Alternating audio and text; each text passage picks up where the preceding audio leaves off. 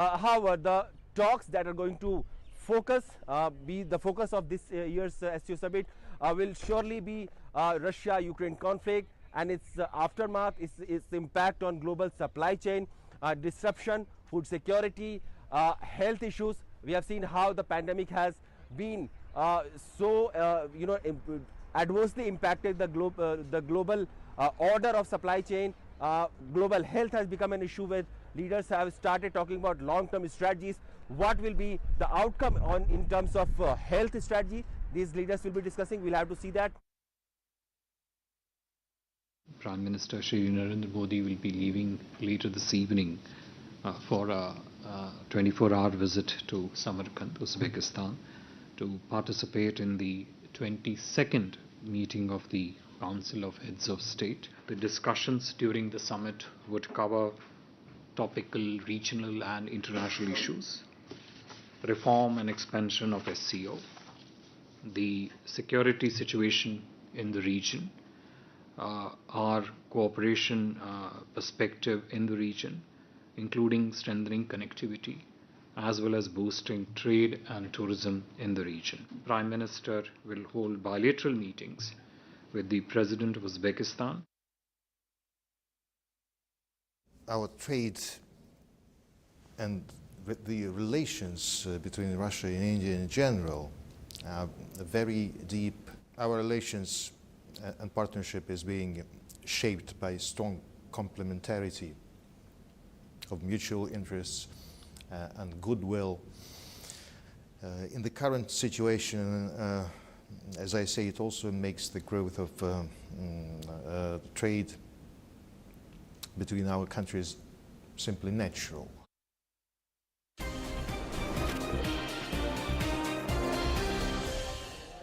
Namaste and welcome to this edition of the Right of the Nation at 5. Ladies and gentlemen, the Right Stand later tonight at 8 p.m. But here on the Nation at 5, we'll be here at the CNN News 18 newsroom, ladies and gentlemen, plenty of developments. It's a historic day. I was just going through the details. 8 Adivasi groups which have been militant, which have been insurgent, 5 main groups, 3 breakaway groups who have had a ceasefire agreement with the Assam government since 2012 will be signing a permanent peace agreement. It will be done in the presence of the Assam Chief Minister Himanta Biswa Sharma and the Union Home Minister Amit Shah at North Block in a short while from now. In fact, in about 2 to 3 minutes from now. We've just got an update, so we'll get into the details and the nitty-gritties in just a bit. Let's go to the visuals first. Arunima is joining us live. Siddhant Mishra is also joining us live. Himanta Biswa Sharma, the Assam Chief Minister, has just reached North Block. Arunima with the details. Yes, Arunima, this peace pact is historic. It's huge because earlier this year, if I remember correctly, in January, there were about nearly 250 of these insurgents who had laid down their arms in the presence of HBS, that is Himanta Biswa Sharma himself. Yes, and since then their cadres, thousands in numbers, have been living in police camps. So today's signing of the tripartite agreement will not just help bring them into mainstream, but also usher in a new era of peace. At least that's what mediators, representatives of the Adivasi community hope for. Himanta Biswa Sharma has arrived here at North Block. The other delegation members are also here. So any moment now, you will start getting visuals from the national broadcaster of that tripartite agreement being signed. Now, which are these groups which are part of this accord that is being signed? All Adivasi National Liberation Army, Adivasi Cobra Militants of Assam, Birsa Commando Force, Santhal Tiger Force and Adivasi People's Army. So these are the main players, and we have seen, if you go back to 2012, if you go back to 1996, Assam has been plagued by constant riots, constant tussles between the Bodos and the Adivasis. In that backdrop, this accord, again to quote the Adivasi representatives who are here, this is not just giving them right to life, but also giving them a right to economically secure life. Their demand for the scheduled tribe status could also be accepted when the details of the accord are made public. And there are, of course, details which will be made public soon about steps that Government of India, Government of Assam are going to take for economic development of this community. So they feel their long pending demand has finally been accepted by the government, and in that sense, this is a historic day today.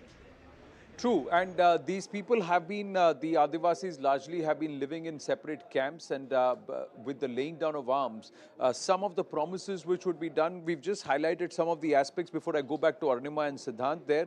The government will sign this peace deal, like Arunima was saying, with 5 main militant groups. They're all Adivasi groups, Vanvasi groups. There are about 3 breakaway factions from these 5 main groups, so that's why some reports say 8, but we are going with 5. Historic peace agreement, because this is after the ceasefire deal with the government, and there has been the effort for nearly a decade now. Since 2012, the process has begun. The peace pact with all Vanavasis and with all, so the National Liberation Army peace pact with the Cobra militants of Assam, with the Birsa Commando Force, with the Santhal Tiger Force, and of course with the Adivasi People's Army. These were the 5 groups which even Arunima highlighted. We'll try and go across to Siddhant in just a bit. I'm just going to check if he's through with us. But Arunima, what are the kind of promises that have been made? You said there will be a special consideration or recognition of these Vanvasi groups. Will they be also promised some extension into the mainstream, foray into the mainstream? What were largely the key demands for these people? Why did they take to insurgency? See, the main demand from what I've gathered after speaking to their representatives who have arrived here is that ST status, the status of scheduled tribes. Of course, we know that when you're recognized as a scheduled tribe, there are economic benefits that come with it, there are reservation benefits that come with it, and therefore they were looking at an economically secure life. They were also looking at right to life itself. There have been repeated clashes starting from 1996 up until 2012 in which Bodos have clashed with Adivasis, and therefore their life itself was under threat. Their children were not getting economic prosperity, and they wanted that. They wanted that kind of stability. In these rounds of negotiations, again, one of the mediators told me that in previous governments, there was no much headway that was made. But given the political dynamics of Northeast, currently the Assam Chief Minister himself, a Union Home Minister here, Amit Shah, and the other Northeastern state Chief Ministers, they have all made it their mission, because Prime Minister also has a great focus on Northeast, to bring peace and stability. So they were willing to walk the extra mile, willing to concede if an extra step could bring peace and stability to that region. And I think when the details of the accord are made public, at least 2 of these demands the Adivasi representatives are hoping will be accepted. A, demand for recognition as scheduled tribe. B, greater development for them economically, as well as to ensure that there are no more clashes, they don't lose their lives like they have in previous clashes with the Bodos. Right, Arunima, do stay on with us. I also have Professor Dr. Janendra Burman with us. Janendra Burman ji is the Assistant Professor, Cotton University in Guwahati. Let me ask you, Professor Janendra Burman, is the aspect of the fact that indigenous people felt threatened, their lands were being encroached, this conversion mafia, along with, of course, the internecine clashes which happened. Did they all contribute to these groups taking to militancy, taking to insurgency? And how significant is this peace agreement today? Yes, actually, it is a new day. I would call it a new day for Assam and for entire Northeast, because Assam and entire Northeast, once known for its militancy, violence, now has come to known for peace and development. A new era has dawned in entire Northeast with peace and development taking place. And yes, as you have rightly pointed out, so many factors work behind the rise of militant activities in Northeast India. Especially some missionary activities also instigated the conversion mafia, as you have rightly pointed out. And along with this, the sense of alienation. That sense of alienation actually, the gap went on increasing. And the illegal immigrant problem, that because the threat to identity, all these issues actually culminated and took the part of arms, part of violence. Now, since 2016 for the last few years, we have seen many positive development. Earlier, the Alpha, Assam's largest militant group, Alpha group's leaders were handed over to Assam, and now negotiation is going on. And my inputs tell me, and I'm happy to share with you, that a positive development with Alpha is also taking place, and within 2-3 months there may be some agreement with Alpha as well, and that will be another milestone as far as peace and development of entire Northeast India is concerned. Well, it is significant. Then, Professor Burman, please stay with us. At 6 p.m., Himanta Biswa Sharma, the Assam Chief Minister, is also going to meet his Arunachal counterpart to sort out border issues. Let's go across to Arunima back again. Arunima, I believe you have one of the mediators with us. So let's ask him and try and understand what has been discussed and what makes this peace agreement. Right, Dr. Andrew is here with me. So you've been part of this mediation process for long. Everybody is calling this day historic. But help our viewers understand, why is this day historic? What is it that the Adivasi community has been demanding, which was not met, which forced them to take up arms? Actually, there's so many issues. Adivasis, we don't have only single issues. There's issues of development, there's issues of ethnic class, and there's so many. Right. So at least this government is taking some initiative to understand. They had long discussion with these people, and we are satisfied with that. That's why this arms group they have came up with we after this MOU, Memorandum of Settlement. I think a lot of things will come up for the Adivasi community. But one thing that you were demanding was a scheduled tribe status. That is something that has been time and again made public. No, that is it's not only the these people's issues, everybody's issues, and the government they have Minister of Government of India, they have assured us that these things will continue as soon as possible. They will pick up, because already that is in the Rajya Sabha. As far as peace is concerned, are you hopeful that for your children, for the next generation, peace? Yes, very much we are hopeful. So help our viewers understand in a minute's conversation, if you can, the history of Bodo-Adivasi conflict. Not many people know what happened in 1996. Not many people know what happened in 2012. In that backdrop, if you can help us understand how life is going to change. No, we don't want to remember now those things, because now we're thinking different. It's a misunderstanding between two community. And we don't want to remember. Now we're living together for the peace. That is one takeaway, isn't it? Yes. Earlier there were clashes, but accord has been signed with those who picked up arms on behalf of Bodos. Accord has been signed to ensure that the Adivasis are also brought back to the mainstream. Yeah. So Assam is turning over a new page? Yes, definitely. And we have a very strong Chief Minister. He's very positive. He understands our issues. Thank you. Thank you so much. That was one of the mediators, Dr. Andrew. He's been part of the mediation process, Anand. And he's expecting the details of the accord to be made public very soon. But two important points. One, peace through economic development, which could come with that ST tag, ST recognition.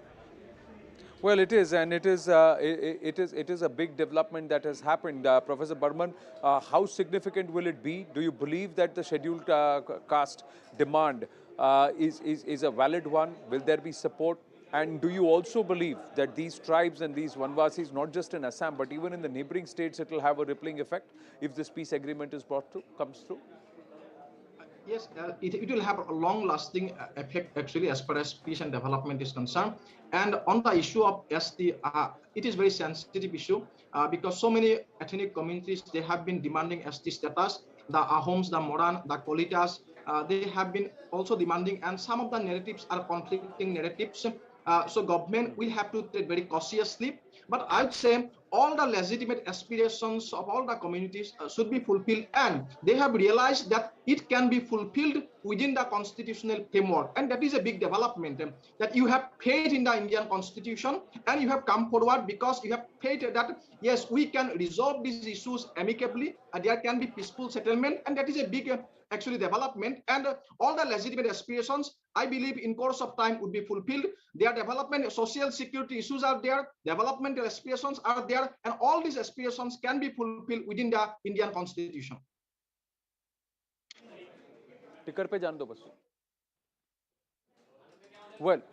Well, thank you. And what we're going to do is we're going to quickly shift focus right now. We'll keep close tabs. Moment the accord is signed, the peace agreement is signed, we'll come back to these visuals here on the Nation at 5. For the moment, moving on.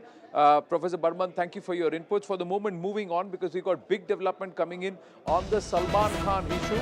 The threats to Salman Khan did not stop with just the letter, ladies and gentlemen. It was not just a plan to try and accost him or to try and trouble him in his residence in Bandra, where a threat letter was sent to the same park bench where his father used to go, that is Salim Saab. But there was also a plan to somewhere fire at him, shoot at him, or target him when he makes his way towards his farmhouse on the outskirts of Mumbai city. Now, the plot to murder or attack Salman Khan has now come to the fore. Top sources are telling News 18 these details, that the Lawrence Bishnoi gang actually prepared a plan to kill Salman Khan or to attack him. Stunning revelations by the Bishnoi gang shooter Kapil Pandit, who was arrested from the Nepal border. Plan was prepared by the Bishnoi gang even before the Sidhu Moosewala murder.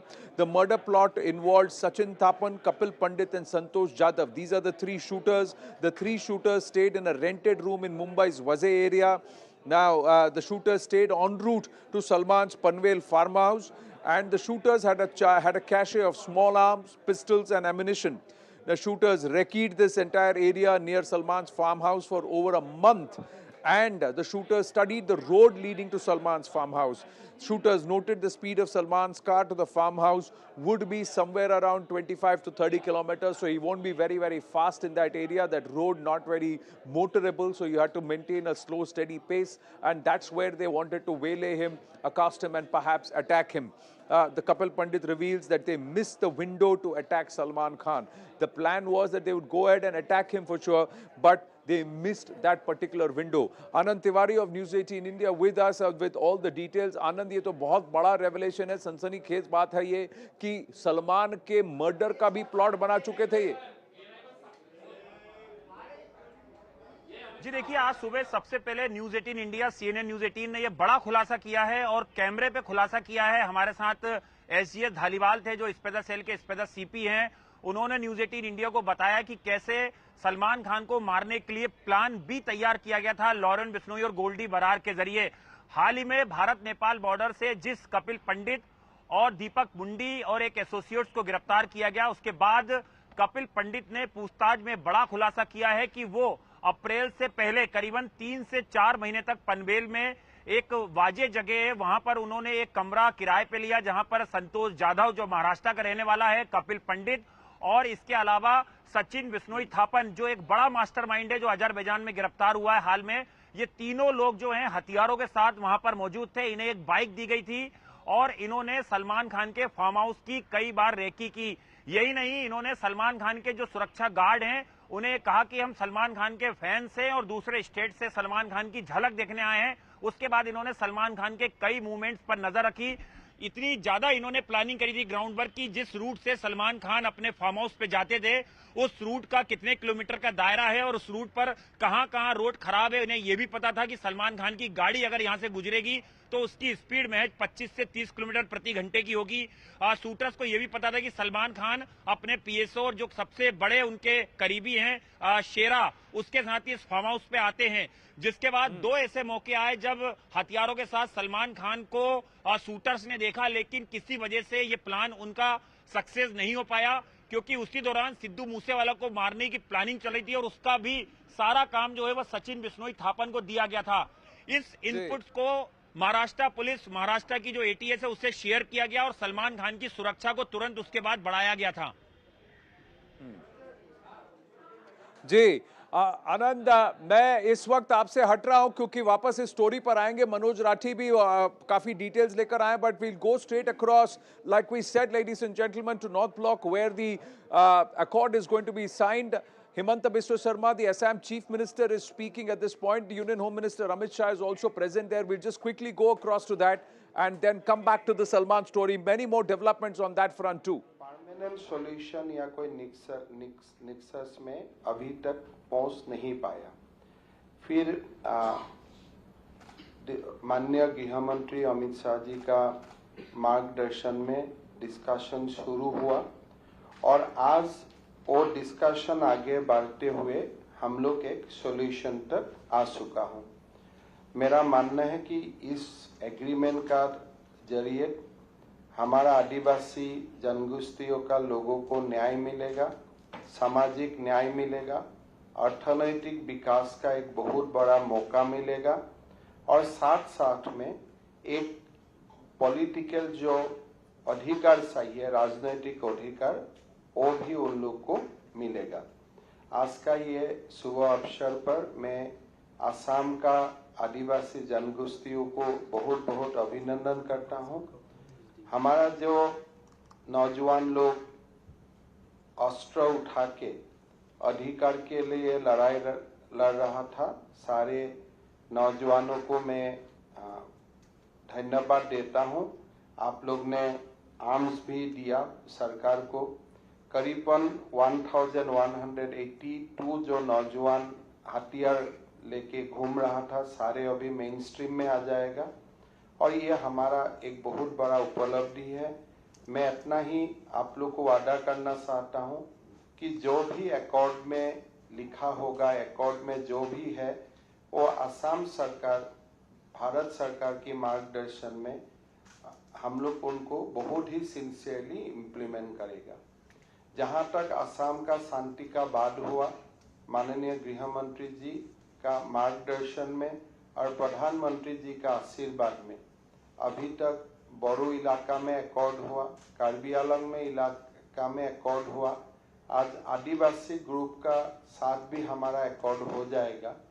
खाली अगर अभी हम दिमासा लोगों का साथ ही हमारा final accord बाकी है, वो हो जाएगा तो असम में कोई भी समस्या नहीं रहेगा। प्रधानमंत्री नरेंद्र मोदी जी का नेतृत्व में ये हमारा स्टेट के लिए एक बहुत बड़ा उपलब्धि है। मैं प्रधानमंत्री जी को असम वासियों का ओर से बहुत बहुत धन्यवाद देना चाहता हूं और साथ में गृह मंत्री जी का मार्गदर्शन में ये सारा काम हुआ है। मैं माननीय गृह मंत्री जी को धन्यवाद देना चाहता हूं सारे असम वासियों का ओर में। आदिवासी जनगोष्ठी तो आदिवासी है, लेकिन साथ साथ वो लोग असमिया भी है।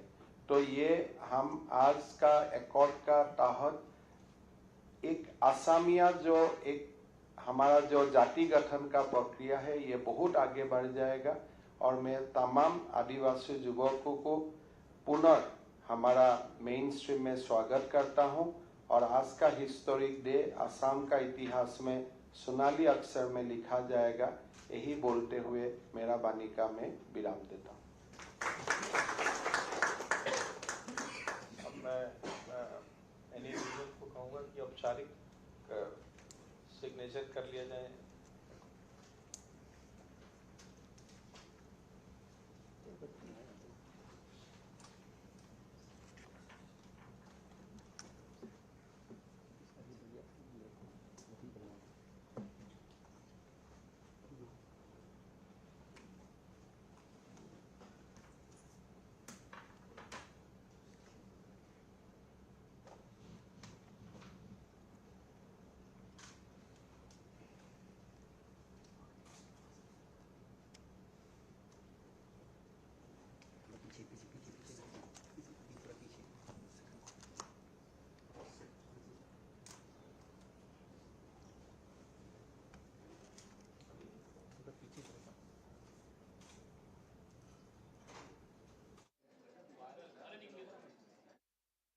Representatives of the 5 groups, Adivasi militant groups, one by one, signing the accord, the agreement in the presence of the Home Minister.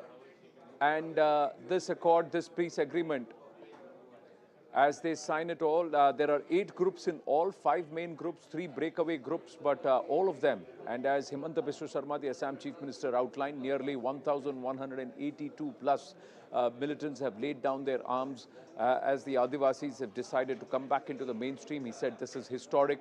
There is just one more group with whom the accord needs to be now signed before Himanta Biswa Sarma said that we can say that all of Assam now is completely peaceful. So this peace agreement binding on not just the Adivasi groups, but the state of Assam or the state government of Assam and of course the centre.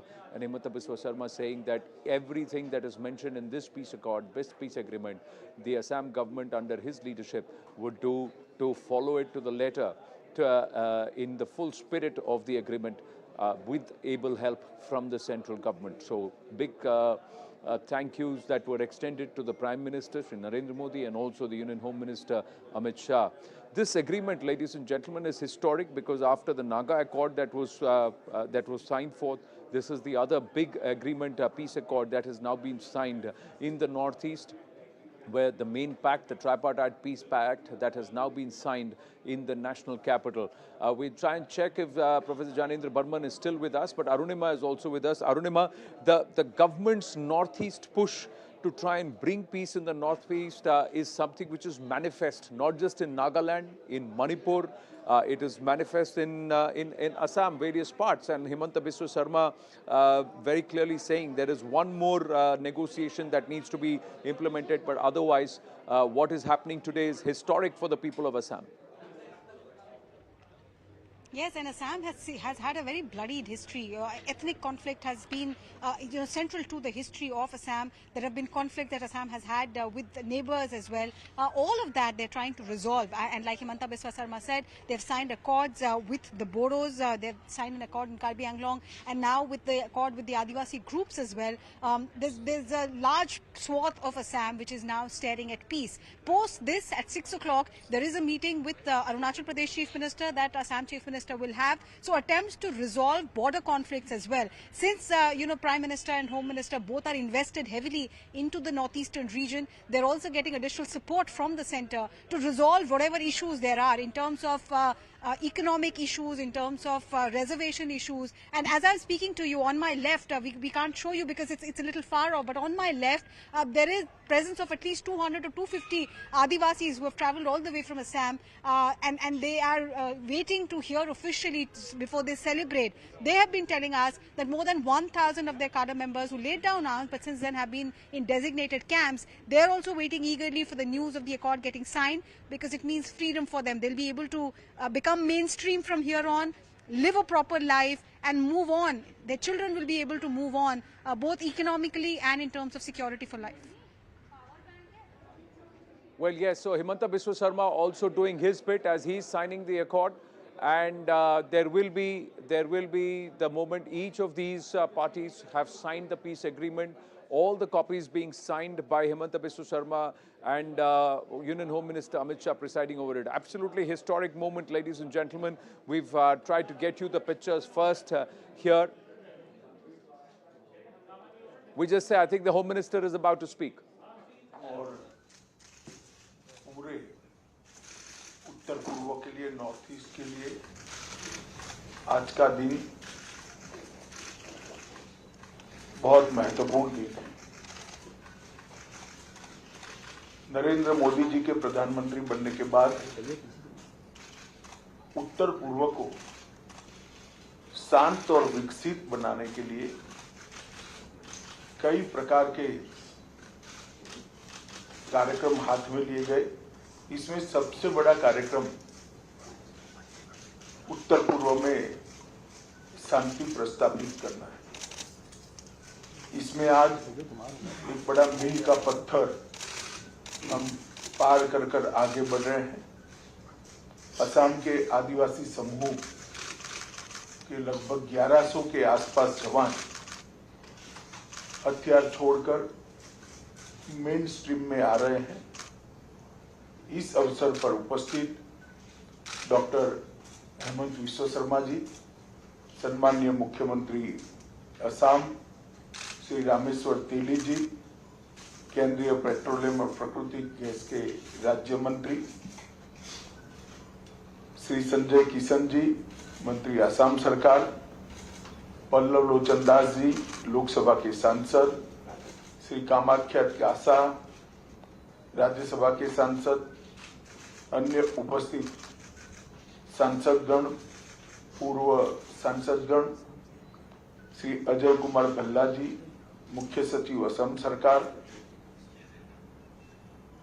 DIB Tapan Kumar Deka ji, Shri Piyush Goyal ji, DGP Assam सरकार श्री भास्कर ज्योति जी, A K. Mishra जिनके दिन में north east के सभी हथियारी ग्रुपों के साथ बातचीत करने का काम गृह मंत्रालय ने दिया है।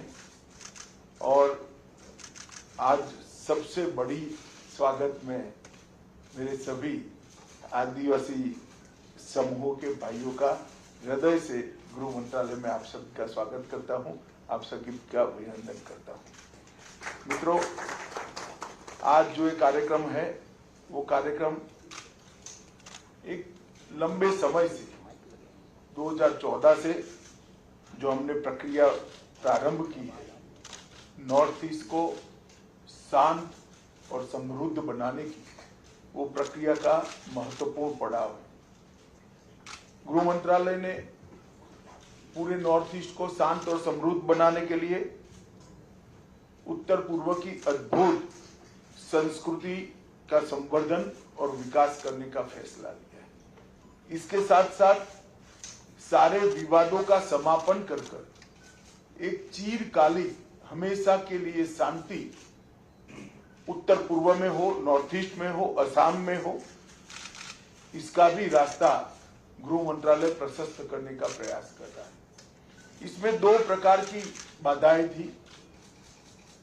कुछ संवादहीनता के कारण अलग अलग हितों के टकराव से अनेक ट्राइब्स के ग्रुपों ने अपने अपने हाथ में हथियार उठा लिए और इसके कारण ग्रुप के बीच में, ग्रुप और राज्यों की पुलिस के बीच में, ग्रुप और केंद्र सरकार के सशस्त्र बलों के बीच में कई मुठभेड़ें हुई, हजारों लोग मारे गए, दोनों ओर से मारे गए, जनता भी मारी गई, पुलिस कर्मचारी भी मारे गए, सशस्त्र बलों के जवान भी मारे गए और हथियारी ग्रुपों के युवा भी मारे गए।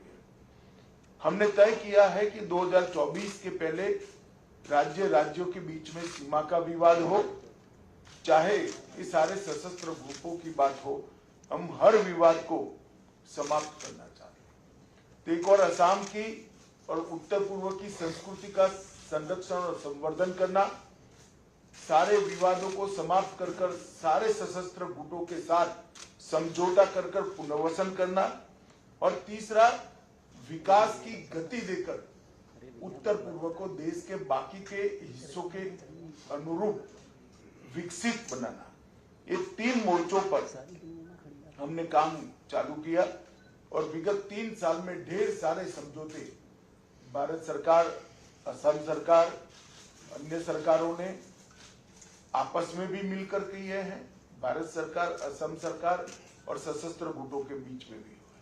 2019 में NLFT के साथ समझौता हुआ जिसमें त्रिपुरा का हथियारी ग्रुप था, इन लोगों ने भी आत्मसमर्पण किया। 2020 में 23 साल पुराने ब्रू रियांग शरणार्थी संकट को भी मिजोरम सरकार और त्रिपुरा सरकार के साथ मिलकर रिजॉल्व किया गया।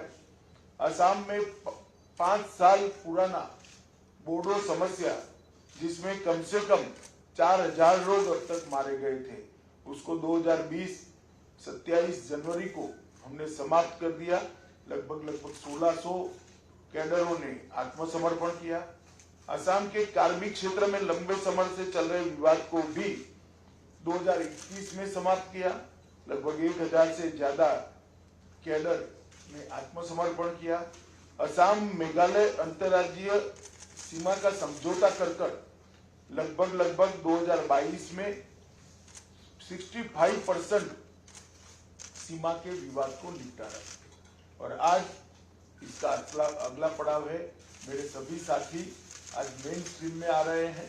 भारत सरकार के गृह मंत्रालय की ओर से, मोदी जी की ओर से और मेरे स्वयं की ओर से आप सभी का बहुत बहुत मन से मैं स्वागत करना चाहता हूं और आपके पुनर्वसन के लिए जो कुछ भी इस एग्रीमेंट में किया है ये सुनिश्चित करेगी भारत सरकार और असम के मुख्यमंत्री और असम सरकार मिलकर ये पूरा पालन करेगा। Narendra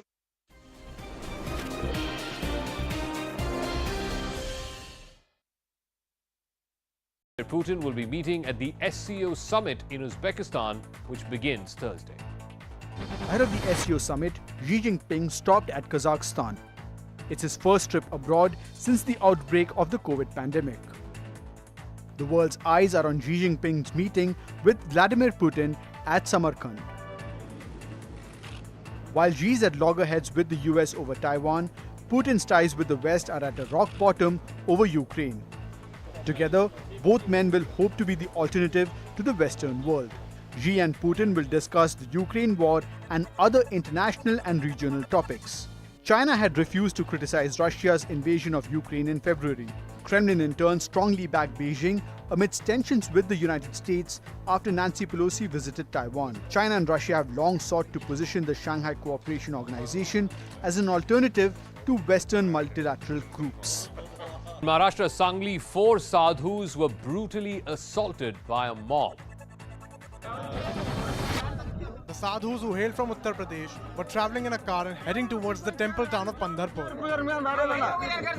They made a stop at Lavanga village in Sangli, according to the police. The men asked a boy for directions. The locals confronted the sadhus on the pretext of checking their Aadhaar card and then tried to drag one of them out of the car by grabbing his leg. They went on to assault him with a belt. The other 3 sadhus were also beaten black and blue. Finally, the police reached at the spot and took the sadhus to hospital. While the sadhus didn't file a complaint, 6 accused have been arrested for causing hurt and rioting. A labourer set a Mercedes-Benz on fire outside a bungalow in Noida. The labourer poured flammable liquid on the car worth 1 crore rupees and then set it on fire. He was reportedly angry with the Mercedes owner for allegedly failing to settle his dues of 2 lakh rupees for installing tiles at the house. The accused has been arrested. A minor altercation over collision of 2 bikes turned ugly when a youth, along with his accomplice, started firing bullets in the Joda Fatak area on Monday night. In fact, the incident was captured on CCTV. 1 person was reportedly injured after the clash. The accused has been identified and a case has been registered by the Punjab police. An emergency evacuation took place after smoke filled the cabin of an Air India Express flight that was preparing to take off from Oman. Smoke billowed from the plane, which had been taxiing for departure for Kochi. Slides were deployed and all 141 passengers and 6 crew were safely evacuated. Heavy rains in Akola in Maharashtra have put 1 biker's life at serious risk. The biker was trying to cross a completely inundated road, but the water was flowing with such force that the biker lost his balance. What followed was bone-chilling. The biker got swept away in the flood waters. He was dragged all the way to the edge of a drain. On seeing the biker's plight, some bystanders jumped into the flood waters. They pulled the biker to safety right in the nick of time.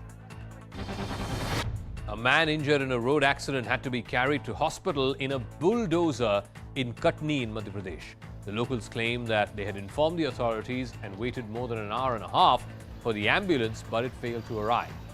After seeing the man who was losing too much blood, that's when they had to improvise.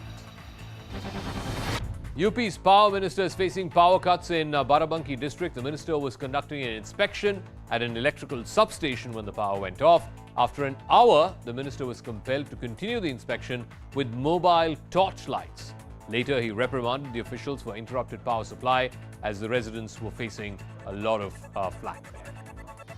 11 people were killed after a bus fell into a gorge in Jammu and Kashmir's Poonch district. The overcrowded minibus was on its way to Poonch from Gali Maidan where it met with an accident. The bus plunged deep into a gorge in Poonch, rolling down more than 250 feet and hitting the ground, which was strewn with boulders. A joint rescue operation was carried out by army, police and local villagers. 9 passengers died on the spot, while 2 more succumbed to the injuries at the hospital. The critical patients have been airlifted to Government Medical College and Hospital in Jammu for specialized treatment. Jammu and Kashmir LG Manoj Sinha announced 5 lakh financial assistance to the family member of those who died. The Indian Air Force is taking a big step towards securing its bases across the country. Over 100 unmanned aerial systems will be bought. The drones will be bought from Indian vendors. These drones are for surveillance, recce and detection. They're capable of carrying electro-optic as well as thermal images. The ability is to try and detect human-sized targets from a very long distance. CCTV footage has emerged of 2 trigger-happy assailants who went on a shooting spree in Begusarai in Bihar. Fear has gripped Bihar's Begusarai district. For 40 kilometers, 2 men on a bike went on a rampage. They kept firing indiscriminately. Back on the Nation at 5 with big news coming in on the Salman Khan front that the Lawrence Bishnoi gang had actually made a plot to murder him. This was even before the murder of Sidhu Moosewala. Big news coming through where police sources are telling CNN News 18 that there were 3 shooters who were waiting, who had done a recce of Salman's journey from his home in Bandra to the farmhouse in Panvel. They had even looked at that stretch of road where he would have to slow down his vehicle, but they are ruining the fact that they missed the window. So they actually had a plot to fire at him and maybe even attack him and kill him. That's the level to which the Lawrence Bishnoi gang had plotted to murder Salman Khan. Big revelations coming in from one of the shooters who was nabbed from near the Nepal border, that is Kapil Pandit. What police sources are telling CNN News 18, the revelations have been made in the interrogation of the gang shooter, Bishnoi gang shooter Kapil Pandit. The plan was prepared by the Bishnoi gang before the Moosewala murder. 3 shooters stayed in a rented room in Mumbai's Waze area. The shooters stayed on the route to Salman's Panvel farmhouse. They had a cache of small arms, pistols and ammunition. They actually recceed the area near Salman's farmhouse for over a month. They were watching him. The shooters studied the road leading to Salman's farmhouse. They also noted that he had to slow down his car speed to about 25 to 30 kilometers. Kapil Pandit actually has revealed they missed the window to attack Salman Khan. Anand Tiwari back with us with more details. Manoj Rathi also with us. Anand, सबसे पहले बताएं कि कपिल पंडित ने काफ़ी सारी बातें कही हैं. इससे पहले भी एक अरेस्ट, एक गिरफ्तारी जो हुई थी मुंबई में, वहां पर यह बताया गया था कि अगर वो धमकी भरी चिट्ठी से नहीं मानता है तो फिर उसके घर पर यानी बैंड्रा पर वहां पर फायरिंग की बात थी, उसको डराने की बात थी. लेकिन यहां तो पूरा प्लॉट सलमान खान की हत्या का है.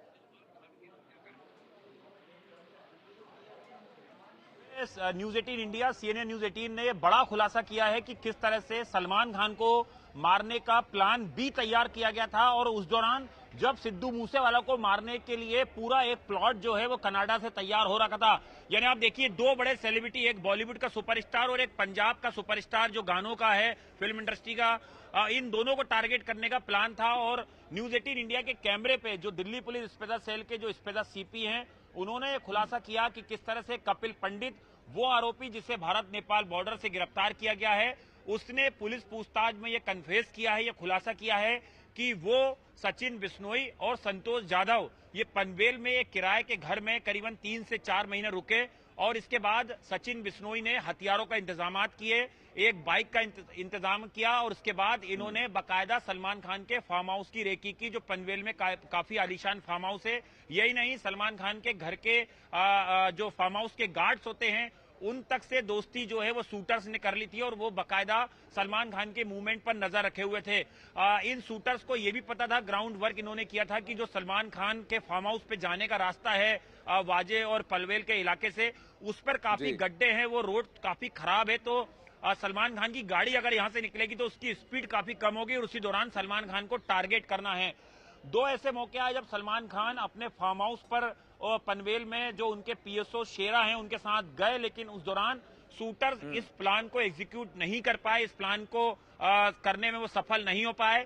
उसी दौरान सिद्धू मूसेवाला हत्याकांड को अंजाम देने की प्लानिंग भी जो है सचिन बिश्नोई रच रहा था. और उसके बाद मुंबई से सचिन बिश्नोई दिल्ली आता है, अप्रैल में वो फर्जी पासपोर्ट बनवाता है और उसके बाद वो पहले दुबई भागता है और अब अजरबैजान में उसकी गिरफ्तारी हुई है. तो ये बड़ा खुलासा है कि सलमान खान को मारने के लिए लगातार लॉरेंस बिश्नोई और गोल्डी बरार जो हैं वो प्लान बी तैयार किए थे और उस प्लान बी का खुलासा जो है वो कपिल पंडित ने किया है. जी, Manoj Rathi is also with us. Manoj, ये विंडो मिस कर गए और ये कपिल पंडित को पुलिस ने पकड़ा कहां से था और इन तीनों शूटर्स में क्या तीनों गिरफ्तार हो चुके हैं?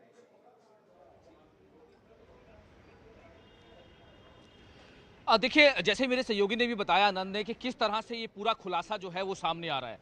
कपिल पंडित, दीपक मुंडी और जोकर अभी पंजाब में है. राजपुरा की CI स्टाफ ने इनको पूरा इन्वेस्टिगेशन की जा रही है, इंटेरोगेशन की जा रही है और इंटेरोगेशन में बहुत सारी चीजें निकलकर सामने आई हैं. सलमान खान, कपिल पंडित ने यह खुलासा किया है, जो पुलिस सोर्सेज बता रहे हैं कि किस तरह से रैकी की गई. सिद्धू मूसेवाले के मर्डर से पहले ये सारी रैकी की गई. सचिन थापन जो कि अभी फेक पासपोर्ट बनाकर विदेश में बैठा है और किस तरह से इन्होंने पहले रैकी की. संतोष यादव एक मुंबई का, महाराष्ट्र का एक गैंगस्टर है जो कि लॉरेंस बिश्नोई के साथ काम कर रहा है, क्योंकि वो लोकल है तो उसकी मदद ली गई और पूरी तरह से रैकी की गई। जैसे आनंद ने बताया कि एक किराए पर करीब 1.5 महीने से वो रह रहे थे और 1.5 महीने से लगातार रैकी की जा रही थी, लगातार प्लानिंग की जा रही थी और सारा मास्टरमाइंड था लॉरेंस बिश्नोई और गोल्डी बराड़। ये दोनों ने जो जो हिदायतें दी जा रही थी, सचिन थापन को जो जो बोला जा रहा था वो किया जा रहा था, और उसने हथियारों की भी प्लानिंग, हथियार भी उनके पास थे, 9mm पिस्टल उनके पास थी। जिस घर में वो रह रहे थे, इस घर में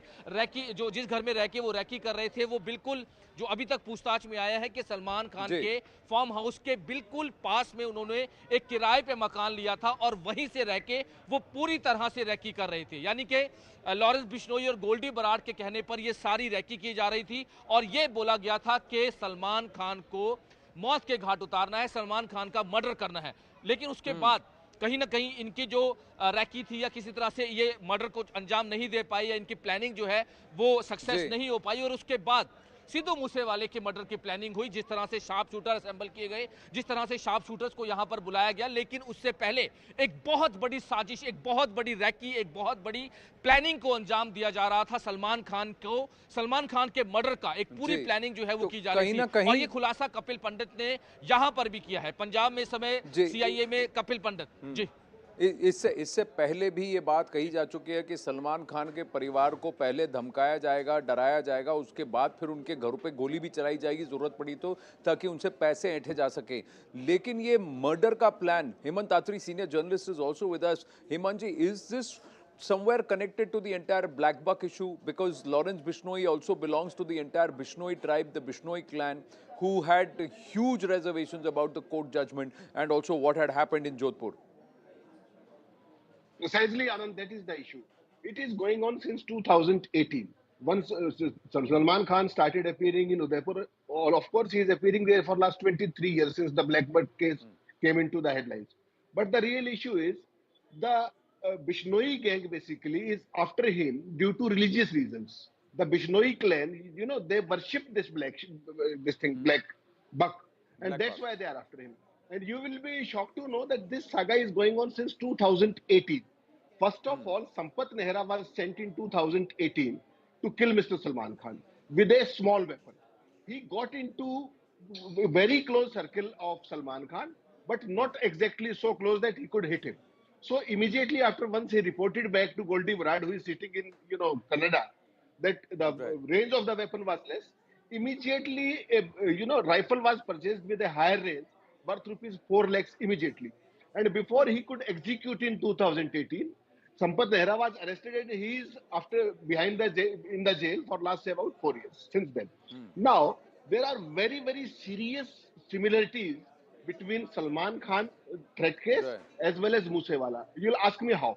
See, the executor and planners, both are the same. Sidhu Moosewala was killed by Goldie Baraad, conspiracy hatched by Mr. Bishnoi. Same is the case here. Then, both are high-profile cases. He was also having a very high-level security. He was having a, bulletproof vehicle. Same is the case with Salman Khan. He is having a very high-grade bulletproof vehicle. But see the level of professionalism of these gangsters, or these shooters for that matter. Kapil Pandit revealed them that his vehicle, during the Punjab police interrogation, that Salman Khan's vehicle, after that hit and run case in Bombay some years back, his vehicle only moves at a speed of around 25 to 30 while going to Panvel, his farmhouse, right? And during his visit to farmhouse, only one of his security men, Mr. Shera, is with him. So it's very easy for them to take a hit on Salman Khan during this journey to Panvel. And that's what the point precisely, Anand, is. They stayed there for 45 days. They recceived everything. And then once they were about to hit those things, the Sidhu Moosewala was killed on 29th of May. And the whole conspiracy was exposed by Mr. This man who is being caught by Mr. Kapil Pandit now. See, who are the shooters there? Jadhav, who is a very well-known shooter in Maharashtra. He is with the Maharashtra police custody now. Then Goldie Baraad planning and trying to execute the whole thing. Same high-profile thing. The basic thing is, in the garb of religious sentiments, what Bishnoi gang planned was to earn a very big name in the country.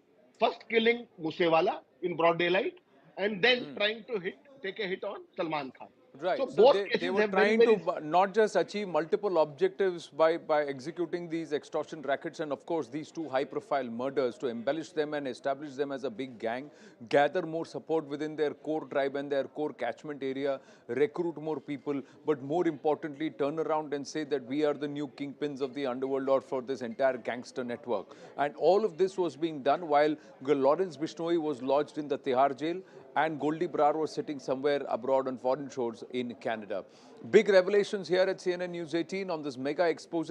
Hemant Atriji, thank you very much. Manoj Rathi and Anand Tiwari, thank you for your inputs. We're going to take a very short break, ladies and gentlemen. When we come back, we turn the spotlight beyond our shores towards Samarkand in Uzbekistan. That is the venue for the SCO Summit 2022. Vladimir Putin, Xi Jinping, Narendra Modi, and of course the leaders from Iran, Pakistan will also be present there. 9 nations, India the fulcrum. Details when we come back.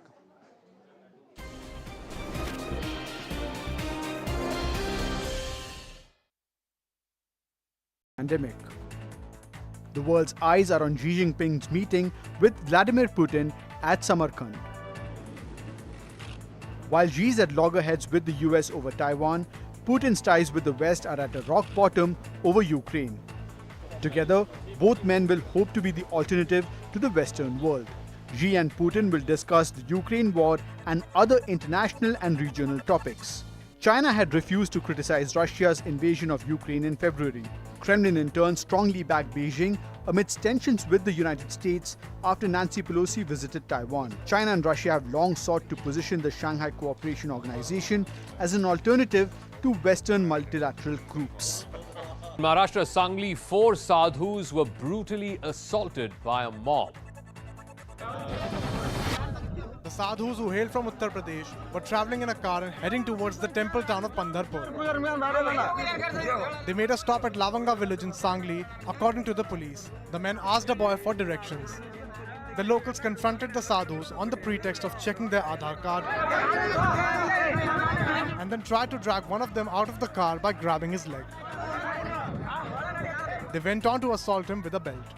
The other 3 sadhus were also beaten black and blue. Finally, the police reached at the spot and took the sadhus to hospital. While the sadhus didn't file a complaint, 6 accused have been arrested for causing hurt and rioting. A labourer set a Mercedes-Benz on fire outside a bungalow in Noida. The labourer poured flammable liquid on the car worth 1 crore rupees and then set it on fire. He was reportedly angry with the Mercedes owner for allegedly failing to settle his dues of 2 lakh rupees for installing tiles at the house. The accused has been arrested. A minor altercation over collision of 2 bikes turned ugly when a youth, along with his accomplice, started firing bullets in the Joda Fatak area on Monday night. In fact, the incident was captured on CCTV. 1 person was reportedly injured after the clash. The accused has been identified and a case has been registered by the Punjab police. An emergency evacuation took place after smoke filled the cabin of an Air India Express flight that was preparing to take off from Oman. Smoke billowed from the plane, which had been taxiing for departure for Kochi. Slides were deployed and all 141 passengers and 6 crew were safely evacuated. Heavy rains in Akola in Maharashtra have put 1 biker's life at serious risk. The biker was trying to cross a completely inundated road, but the water was flowing with such force that the biker lost his balance. What followed was bone-chilling. The biker got swept away in the flood waters. He was dragged all the way to the edge of a drain. On seeing the biker's plight, some bystanders jumped into the flood waters. They pulled the biker to safety right in the nick of time. A man injured in a road accident had to be carried to hospital in a bulldozer in Katni in Madhya Pradesh. The locals claim that they had informed the authorities and waited more than an hour and a half for the ambulance, but it failed to arrive. After seeing the man who was losing too much blood, that's when they had to improvise. UP's power minister is facing power cuts in Barabanki district. The minister was conducting an inspection at an electrical substation when the power went off. After an hour, the minister was compelled to continue the inspection with mobile torchlights. Later, he reprimanded the officials for interrupted power supply as the residents were facing a lot of flack there. 11 people were killed after a bus fell into a gorge in Jammu and Kashmir's Poonch district. The overcrowded minibus was on its way to Poonch from Gali Maidan where it met with an accident. The bus plunged deep into a gorge in Poonch, rolling down more than 250 feet and hitting the ground, which was strewn with boulders. A joint rescue operation was carried out by army, police and local villagers. 9 passengers died on the spot, while 2 more succumbed to the injuries at the hospital. The critical patients have been airlifted to Government Medical College and Hospital in Jammu for specialized treatment. Jammu and Kashmir LG Manoj Sinha announced 5 lakh financial assistance to the family member of those who died. The Indian Air Force is taking a big step towards securing its bases across the country. Over 100 unmanned aerial systems will be bought. The drones will be bought from Indian vendors. These drones are for surveillance, recce and detection. They're capable of carrying electro-optic as well as thermal images. The ability is to try and detect human-sized targets from a very long distance. CCTV footage has emerged of 2 trigger-happy assailants who went on a shooting spree in Begusarai in Bihar. Fear has gripped Bihar's Begusarai district. For 40 kilometers, 2 men on a bike went on a rampage. They kept firing indiscriminately at people along the way, killing 1 and injuring.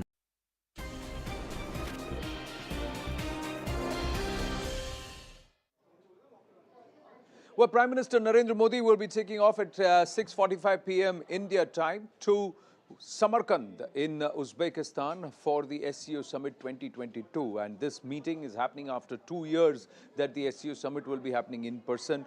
There are so many issues, and India seems to be somewhere at the fulcrum where the Russians would want India to buy a lot of their crude oil to continue to support their economy. With the Russia-Ukraine conflict wearing Russia thin, Vladimir Putin is also stretched with the Armenia-Azerbaijan conflict on the other hand. The Chinese with Xi Jinping, will the hot springs pull down de-escalation set the stage for a quick pull aside, because there is a bilateral that's confirmed between Prime Minister Narendra Modi and Vladimir Putin, and of course Prime Minister Narendra Modi and of course the head of Premier of Uzbekistan. So there are the 2 bilaterals. On the other hand, Shehbaz Sharif, the Pakistanis pulling for a meeting with the Indian side. India not confirming anything, but will there be a handshake?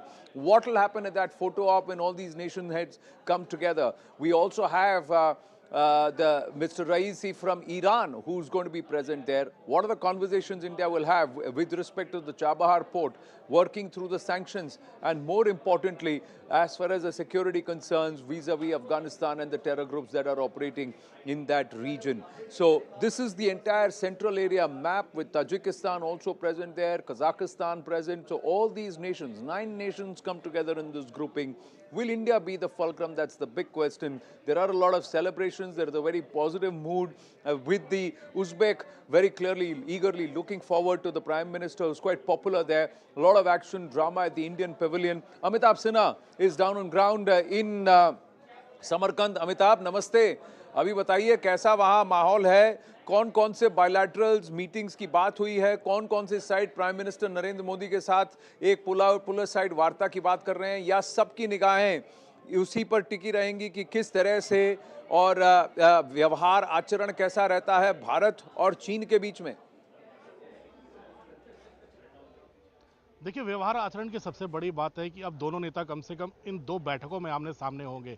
ये सबसे महत्वपूर्ण बात है कि Xi Jinping और मोदी आमने सामने होंगे। गलवान की घटना के बाद पहली बार, नवंबर 2019 के बाद पहली बार दोनों नेता आमने सामने होंगे। द्विपक्षीय बातचीत की संभावना मुझे नहीं लगता है, बिल्कुल छिन्न है आनंद। मुझे नहीं लगता है अब द्विपक्षीय बातचीत चीन और पाकिस्तान के साथ हो रही है। द्विपक्षीय बातचीत सिर्फ 3 देशों के साथ हो रही है, राष्ट्रपति पुतिन के साथ, राष्ट्रपति रईसी के साथ और उज्बेकिस्तान के राष्ट्रपति के साथ। तो ये 3 द्विपक्षीय बातचीत है वो भी समरकंद डिक्लेरेशन और स्टेट बैंक्वेट दोपहर में होगा, उसके बाद होगी। 2 बजे समरकंद डिक्लेरेशन की बात भी हम लोगों ने पहले भी की थी आनंद। तो ये तमाम चीजें हैं जो इस मामले को आगे बढ़ाएगी। लेकिन SCO के 2 बैठकें महत्वपूर्ण है जहां सभी नेता आमने सामने होंगे। पहली बैठक जो प्राइमरी मेंबर्स हैं SCO के, उनकी बैठक होगी, और उसके बाद SCO में जो एसोसिएट मेंबर्स हैं, ईरान को इस बार पहली बार मेंबर फुल मेंबर बनाया जा रहा है। उसके बाद ईरान के बाद जो 6-7 बाकी कंट्रीज हैं, मेरे ख्याल से 3 मेंबर पहले से बनाने की प्रक्रिया चल रही है, एसोसिएट मेंबर, और 3 एडवाइजरी मेंबर्स हैं। तो कुल मिलाकर 9 मेंबर और हैं जो कि यहाँ भाग ले रहे हैं। तो आनंद, बैठकें तो 2 होंगी, नेता आमने सामने होंगे, लेकिन बायलैटरल की जहां तक बात है, बायलैटरल सिर्फ और सिर्फ 3 है यहाँ पर। उसके बाद कल शाम प्रधानमंत्री 6:30 बजे वापस समरकंद से उड़ जाएंगे, ये वापस भारत के लिए। शेड्यूल तो बहुत कल पैक्ड की है पूरे अमिताभ, दिन की लेकिन बैठकें देखिए महत्वपूर्ण हैं। आज देखिए प्रधानमंत्री ने कहा है कि अमेरिका भारत के लिए बहुत ही स्ट्रेटेजिकली बहुत इंपॉर्टेंट पार्टनर है। आगे चल के भारत के ग्रोथ में अमेरिका का बहुत बड़ा हाथ है। ये बात वो तब कर रहे हैं जब अमेरिका इस बात से नर्वस होगा कि भाई भारत और रूस के बीच में बायलैटरल होने वाला है, क्या हो रहा है। और ये उस वक्त हो रहा है जब अमेरिका ने पाकिस्तान को कहा है कि वो उसके F-16 फाइटर जेट्स को रिफर्बिश करेगा, जिस पर भारत ने चिंता जताई है। यहीं अगर रूस से बातचीत होती है तो सबसे ज़्यादा हम एम्यूनिशन इंपोर्ट करने वाले रूस से हैं। रूस ने हमारी हमेशा मदद की है। हम क्रूड ऑयल की इंपोर्ट की भी बात करें, वहीं ईरान से अगर बातचीत होगी तो वहाँ अमेरिका भी घबराएगा। क्या भारत अपने आप को और अपनी जो नीति है, विदेश नीति है, उसको लेकर चल पाएगा, या फिर ये प्रेशर्स बनेंगे? कहीं रूस की तरफ से ये प्रेशर होगा कि आप चीन के साथ संबंध बढ़ाइए। शी जिनपिंग और प्राइम मिनिस्टर नरेंद्र मोदी क्या फोटो ऑप में आपस में बात करते हुए दिखेंगे, या कहीं ये जो डिनर हो रहा है उसमें कहीं एक छोटा सा पुल साइड मीटिंग, इसकी क्या चांसेस हैं? देखिए चांसेस, देखो किसी भी संभावना से इनकार नहीं किया जा सकता। ये राजनीति है, और खासकर जब स्ट्रैटेजिक और सामरिक महत्व की बातें आती हैं, खासकर PP-15 से डिसएंगेजमेंट के बाद तलखियां कम करने की शुरुआत हो चुकी है। ये तलखियां SCO में कितनी कम होती हैं, आमना सामना होता है, हाथ मिलाते हैं तो वो तलखियां और कम होंगी। G20 समिट होने वाला है, उसमें जब जो 2 नेता बैठेंगे तब मुझे लगता है कि ये तलखियां धीरे धीरे कम होते होते ये शिफ्ट होंगी जब दोनों देश बैठेंगे आमने सामने G20 के समिट में। जहां तक रूस का सवाल है, रूस को भी भारत की जरूरत है यूनाइटेड नेशंस में। अभी G20 समिट होने वाला है, उसमें रूस को भारत की जरूरत इसलिए है कि तमाम अमेरिका हो चाहे यूरोप के जो बड़े विकसित देश हो, वो लगातार दबाव बना रहे हैं, प्रतिबंध लगा रहे हैं। ऐसे में भारत का साथ उनको भी चाहिए। भारत ऐसे में सेंट्रल एशिया के बारे में आनंद आपको भी पता है, न्यू ग्रेट गेम, इस एरिया में नेचुरल रिसोर्सेज हैं, मिनरल्स हैं, यूरेनियम है, इस तरफ तमाम लोगों की नजर है। चीन ने इसी नजर को देखते हुए इन देशों के साथ संधि शंघाई SCO बनाया था, लेकिन भारत को इससे दूर रख नहीं पाया, और अब जाहिर है भारत यहां पर हिस्सा ले रहा है। भारत अब इस बार अध्यक्ष भी बनेगा, और अगले साल भारत में SCO का समिट होगा। और बड़ी महत्वपूर्ण बात बता रहा हूं आपको कि बनारस एक कल्चरल सेंटर बनाया जाएगा जब भारत में यह समिट होगा इस पूरे SCO के लिए। जी, लेकिन उज्बेकिस्तान के राष्ट्रपति के साथ के बारे में भी प्रधानमंत्री नरेंद्र मोदी ने लिखा है कि उनके न्योते पर वो आ रहे हैं। भारत उज्बेक संबंध पर काफी बात करना चाहते हैं, कल्चरल अलाइनमेंट की बात करना चाहते हैं, बातचीत करना चाहते हैं। मेरे पास समय कम है, पर ईरान के साथ क्या बात होगी, चाबहार को लेकर क्या बात होगी, सैंक्शंस के बावजूद ईरान के साथ ट्रेड की बातें होंगी, राष्ट्रपति रईसी से कितनी देर की ये मुलाकात है? देखिए ईरान भी सैंक्शन की मार झेल रहा है आनंद, ये पूरी दुनिया से छुपा नहीं है, उन्हें भी अपना तेल बेचना है। इसलिए भारत के साथ अब भारत ऐसा बाजार बन चुका है जो रूस से इस तमाम रूस यूक्रेन वॉर के समय भी क्रूड मंगवा कर उसको रिफाइन करके वापस दुनिया के दूसरे देशों में बेच रहा था। भारत, पहली बार प्रधानमंत्री मोदी ऐसे थे जिन्होंने सीधे सीधे पुतिन से बात की। मुझे लगता है तेल के लिए ईरान को भारत की जरूरत है। एक लाइन में सीधे। जी धन्यवाद Amitabh, thank you for your inputs. Will keep connecting with you. We are our time here on the nation at 5. Zaka ready with Viewpoint.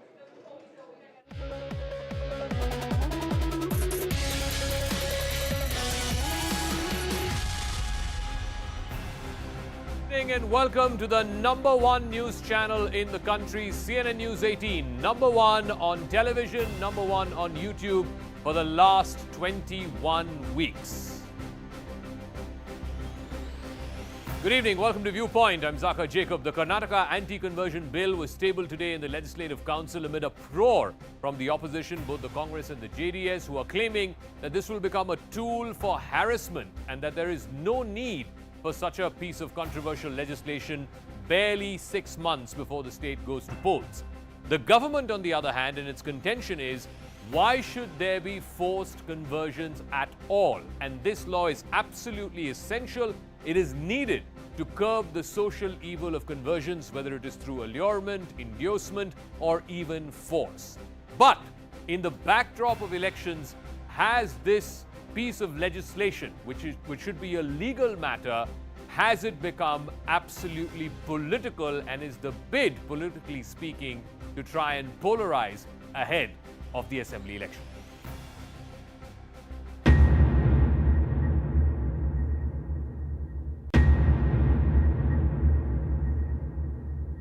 हर गांव में प्रलोभन करके झूठ बोल करके कन्वर्शन करने का एक माफिया के जैसे काम हो रहा है, उसका रोकने की जरूरत है।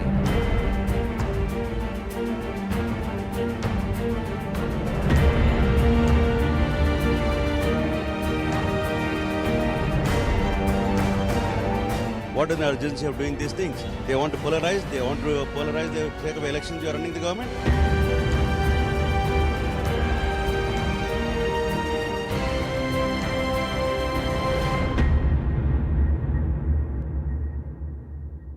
All right, let's go across to our guest now. Mohan Mishra, spokesperson of the Karnataka BJP. Bhavya Narasimhamurthy, Karnataka Congress spokesperson. Arun Anand is consulting editor with First Post, and T.R. Prasad Gowda, senior leader with the JDS. Mohan Mishra, let me start with you. What is the compelling need when we know that the elections are due in the next 3 to 6 months? What is the compelling need to bring in an anti-conversion law at this stage? Because both the Congress and the JDS are saying this is simply an attempt to try and polarize the electorate. There is no compelling need to bring an anti-conversion law at this stage when the government is at its fag end.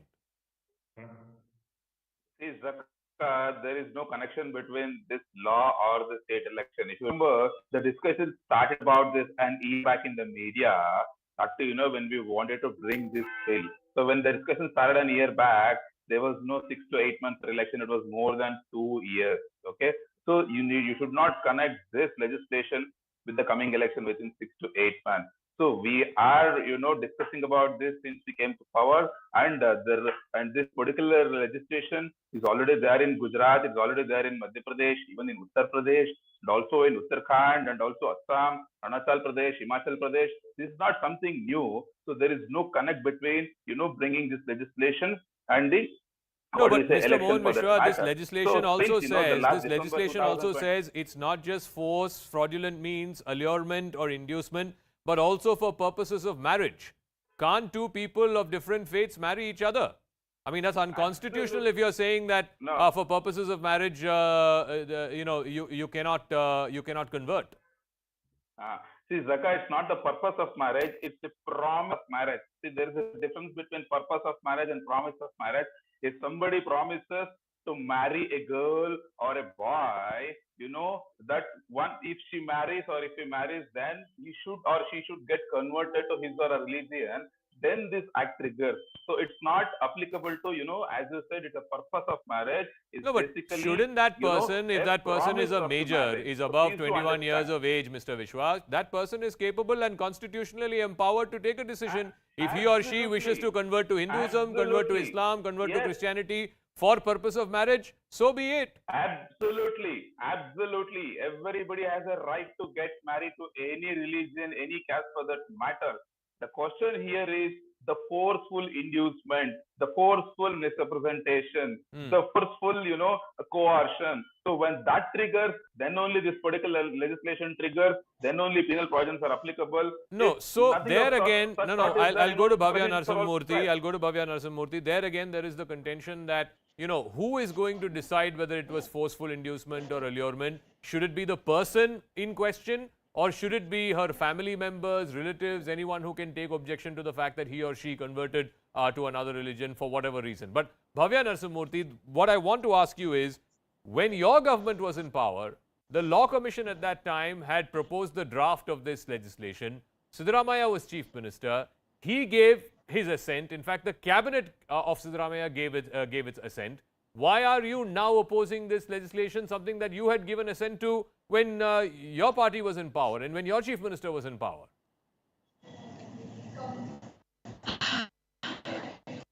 So they will add details. In this particular bill, they're not talking just about the forced conversion. Here, they're talking about every case of conversion, and right after someone gives an proposal to convert themselves or, gets themselves registered either through marriage, they're going to post their detail outside a government office, and any stranger can actually come and file an objection, including their family members or relatives or anyone. That is the whole point here. There is no right to privacy. Ma'am, that happens in the you case go of into the normal details of marriages the bill, also. You go to a registrar office to get a marriage registered. You have to paste your notice there for 30 days. Yes. That happens in normal marriages also, not even interreligious or interfaith marriages. Even Hindu marrying Hindu, Muslim marrying Muslim. If it's a registered marriage, then the notice has to be pasted at the sub-registrar's office for 30 days. What is new about it? But why should it be? Oh, no, that is not just about the notice. It's about anyone, either of their family members or some relative, they can actually file an objection. Yes, that is true for normal marriages also. The whole purpose of having at the sub-registrar's office your details being posted saying these two individuals intend to get married in the next 30 days' time. It says, people who have objection, please intimate the sub-registrar. That is done. Forget about interfaith marriages. Even Hindu to Hindu marriage, Muslim to Muslim marriage, you have to do that. Forcibly converted or not. That's the point here. Yes. And one more very important point I want to make is, if today Dr. B.R. Ambedkar were alive, he would be arrested under this act because 14th October 1956, he converted to Buddhism with 3,65,000 of his followers. Basavanna and Ambedkar, both of them who fought for social justice, who are like, both of them would have been arrested under this particular act by the BJP government. Mohan Vishwa, quick response, then I'll go to T.R. Prasad Gowda as well as Arun Anand. Yeah, Mohan Vishwa, quick response. If Ambedkar converted today, what he did in 1956, I think, he would have been arrested as per this law. This is the problem with the Congress. If that was the case, then Siddaramaiah was the first person who bought that, and he was the one who was responsible for Ambedkar getting arrested. So she should answer that. She has not answered your question till now. So when they were the one who tabled for the first time in this power, today they're objecting just for the sake of, making some sort of political cheap tricks. That's all. And of Ambedkar also, see, he was very upset with the kind of, the issues which he undergone during his school days or college days, or even during his political career by the same Congress party, where they themselves stood his own personal secretary against election, and they were the one who was responsible for defeat of Dr. B.R. Ambedkar. Okay. And when he gets converted into Buddhism, that doesn't amount to, the forceful conversion here. That is a willful conversion. He himself has clearly told why he was not converted to Christianity, why he has not converted to, Islamic religion, why he went to Buddhist religion. So there are a lot of documentaries where he himself has told very categorically. Okay. So that is nowhere connected here. T.R. Prasad Gowda, the reality is... No, one second. Let me ask T.R. Prasad Gowda. Thank you very much, Mohan Vishwa as well as Bhavya. The bill only seeks to regulate forced conversion. The reality of not just Karnataka but many states across the country today is there is conversion through allurement, through inducement. Sometimes people convert for reservation. We have seen that happen in the past as well. And sometimes there are forceful conversions under coercion or threat. The bill only seeks to regulate that. The bill does not ban conversion. If you can convince a district magistrate that you are converting of your own free will, then what's the problem? Yes, you are right. But one thing I would like to mention at this point of juncture, that BJP-led government, I wanted to tell BJP friends also, how long we are going to rule the state or country is not matters. How you are going to rule the country or state, it matters. You please underline this word, my BJP friends. And I will talk about this anti-conversion bill. BJP has forgotten yesterday Hindi Divas, they have imposed Hindi Divas. Today they are making anti-conversion bill. See, just they thought developmental works and administration only you go by provoking the minds of the people. By minds of the people, they thought it is a developmental activity. No, sir, these And are they all have not, they political have arguments. forgotten. I'm asking a very No, 1 specific second. question. I'm They asking a very forgotten specific question. that What is your our problem with state this is under bill? tremendous Sir, pressure, what is your and problem with this we are bill going through a very when this tremendous bill only problems seeks to in regulate the forced conversion? Please in talk terms about the of, bill, not infrastructure, political arguments, in terms please. of Mr. Gowda, please. Thank you. in terms of infrastructure, flooding problem are there. Everything is there. Still, Sir, my humble request again to you, please no, stick to the no. merit of the matter. I'm What I'm asking you trying about your objections to the bill, not about flooding and whatever else has happened in Bangalore. We've debated that enough. Stick to the bill, please. Yes, thank you. Yeah. Okay. I will talk about bill only. This is this kind of bill. Uh, they are just provoking the minds of the people. This is not necessary at this point of time. People requires their attention to solve their problems, not the provoking the minds of the people. That's what I'm trying to tell you. That at this point of juncture, thought only by inducing and provoking the minds, they thought it is a administrative works, a developmental activity. Okay, That's what I let wanted me to ask tell you. Arun Anand. The closest example we can think of, it happened in the state of Tamil Nadu when Jayalalitha was chief minister. She had brought in an anti-conversion law passed in the assembly, but then subsequently within 6 months she went on to lose an election. And then subsequently after that, that particular piece of legislation was withdrawn by the state government. In the case of Karnataka too, the question that the opposition is asking is, why bring this 3 months before the election? And if this government were to lose, then naturally whichever next government is will resign back on this law. Correct. Arun Anand, thank you, yeah. Arun. I think it's an issue which is not related immediately to elections, because you yourself have mentioned, Zaka, that no, Siddharamaiah, he was the one basically under his regime, during the Congress regime. The process to bring this bill had begun, and then the BJP government has taken it forward. So I don't think, I think Karnataka, not only Karnataka, but actually conversion uh, is one of the key issues on the national agenda, and it has always been there. I also want to bring in an interesting point here, probably to which the Congress spokesperson can respond. See, ironically, they don't realize that it's actually Congress which brought the issue of conversion to the fore when Yogi Commission was set up in 1950s under the chief ministership of Pandit Ravi Shankar Shukla. And then after the Meenakshi incident happened in 1981, which is a defining movement in terms of debates on conversion issue in India, an organization was set up whose general secretary was Ashok Singhal. We all know about Ashok Singhal, an RSS Pracharak and BHP leader, and its president was none else than Dr. Karan Singh. And we all know that Dr. Karan Singh has been a Congress stalwart. So on the issue, and then in the Constituent Assembly debates also, so you have people like K.M. Munshi and Sardar Patel, and they have mentioned it very clearly, that conversion is a key issue, and any forceful conversion is illegal under the law. And they presume that, that's why there is no central law. It was presumed that this thing will be followed.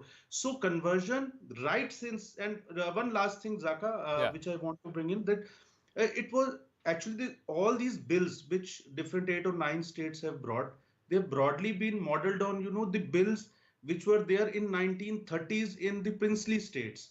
And then in the first amendment, first anti-conversion bill, which was brought in Odisha in 1967. So this is not something new which is happening. So I don't think we should relate it too closely to elections. Mohan Vishwa, Article 25 of the Constitution allows every individual citizen in this country to practice, preach, propagate his or her faith. Wouldn't this bill, by saying that you need to give 2-month notice to the district magistrate, and also subsequently after conversion, you have to present yourself before the district magistrate and convince him or her about the fact that you've willfully converted, aren't you giving unfettered powers to a bureaucrat, to a district magistrate in this question? And B, isn't that violative of Article 25, which says that any individual citizen in this country is free to practice, preach and propagate his or her religion? Why should they have to convince a district magistrate? See, Zaka, when you read Article 25, Clause 1, it starts with subject to public order, morality, or and health, and to other provisions of this part. All persons are equally entitled to freedom of conscience, the right freely to profess, practice any propagate religion. So it's basically starts with an exception clause. Where does it say subject to public order, morality, and health? And Sir, by one individual converting from one faith to another, what loss to public order is happening? See, no, hold on. Subclause 2, if you see, nothing is in this article shall affect the operation of any existing law or prevent the state from making any law regulating or restricting any economic, financial, political, or other secular activity which may be associated with the religious practice. That in no way brings this particular law under its ambit. That is for economic malafide interest. I am asking you a simple question. How does this particular law justify presence under Article 25, where any individual citizen in this country is free to practice, propagate, preach his or her religion? Why should a district magistrate be the arbiter of that? That's my question. See, Zaka, Article 25 says that you are free to profess or practice any religion. Yes. That doesn't mean that willfully or by misrepresentation, you should force somebody, your practice or your profess should not force somebody to get converted into some other religion. Yeah. So each religion is distinct. So you should not, one religion should not be affected at the cost of the another religion. So that is who will decide this? Will a district magistrate decide this? Or will individual citizens of this country decide whether they want to convert or not? See, Zaka, as I told you earlier, this constitutional validity has already been tested because this law is already in force in various other states. It is there even in Jharkhand also, Assam also, Gujarat also, Madhya Pradesh also, UP also. It is there in various other states. Okay. Constitutional validity is already tested. Here, the law's provision is, the district magistrate is the one, see, the first thing which we should understand is you can't make somebody, something is happening, if some forceful conversion is happening in some remote village, to go and approach High Court. The immediate nearest place for him should be district only. So then only if the cases get solved there, he need not Bhavya, if similar laws can exist in at least 9 states across the country, including UP, Himachal, etc., then why cannot it exist in Karnataka? Bhavya. You have to unmute yourself, and if such a law, if a similar anti-conversion law is present in UP, in Jharkhand, in Gujarat, and at least 9 states across the country, then why should it not apply in Karnataka? Why should such a law not be brought in Karnataka? Like I said, the Karnataka's bill has some provisions which gives it a communal tone. And if you see, after the current BJP took over, BJP government took over, there has been one or the other communal issue that they keep raising and, creating this communal tension across the state. Whether they make it legal or just take it up as an issue through their organizations. There is a reason why they are doing this. This is to please their Hindutva followers. Let me make it clear, not the Hindus, but the Hindutva propagators, whoever it is to please them and to propagate their RSS ideology that they are forcing this onto the people of Karnataka. Ma'am, a law cannot be brought in to please someone or to displease someone. A law is a law. Ma'am, may I please? A law is not an instrument of appeasement, whether it is for majority community or for minority community. A law is a law which everyone, all citizens in this country are expected to follow.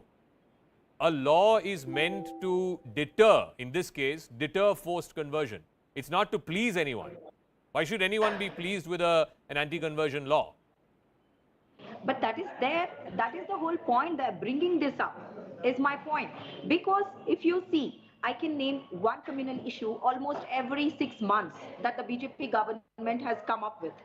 Starting from hijab to, economic ban of Muslim traders outside Hindu temples, to one or the other communal issue they want to bring it up because they know they have not done any developmental, progress that they can show during the elections. No, again, that's a They want political argument, but I'll get people Mohan Mishra to respond to it because they are saying from hijab to halal to, all kinds of communal issues are being kept alive in Karnataka because the government has nothing one more else to show reason they are for. bringing this up, and that's Mohan it. Mishra. Halal, Zaka, hijab, Zaka, Yeah, let him Zaka, respond. I can list out a lot of things. So who went to those 4 students in Udupi first? It was Youth Congress team which went to Udupi in the case of hijab. And also hijab, I don't think that's relevant now because it is settled case in High Court, Supreme Court, the argument is going on. Congress will not respect even the High Court judgment also. Post that, there are a lot of communal issues. Who is responsible for KJLD, DJLD riot? It's again Congress.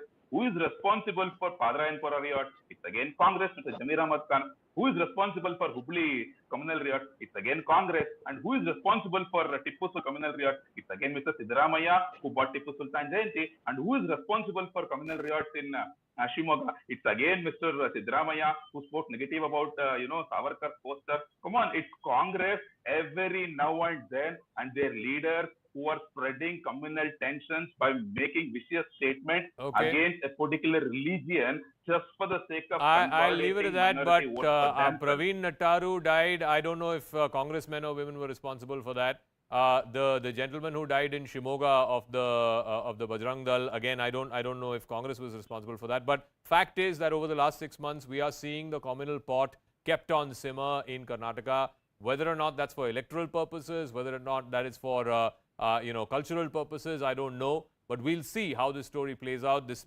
particular legislation, this bill has been tabled in the Legislative Council. It is already passed in the Assembly. If it passes in the Council and the Governor gives his assent, then this becomes law. We'll leave it at that. I want to thank all our guests. Let's move on to another piece of story, this one coming in from the state of Tamil Nadu, where the NCPCR, the National Commission for the Protection of Child Rights, has summoned the Chief Secretary of the state of Tamil Nadu. These are over allegations of forced conversion happening in a school in Chennai. Now remember, the NCPCR has directed the Tamil Nadu Chief Secretary to appear before it on the 20th of September at 3 p.m.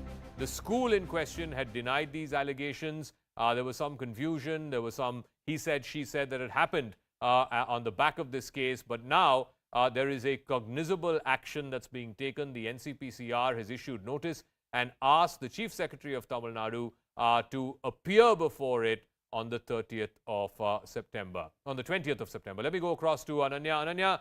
Ananya, so the Chief Secretary being brought in, is this to make it political, or what has the Chief Secretary got to do with quote-unquote forced conversion in a private school?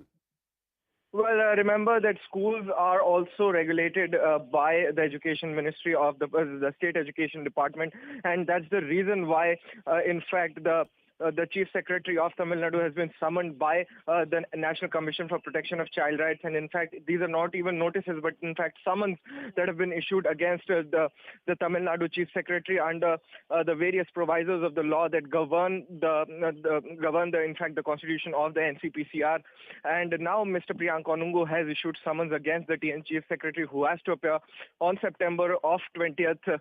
At around 3 p.m. Before the commission in Delhi, and he will have to put forth the stand and how the probe has concluded into this matter, and what is the government actually doing with regards to this. Has the government taken any kind of action or not?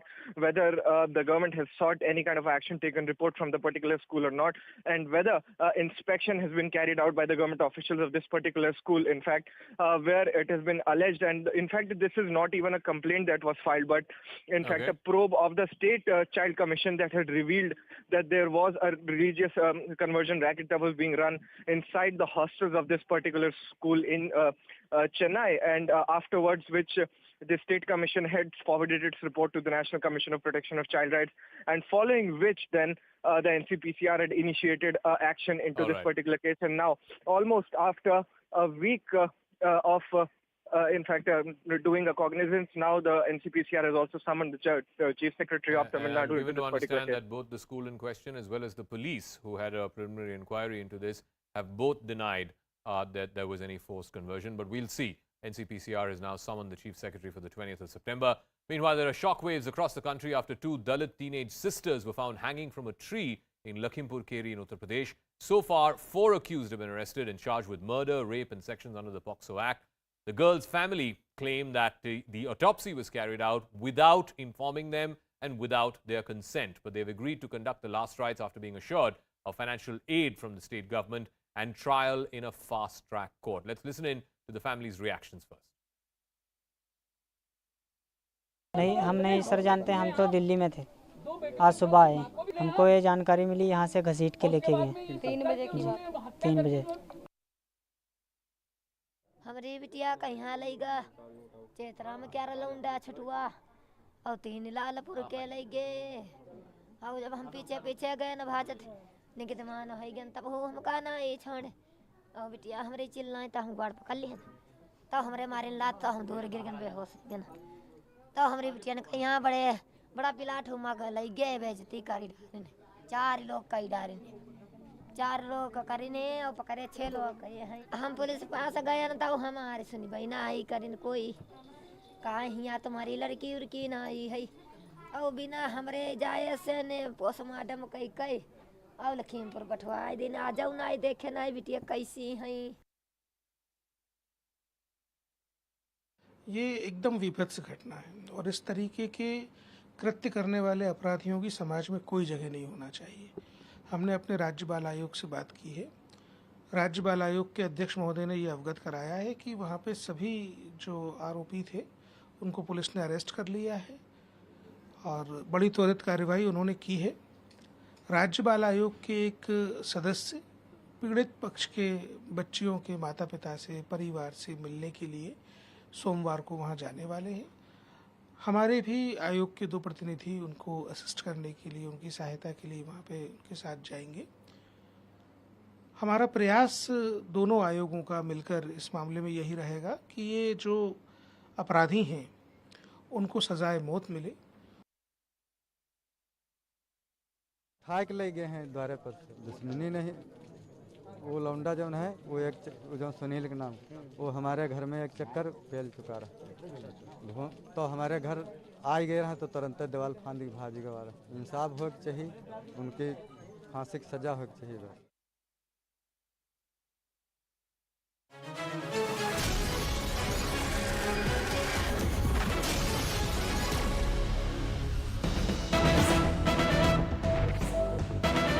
Good evening, you're watching the biggest exclusive with me, Ridhima Bhatnagar. The big update coming in from the national capital, from the EOW, which is the Economic Offences Wing, are these visuals that you're seeing behind me that we've accessed exclusively here on CNN News 18. These are visuals of actress Nora Fatehi, who was being questioned at the EOW. We are now understanding in the car that you see behind me, she has just left the EOW's office, the Economic Offences Wing. Yesterday, you had Jacqueline Fernandez, who was questioned for over 8 hours. Today, you had Nora Fatehi also being questioned, who has just now left the Economic Offences Wing's office. My colleague Yash, who's been tracking all these developments for us, now joining us on the broadcast. Yash, first, so how many hours was Nora Fatehi questioned? Well, Vidhima, Nora Fatehi approximately reached the EOW office at around 1, and it's now approximately 6:30. So the questioning went for good 5.5 hours, and she was actually accompanied with the lawyer. And what we are also understanding is that this entire line of questioning was actually on the similar lines like what happened yesterday with Jacqueline Fernandez. Pinky Irani was also there. They were actually both confronted, but it would be very interesting to understand what details later would emerge, like what happened in that particular conversation when Pinky Irani and Nora Fatehi sat in front of each other, because yesterday what we're given to understand is that they had a heated argument when both were confronted. This questioning went on for good 5.5 hours, though the questioning started a little later. It was slated to happen at around 11 first, but due to delayed flight, the questioning, she reached the EOW office at around 1, and then the questioning began. Ridhima. Yash, I'll just request you to stay on with us. Let me bring in our colleague Akash, who's been tracking all these developments for us as well. So Akash, we just saw those visuals of Nora Fatehi leaving the EOW's office. Do we have any details on what was the line of questioning? So, Ridhima, we are, waiting for that line of questioning. In fact, the development, in fact, the exact questions in some time from now, we'll be getting those details. But as of now, we are showing these exclusive visuals to our viewers. And, as Yash mentioned, it was quite a good 5.5 hours, the whole time, the overall time when the actress was inside this particular EOW office, which is in Central Delhi at Mandir Marg, and, she was quizzed. And this case is about the extortion, the 200 crore extortion by Sukesh Chandrasekhar. And, yesterday we saw that how first Jacqueline Fernandez was questioned and today Nora Fateh. So, in fact, initially the time was 10 to 11 and we were expecting that by around 11 she'll be coming, but her flight got delayed, as Yash pointed out. And, by 1 p.m., exact at 1 p.m., she reached this particular venue. At that time, in fact, we showed you that how, she was wearing black and she went straight inside without talking to media. She went straight inside the particular building. And in fact, just a few minutes back, we tried to speak to her, but, she did not respond. And she left the particular place at around 6:28, which is the exact time. For around 5.5 hours, she was inside this particular building, and in some time from now, we are expecting that we'll be getting as to what kind of questions were asked and what were her exact replies. Because yesterday, because that will be very, very crucial to know whether the agencies are even convinced with the answers that have in fact been given by the actress. Akash and Yash, thanks a lot for getting us all those details. So the actresses claiming their innocence, agencies saying this is a classic case of quid pro quo. Where does the truth really lie?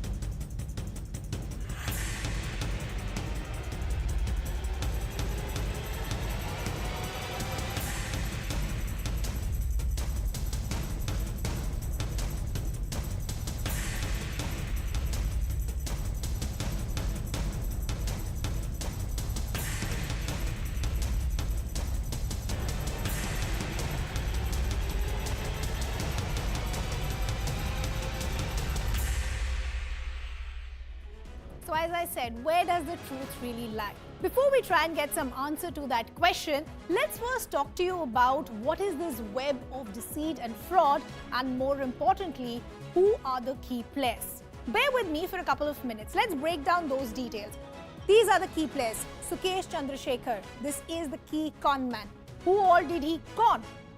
There was Nora Fateh, there was Jacqueline Fernandez, then his clone aide Pinky Irani, other actresses that have been named so far, Sara Ali Khan, Janhvi Kapoor, Bhumi Pednekar, but was not just restricted to Bollywood, there were others who came under his scanner as well. So what were his tools? How did he manage to run this web of deceit and fraud? Sukesh Chandrasekhar and Pinky Irani, what was the relationship between both these people? Chandrasekhar's close aide and friend, she was a personal shopper, introduced Chandrasekhar to Jacqueline Fernandez. Remember, Sukesh Chandrasekhar was doing all of this while he was still sitting. He was imprisoned at the Tihar jail. He used a lot of spoofing technology. There were a lot of tools at his behest. He used mobile phones, laptops, spoofing technologies to impersonate a lot of people. But this is where it gets interesting. How did he get in touch with Jacqueline Fernandez, and what was the conversation like? Involvement with Conman surfaced after the pictures went viral. Remember, as of now, the legal team of Jacqueline Fernandez has maintained that they didn't even know the real identity of Sukesh Chandrasekhar. They thought he was someone else. So they didn't know anything about being a recipient of proceeds of crime. Named accused in the 215 crore scam. Earlier, remember, she was just a witness. The legal team still stands by their version saying, we had no idea. The legal team of Jacqueline Fernandez, in fact, is saying that there was a time when we actually returned and said no to those gifts. Then let's talk about Nora Fateh. Remember, she was also questioned at the EOW today. We just saw her leaving that office a short while ago. Allegedly received luxury cars as gifts.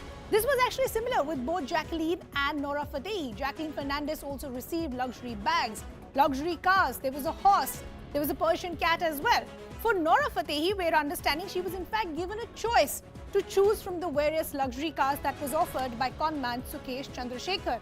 She was questioned by the ED as well. There are other actresses also possibly under the scanner like Sara Ali Khan, Janhvi Kapoor, Bhumi Pednekar and maybe others. Allegedly, they all received gifts in whether it was cash or other gifts. 20 crore allegedly spent on actresses, models since 2015. But as I said, the con was not just restricted to Bollywood. There were others as well. Shivender Singh and even politicians like TTV Dinakaran among Sukesh's many victims. But the larger question then is, was Sukesh Chandrasekhar actually that good as a conman that nobody actually had any doubt, or were all these people even accomplices as far as this con is concerned? Let's first break down the details as far as Jacqueline Fernandez is concerned. As I pointed out, there are two versions as of now. One is of course by the actor and her legal team, where they've been claiming that they're completely innocent and it's been unfair as far as this trial is concerned. And the agencies are saying there is enough evidence to say that she wasn't accused as far as this case is concerned. So let's break down these details. As far as Jacqueline Fernandez is concerned, the ED charge sheet says Jacqueline knew Sukesh Chandrasekhar was an extortionist and she continued to receive those gifts. The reply given to the EOW, the Economic Offences Wing, by Jacqueline Fernandez has been, I didn't know he was in jail, never visited him in Tihar, I didn't even know his real identity. The ED charge sheet also says, named accused in the extortion case. So from when witness, Jacqueline Fernandez was moved as an accused. Jacqueline Fernandez's reply has been, didn't suspect, so didn't really Google him. But was she actually that naive? That's the larger question. The ED charge sheet also says that the actress received gifts worth ₹5 crore, as I pointed to you, luxury cars, bags, horses, and even Persian cats. The reply to the EOW has been, there are WhatsApp chats where I actually say no to those gifts, and this is the evidence that is being used by the legal team. The ED charged, as I pointed out, multiple gifts that have been received by the actress. All of this has been refuted by the actress and the legal team, saying, I earn 7 crore per film. I am not a gold digger. I actually didn't even know the real identity. So how am I a recipient of proceeds of crime? The ED charge sheet also says, aware gifts were bought from crime proceeds. A reply has been, Pinky swore on her kids that he was clean. Pinky Rani, the close aide that we spoke to you a short while ago, this was all a nexus. The conman, Sukesh Chandrasekhar, who was in Tihar jail, his close aide Pinky Rani, who then introduced Jacqueline Fernandez to Sukesh Chandrasekhar. Where does the truth lie as far as Jacqueline Fernandez is concerned? I have with me the legal team, the advocate of Jacqueline Fernandez, Prashant Patel, who in fact is now joining us here on CNN News 18. Prashant, we appreciate you taking out time and joining us here. Let's actually begin with the basics. How did your client, Jacqueline Fernandez, know Sukesh Chandrasekhar? There's this person by the name of Mr. Sukesh. He has used a modular phone technology wherein he used to use this phone technology to make spoof calls to his victims. And that we know, Delhi police has also revealed that, registered an FIR because one lady who owns a pharmaceutical industry, she was conned in a similar manner for an amount of ₹200 crores by Sukesh. So allegedly the Delhi police has registered an FIR and also filed a charge sheet under MCOC. In a similar fashion, Sukesh first approached the stylist of my client, Jacqueline, through a spoof call. So when this Mr. Stylist gets a phone call, the true caller ID is reflected that he's getting a call from a Union Home Ministry. So allegedly a senior bureaucrat from Union Home Ministry was talking to the stylist of my client, wherein the senior bureaucrat introduced Mr. Sukesh as Shankar Vela. It's an impersonated identity, obviously a fictitious identity. And he hails from, allegedly from Tamil Nadu, a nephew of a leading political leader of Tamil Nadu, owner of Sun TV, allegedly. This was the impersonation done. And this particular Mr. Shankar Vela, he wants to get in touch with Jacqueline for some professional work. That was how the introduction started. So this is the fundamental facts which even the investigation agencies have investigated. But Prashant, didn't your client at any stage want to do any sort of a background check? Now listen to this. This man has been introduced as Shankar Vela. Again, this, if you do any background check on Shankar Vela, you'll not find anything. incidentally as a common victim. It's not only my client, but there are many other celebrities who have been victimized in similar fashion. Even the main complainant who has lost almost 200 crores to Sukesh, she has been conned in a similar fashion. Nobody does a background check when you get a call, allegedly, from a Union Home Ministry's number, from a true caller ID. Okay? And when senior bureaucrats are talking to you, getting introduced to you, revealing certain details, a common man's thinking is usually they believe what they're hearing. They believe the call that they're receiving. When you call back that number, the true caller ID will show that it has been done through some ministry. So these kind of spoof call technologies, many people are victim. Now, understand my facts. Though agencies cannot go hot and cold at one time. At one side, if they believe that this complainant, I will not name her, a leading business entrepreneur at Delhi, a lady, she was conned by Sukesh using the same modus operandi. Used to use the same technology, which allegedly she thought she's talking to a senior bureaucrat.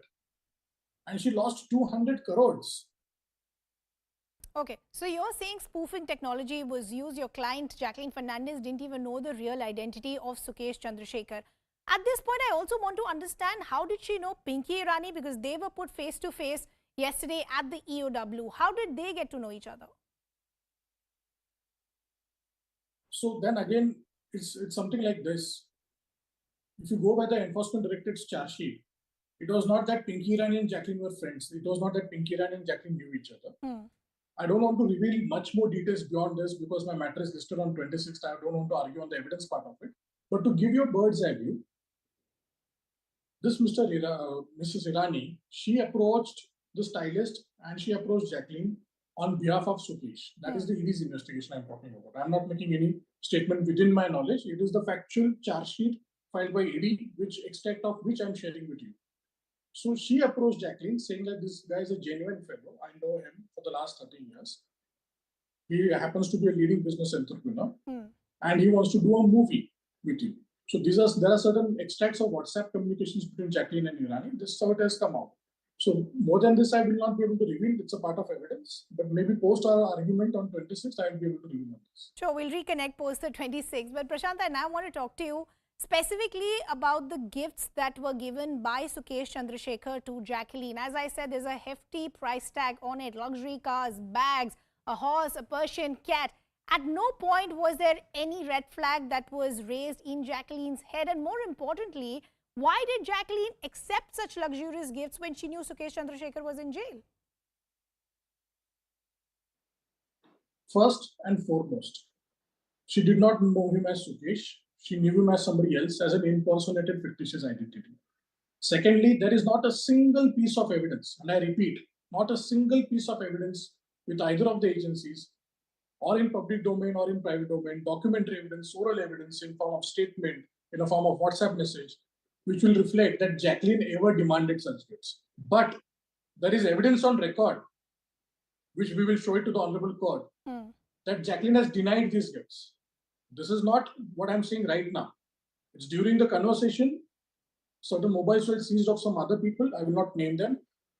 During that retrieval of some messages, WhatsApp messages of that mobile phones, it is reflected that Jacqueline has been saying that I do not know him, why should I accept these gifts?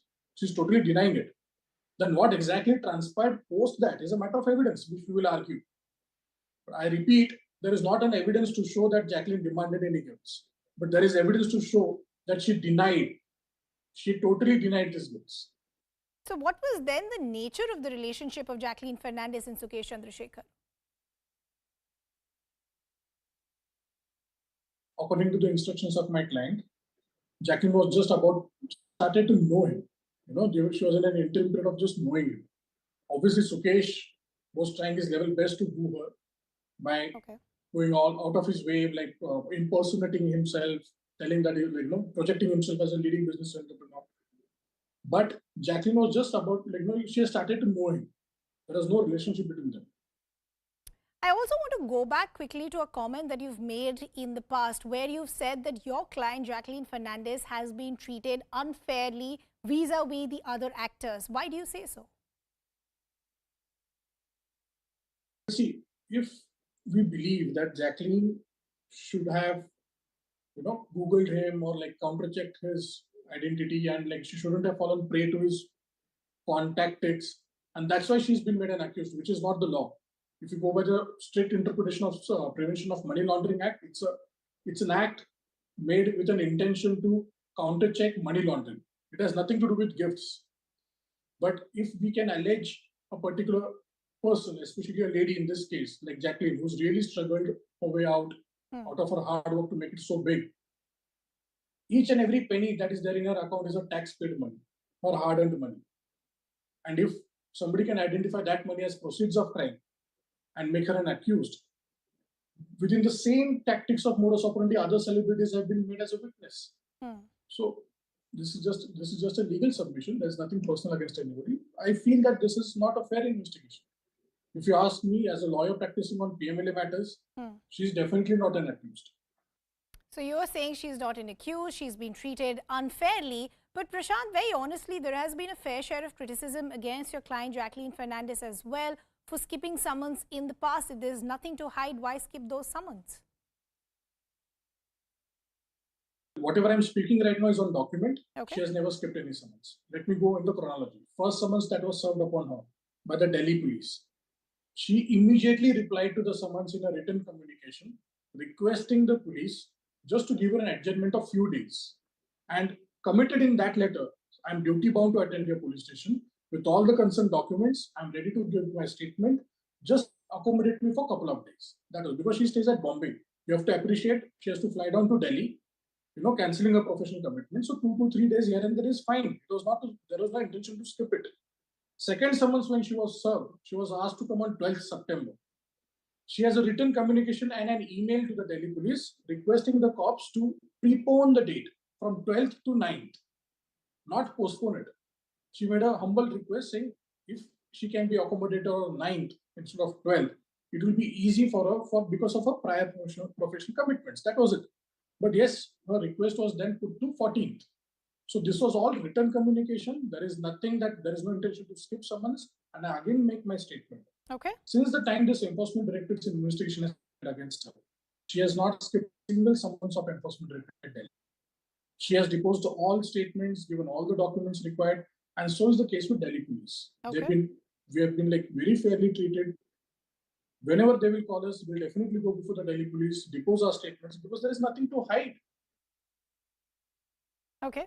Prashant, we appreciate you joining us here on CNN News 18. So there you heard from the lawyer of Jacqueline Fernandez saying they'll want to cooperate with the investigation and they'll produce themselves whenever they're called next. Before I bring in my other guests who've been patiently waiting, I just quickly want to talk to you about what is the case as far as Nora Fatehi is concerned. The allegation against the actress Nora Fatehi is that this is possibly a case of quid pro quo. And why are we saying that? Because Nora Fatehi attends a charity event for conman Sukesh Chandrasekhar. We're picking up all this by the means of sources within the Enforcement Directorate. There was a Cancer Foundation event that was organized by Sukesh's aid that was again attended by this actress. Event organized by a salon owned by Lina Maria Paul, who's of course the wife of Sukesh Chandrasekhar. So what was the actual relationship between Sukesh Chandrasekhar and Nora Fatehi? That's something the investigation agencies are also currently looking into. But let me quickly bring in my other guests who've been patiently waiting as well.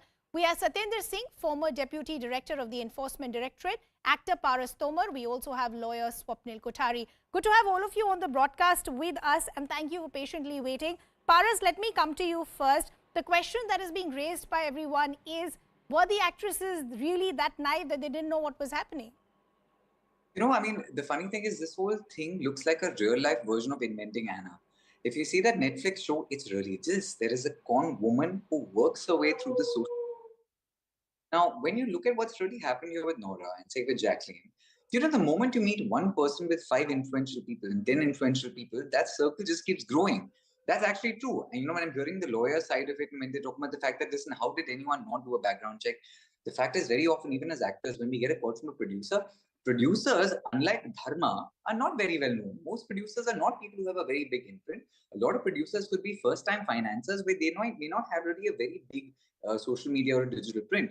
So it's actually very common because the moment you meet someone who seems to have money, they have a team of people who are talking to you, if they're giving you lots of gifts, it's very unlikely that anyone will really double check who this is, where they've come from. So when you know, in the acting circles, when we're talking about this, a lot of actors and actresses are also given bonuses, given gifts when a film does really well, or sometimes just as a signing amount, besides just your, your number, which is the actual check that comes out for a tax break gift. So actually what happens is, from a perspective of the actors, it's not about ignorance. The business really doesn't work in such a way that the actors need to know everyone who's coming in contact with them. So this whole, I know when you sort of play was the this other... just a business transaction? Because it didn't look like that. The allegation, and this is the version of Sukesh Chandrasekhar, has been that we were in a relationship. So then you knew where this was coming from. That's the question that's being raised. I'm unfortunate enough, I don't have a sugar mama. But the fact is, the gray area that was here was also the fact that this was not necessarily a producer transaction. This was like I use the term loosely, but this was kind of a sugar daddy in that sense, where this person claimed to have given extensive gifts to Jacqueline and her mom, and there were these felines that were sort of given up, right? So what also happens is, I think actresses have had lots of admirers coming in. They give you lots of lavish gifts. Now, in a moral compass, whether or not an actress accepts is a whole different matter, right? But very often, honestly, you may not really know where the money is coming from. Even as an entrepreneur myself, when I talk about the fact that I have so much money in my businesses are worth so many 100 crores, people take it at face value. Nobody really goes back and does a background check. And this is just someone like me who still has a social media imprint. So I actually personally don't really hold the actresses that responsible for being what really has happened, because that information very often is not always passed down to what is the source of the money. Okay. Okay. Swapnil, I want to bring you in for something that the lawyer of Jacqueline Fernandez said to me a short while ago. He said that the only grievance that we have is that we feel our client is being treated unfairly vis-a-vis the other actresses, where others are still being seen as a witness. My client is now being named as an accused, and he feels there's not enough evidence to prove that. Well, any lawyer who's defending the client will definitely say that. And no, but do you feel that there is a discrepancy in how the other actresses are being treated? And do you think Jacqueline can be an accused in a case like this? Well, I'm sure Jacqueline can be an accused, and that's the reason why the Enforcement Directorate is investigating her and drilling her for that matter. You have, what, 5 watches, 20 pieces of jewelry, 65 pairs of shoes, 40 bags, I don't know how many other 4 Hermes bags, etc., and all of those things. Those are very, very lavish gifts. And if you have not done your background check and just accepted them because I do not know that what your source of money is, then I think you are absolutely fooling up the Enforcement Directorate, or you are a big fool yourself. So I don't think that is the case. And I'm sure the Enforcement Directorate will be able to investigate more. She has to prove now, because in money laundering cases, in drugs, etc., the onus of proof, the burden of proof lies upon the accused as much as it lies on the prosecution. It's not just like rape, kidnapping, where you can just keep your mouth shut and the prosecution has to prove beyond reasonable doubt. It's here that you have to show that your money is not tainted. Just as, I have to tell the income tax that I have not evaded the tax and I have paid all my taxes. It's not for them to prove that I have evaded my taxes. The burden of proof is equally on me, because these are all fiscal offenses. Now, as far as to say that the other actresses haven't been called, she may have a legitimate grievance there. What she's trying to possibly say is that other actresses have also gained this kind of gifts from this particular man.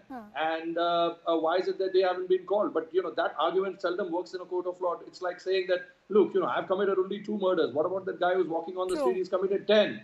So arrest him first. It's like that Viva dialogue, जाओ पहले उस आदमी का sign लेके आओ. जिसके पर हाँ, so वो सब नहीं चलता है कानून में, वो पिक्चर में चलता है. So it's a picture में भी नहीं चला था उसमें, and very legitimately so. But this Ridhima, let me tell you something. There's more to it than meets the eye. I do not believe this for a second. I do not blame the lawyer at all. I mean, he's doing his job. He's being a thorough professional there. He's being a thorough professional there, and rightfully so. But it's going to be hard for him, or for that matter, anybody who takes up Jacqueline or Nora's case, to show that this relationship was okay. I attend a charity event. I do something. And then in return, instead of money, because a charitable event may not want to give money to the people, I'm getting gifts. Yes. So you're saying it's actually going to be very difficult to prove that this was actually not a case of quid pro quo. But let me bring in Satyendra Singh as well. Satyendra ji, किस तरह का? 3 gifts. It can be 3 gifts, not 30 gifts. Yeah. No, true. I agree with that point that you're making, Swapnil. Satyendra ji, मैं ये समझना चाहती हूँ, ED के पास किस तरह का एविडेंस होना चाहिए जब आप एक विटनेस को एक अक्यूज बनाते हैं तो? जी, रिधिमा, विटनेस को एक्यूज नहीं बनाया जाता है. एक्चुअली जो इन्वेस्टिगेशन होता है, हम ये मान के चलते हैं यदि ECIR में वो एक्यूज नहीं है, और जब इन्वेस्टिगेशन प्रोसीड करता है हम सबको विटनेस मानते हैं. लेकिन जो इन्वेस्टिगेशन आगे बढ़ता है और यदि किसी के खिलाफ एविडेंस मिलते हैं कि नहीं, ये जो मेन एक्यूज है उससे मिला हुआ है, या उसको क्राइम की जानकारी थी कि क्राइम से ही पैसा जनरेट हुआ है, तो उसको एक्यूज बनाया जाता है। जैसा कि जैकलिन केस में हुआ है कि पहले सबको लग रहा था कि वो विटनेस है, लेकिन वो एक्यूज बना दी गई। अब जहां तक नोरा फतेह अली या अन्य एक्ट्रेसेस का सवाल है, तो उनके खिलाफ जांच बंद नहीं हुई है। ईडी ने अभी तक उनको विटनेस नहीं बनाया है, तो जांच अभी जारी है। यदि एविडेंसेस मिलते हैं कि उनको भी ये पता था कि एक गिफ्ट जो उनको मिली है ये क्राइम से जनरेट किए हुए पैसे से मिली है, तो वो भी एक्यूज बनेंगे। लेकिन अभी क्योंकि इन्वेस्टिगेशन चल रहा है, तो अभी तक आप उनको विटनेस मान सकते हैं। जी। Sapnil, I also want to understand the question that is on everyone's mind is that yes, there is questioning that is going on. The legal team of the actors, at least for Jacqueline, are saying that we want to cooperate, but because she's been named as an accused, how real is the possibility of her getting arrested? Well, if the answers do not come as satisfactory, then the Enforcement Directorate always has the powers to have a custodial interrogation, and they have all the chances, rather all the powers under the BMLA to go ahead and arrest her. Whether they do it or not depends upon how she answers and how cooperative she is, and whether they buy what she has to say. So it entirely depends on what sort of answers she gives and to what extent she is able to convince that all these so many gifts were just. Even if they're quid pro quo, I don't see a problem. If I'm a good actress and if I appear for shows, exhibitions, or anything of that sort, I can get my gifts. There's nothing wrong in that. Instead of taking a paycheck, I can take these gifts. That's not an issue. But so many gifts and all of those things, and especially when Mr. Chandrasekhar has himself admitted that there was some sort of a relationship between the two. So then, the Enforcement Directorate is definitely going to smell a fish, smell a rat rather there, and then it all depends. They definitely have the powers now. Whether they exercise that, I think they will exercise it only after enough sort of interrogation and calling 3-4 other actresses and then trying to put all of them together, especially that Miss Pinky Virani and all of those things as to what sort of who was this person, how much Jacqueline knew, how much she did not know. It all depends on also the Enforcement Directorate. Let me tell you, for the benefit of your audience, they can use that whether a person could have reasonably known the source of this gentleman's income given the kind of gifts that she was getting.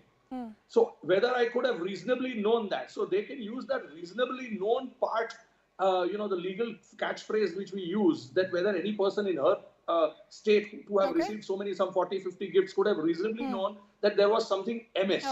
So the answer to that is yes, obviously I could have reasonably known that so many gifts are coming my way. So on that footing, then if they start, gathering up and mustering up evidence from 3-4 others, they're not just going to make an arrest just like that. They'll have enough evidence in their hand before they, put the clutches, put sort of the shackles around her hand. Okay, but the larger question also at this point is Jacqueline and Nora just the tip of the iceberg?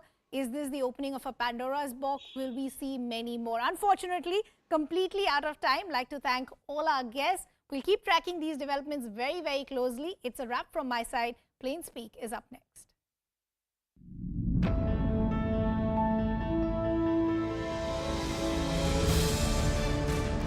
In case of a pandemic, you cannot differentiate. If you have people, you cannot weaponize anything and everything. This wolf warriorism cannot work. JDS leader is also on camera to say that why do you learn or celebrate Hindi? Eventually these people go and sell Pani Puri. That doesn't sound like a principled opposition to Hindi divas. That sounds like pure hatred.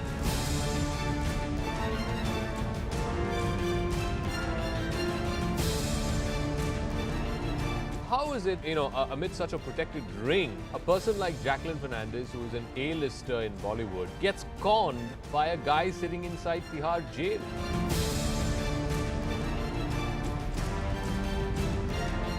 It's a bipolar contest. Gujarat, Himachal, it's direct Congress versus BJP in both the states. But Bharat Jodo Yatra, which starts in Tamil Nadu and is now in Kerala, these are states which go to polls only in 2024.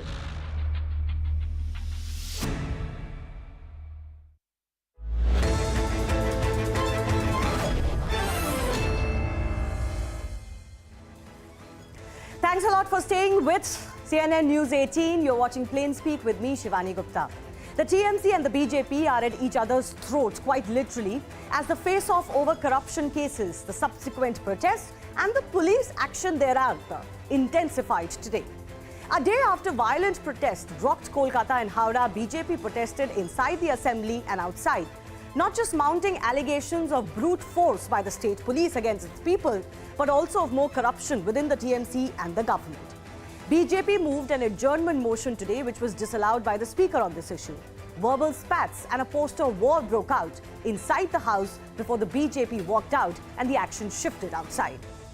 This fight has escalated so quickly and so violently in the last 2 days that one can only wonder what lies ahead. But one thing is clear, the BJP will not let go of the corruption issue in the state. Is that the real reason why the state is acting disproportionately while handling protests? Or were they justified in cracking down on the BJP rally even before it reached anywhere close to Nabana? We will take those questions to our guests in just a bit. But first up, echoes of what transpired on Tuesday ringed in the assembly also today and outside. Let me take you through the war of words that has been ongoing. So Abhishek Banerjee, who's the General Secretary of the TMC, has said that the police could have used bullets, but they used only tear gas. That shows that they showed restraint. Suvendu Adhikari came out and said that Abhishek's behavior is criminal-like and he's arrogant because of his auntie's power. Mamata Banerjee, the Chief Minister too, justified what happened on Tuesday by the police's side, saying that everybody has the right to protest, but protest and hooliganism cannot be mixed. Ravi Shankar Prasad, former Union Minister, said that the state government surpassed all limits of brutality, repression and police torture. That's the claim that the BJP has made. Finally today, Suvendu Adhikari also opened up another front, which is of corruption. He alleged that TMC's Ganesh Mondal acquired as many as 39 properties illegally between 2019 and 2022. Ganesh Mondal, the TMC leader, has denied that charge. He has said that all properties were acquired in a legal manner and that he has declared them in his IT returns. Both sides are also showing video proof to mount allegations on the other side. Let me just take you through some of the videos that have been posted by each side. So the TMC has cited these videos that show men dressed as BJP workers, carrying BJP flags, etc., vandalizing police vans and public property. There are videos to show alleged BJP supporters beating up lone policemen. Meanwhile, BJP has put out these videos. They show that policemen were stone pelting at the protesters who were already being sprayed water on. There are a couple of such videos that have come to light, and the BJP claims that all of this was unprovoked action by the police. That actually the police was caught stone pelting on the protesters, and they've asked if this is part of any manual of police action anywhere in the world. The war of words also intensified over a remark by TMC MP Abhishek Banerjee, who said he would have shot the protesters in the head had it been for him. Listen. সেই হাসপাতাল যারা ভাঙছে, outpost যারা ভাঙছে, গাড়ি যারা ভাঙছে, আমি মনে করি তাদের বিরুদ্ধে কঠোরতর ব্যবস্থা নেওয়া উচিত। আমি দেবজিৎ বাবুকে বললাম যে আমি আপনাকে স্যালুট জানাই যে আপনি কিছু করেননি। আপনার জায়গায় যদি আমি থাকতাম আর আমার সামনে যদি পুলিশের গাড়িতে আগুন জ্বলতো বা এইভাবে পুলিশের উপর আক্রমণ হতো, আমি এখানে শুট করতাম মাথার উপরে। Now, Amit Malviya of the BJP hit back, calling Abhishek a murderous thug in a tweet. And he dared Mamata Banerjee to let the quote, latent fascism in his statement reflect in the police action and then face the wrath of the public thereafter. Are these statements by very influential TMC leaders, in fact, Abhishek Banerjee is literally the number 2 as far as the power circles in Kolkata go, a proof of the state high-handedness? That's the big debate coming up in just a bit. First up, a little bit more.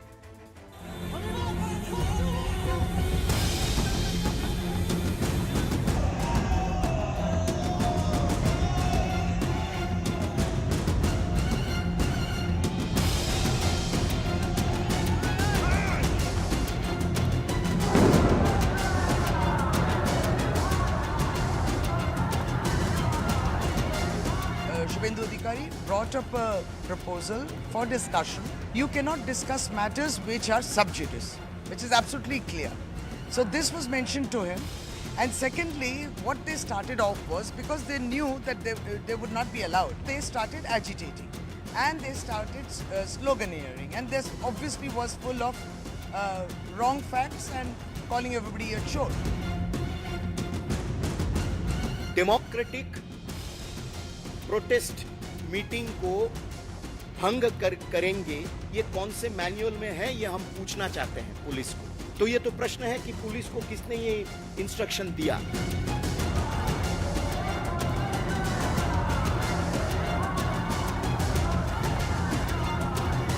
Bengal का जो culture है Ramakrishna mission से लेकर हमारी जो rich culture है, ये rich culture को ये टीएमसी पार्टी और कंपनी तोड़ रहा है।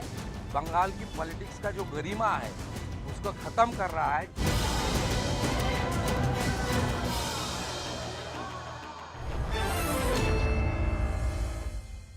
Let's take this over to our guest joining us. Shehzad Poonawala is the BJP spokesperson joining me in the studios. Manojit Mandal is from the TMC. Smita Prakash, editor, ANI is with us. Pratim Ranjan Bose is a senior journalist and political analyst. And Renu Mittal, senior journalist also on the show. Manojit Mandal, let me come to you first up. How are we to take the action that has happened in West Bengal, the allegations of brute force, unprovoked action by the police against BJP rally and protesters, and the statement by Abhishek Banerjee that I would have shot the protesters in the forehead? Is this democratic? You have all seen these videos. I do not need to show it again. How the police was being attacked, how the police vehicle was being torched, how the vandals were roaming on the streets of Calcutta and adjoining cities. Everyone, I think, knows this. Okay? Now coming back to police brutality. Did you find the police even fire a single bullet in the air? The police took to the lathi charge only at the last moment, and that too only on few of those goons. And you can't really call them protesters. First of all, this protest was declared completely illegitimate the moment the police denied them the permission. That is the position of the law. When the permission was not given, the protest became completely illegal. So the police could have arrested all of them if they wanted to.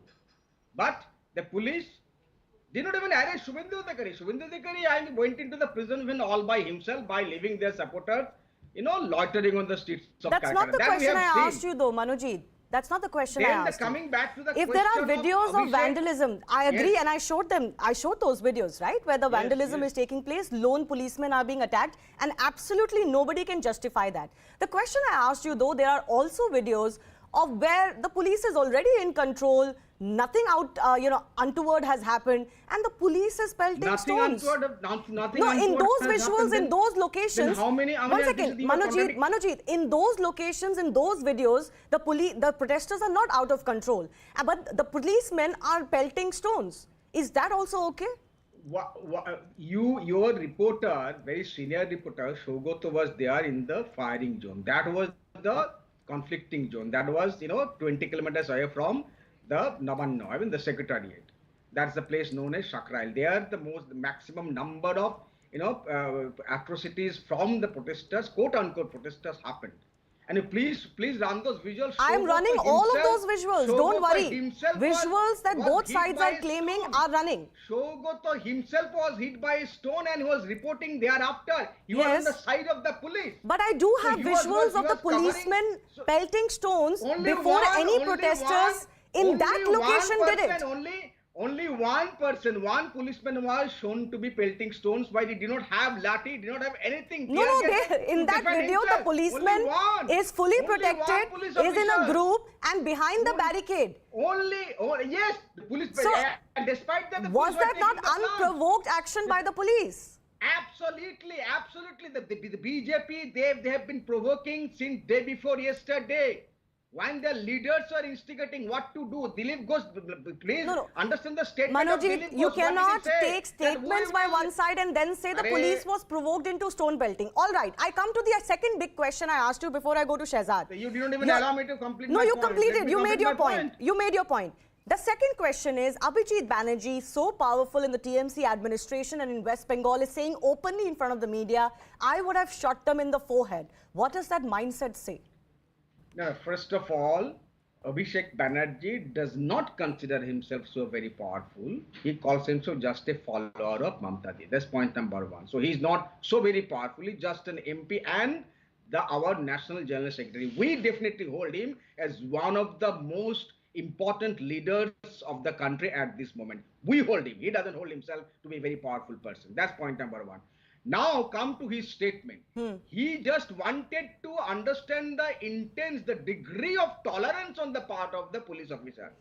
He said that I salute you, your level of tolerance, your degree of tolerance. And that's why in a kind of oxymoronic way, he just mentioned that if I would have been there, I would have shot them.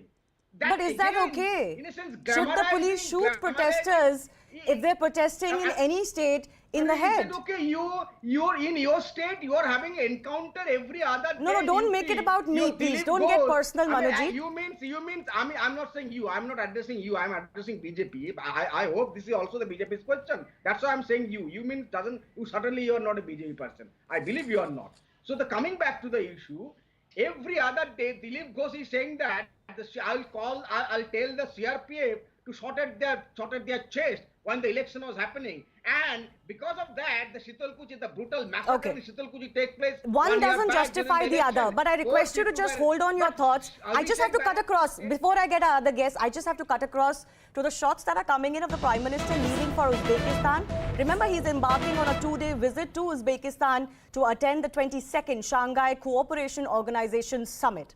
In a statement that he released before this summit and before his departure, he said that he's looking forward to exchanging views and holding bilateral talks. There are also possibilities. It hasn't been confirmed, even in the MEA press conference today, that the Prime Minister can have bilaterals on the sideline of the summit with Chinese President Xi Jinping, Russian President Putin, and even maybe a tete-a-tete with Pakistan Prime Minister Shehbaz Sharif, who are amongst the other leaders, of course, who are part of this summit. Remember, this will be India's 5th summit since it became a member in 2017, and this is the first in-person summit of the SCO taking place since the pandemic. So those are the visuals of the Prime Minister's departure, and it is a short visit. It's going to be focused mainly on the larger SCO agenda. This is a multilateral forum, but on the sidelines of it, India, of course, could have bilaterals with not just Uzbekistan, which is confirmed, but also with countries like China, Russia and Pakistan. Pakistan, I don't have to elaborate what the significance is. India and Pakistan have not been on the talking table, as India has made it clear that terror and talks will not go hand in hand. But with China, we've got the standoff continuing, even though recently a disengagement was announced. And with Russia, it is coming in the backdrop of the Russia-Ukraine crisis. Let me quickly go across to my colleague Abhishek Jha, who's also joining us from Samarkand. Abhishek, the significance for India as far as this year's summit is concerned? So India is really eyeing for a collaboration with all of its SCO partners. We know that Iran is becoming the latest permanent member of SCO grouping. There will be Russian president. There will be president of China. Pakistan Prime Minister is also there. While the world is watching keenly whether Prime Minister Modi will be having a conversation or any pleasantries will be exchanged between Prime Minister Modi and Xi Jinping, or Prime Minister Modi or Shehbaz Sharif.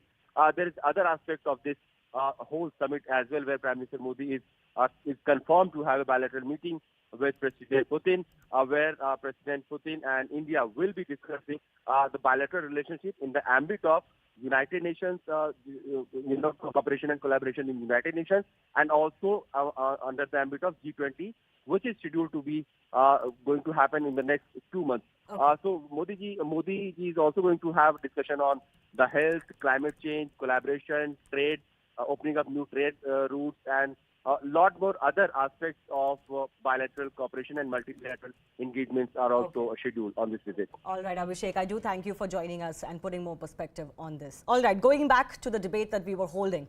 Manojit Mandal of the TMC says that the action by the police was not just warranted but absolutely justified, Shehzad, because there are visuals of the BJP taking law into their hands. And I remember when the Congress protests over Rahul Gandhi's questioning went out of hand, the BJP was very vociferous in saying that even if there is provocation from the police, you can't take law and order into your hands. The same standard applies to you.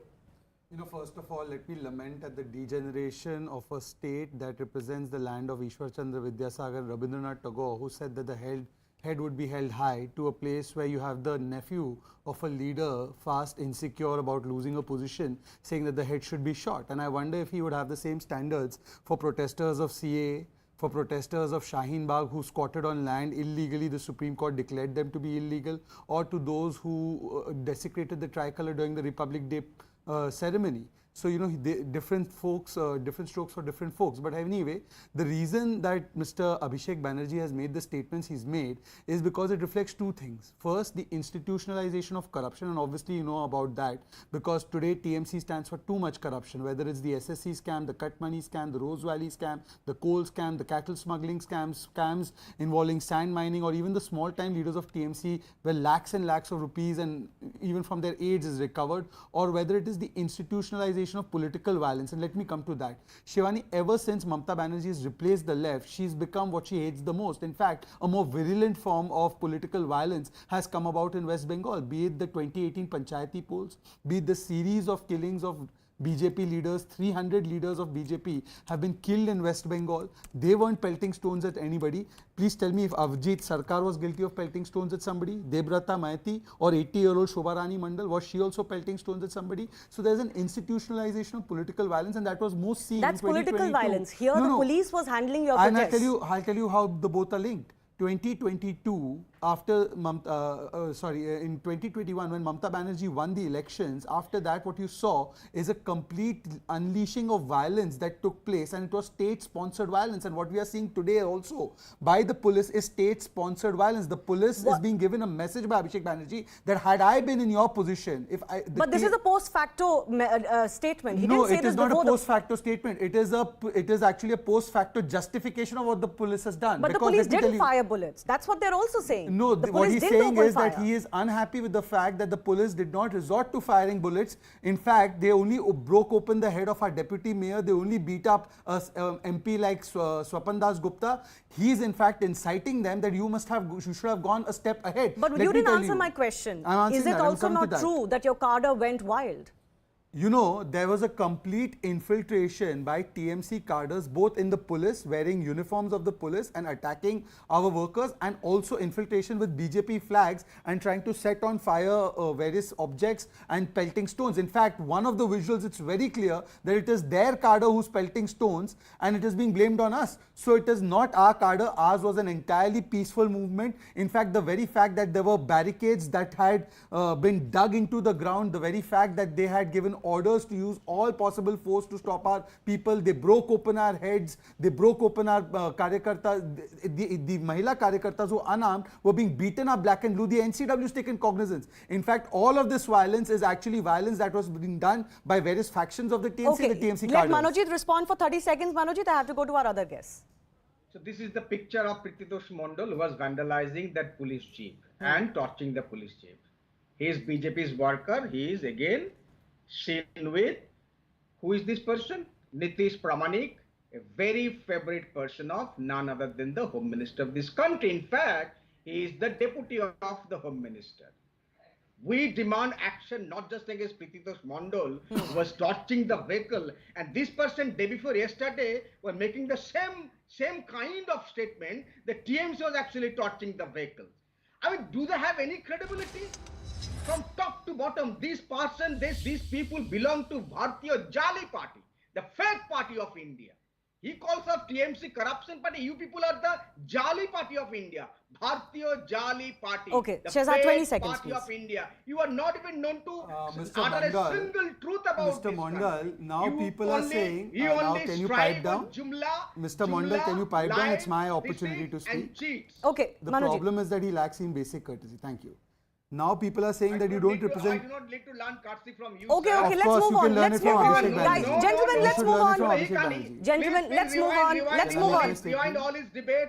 Rewind all his debate. Can I make my statement? Manojit, let's move on. Let's move on. how Let's just you give each dare other me a debate. uninterrupted time. We will not have this. No, he Shehzad, can't- 20 seconds, If he please. gets personal, I'll also get personal. 20 seconds, please, Shehzad. You know, in fact, people are saying that TMC does not mean just too much corruption. It means Tanashahi mujhe chahiye. Look at the fact that there were, what happened in the post-poll violence? This man came out and said there was nothing that took place in the post-poll violence. The High Court came out and said that it was not rule of law, but the law of the ruler. This man came and said that the Birbhum massacre was not a massacre, but it was in fact a TV short circuit that took place. He defended the statement of Anubrata Mandal, and they celebrated it and they were laughing about it when young children and women were killed. Now this man is coming and telling us that I should believe him just because he shows some morphed photograph of some person, that I should believe him that his police, which acts as a cadre of the TMC, an extension of the TMC, to take what they say on face value. The High Court doesn't take them on face value. There are 6 members of the first family whose affidavits have been asked by the High Court to show whether they have disproportionate wealth and incomes. I'll come back to you. So they are filled with corruption. Let me just go to our other guests as well. Smita Prakash, what's really happening in Bengal, this escalation? Is this on both sides? Was the government just caught by surprise by the kind of rally that the BJP planned and was able to mount? Was it, disproportionate action by the police that could have been handled in a much better way? And is it that the corruption charges are really unnerving the government of the day to even, become this high-handed, if it is so? Well, I don't think they were caught unawares, Shivani. I think the plan and the fact that they, lakhs of Karyakartas were planning to come in, I don't think they were caught unawares. The Calcutta High Court has asked for a report from the West Bengal Home Secretary over the allegations, which were made by the BJP that they were prevented from taking that march. What happened yesterday, as your visuals are showing, it was just ghastly. The burning down of cars and the assault of men in uniform. The BJP says that, they were not police officers, that they were the TMC guys in police uniform, and that those who were vandalizing were not their cadres. But to say that this protest was illegal and no permission was granted, it's a bit far-fetched. Now, does any political party in Kolkata wait for for protest permission? I don't think if you look at the history of politics of Bengal, any protest has not happened because they didn't get permission. And another thing which I find a little bizarre to say, that Abhishek Banerjee does not consider himself important, but we do. Now, this is when the TMC starts sounding a little bit like the Congress party and Rahul Gandhi.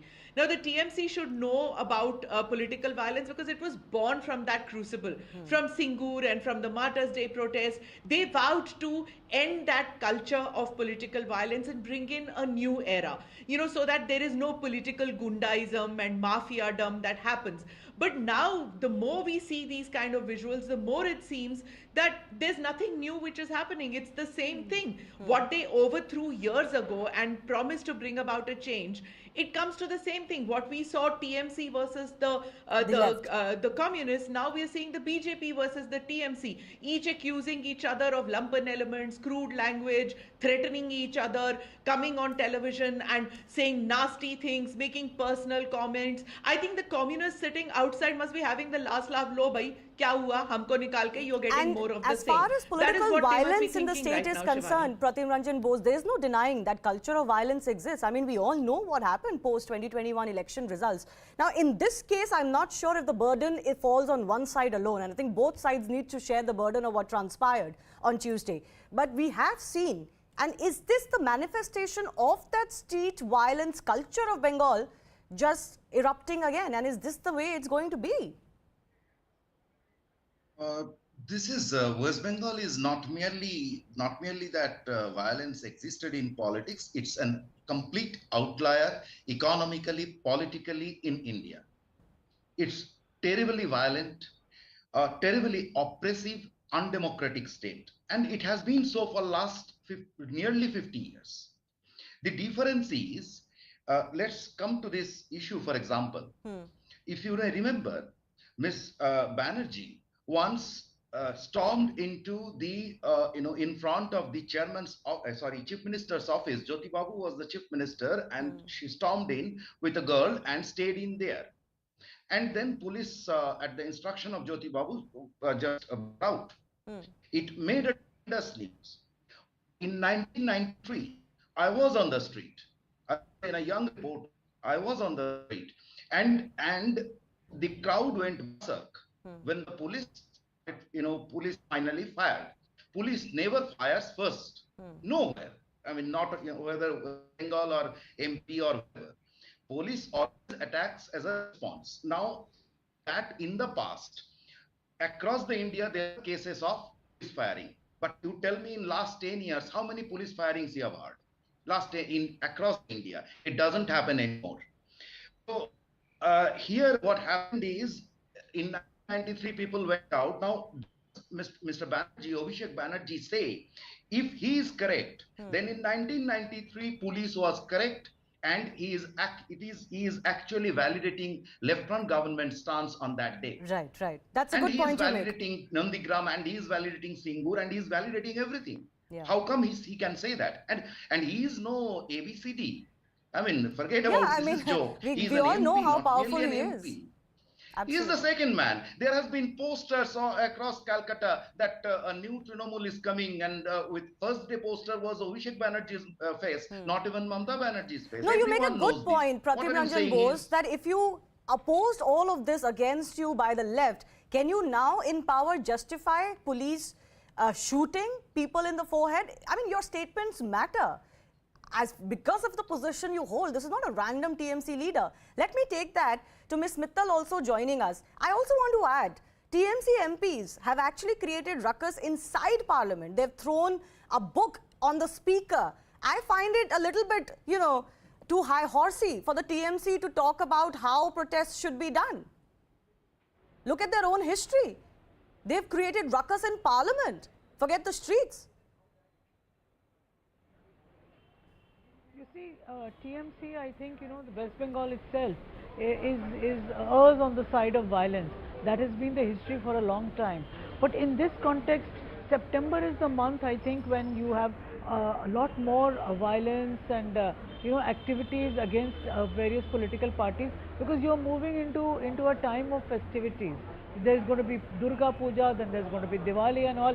So traditionally, September has been the month when we have seen the most action in a state like West Bengal.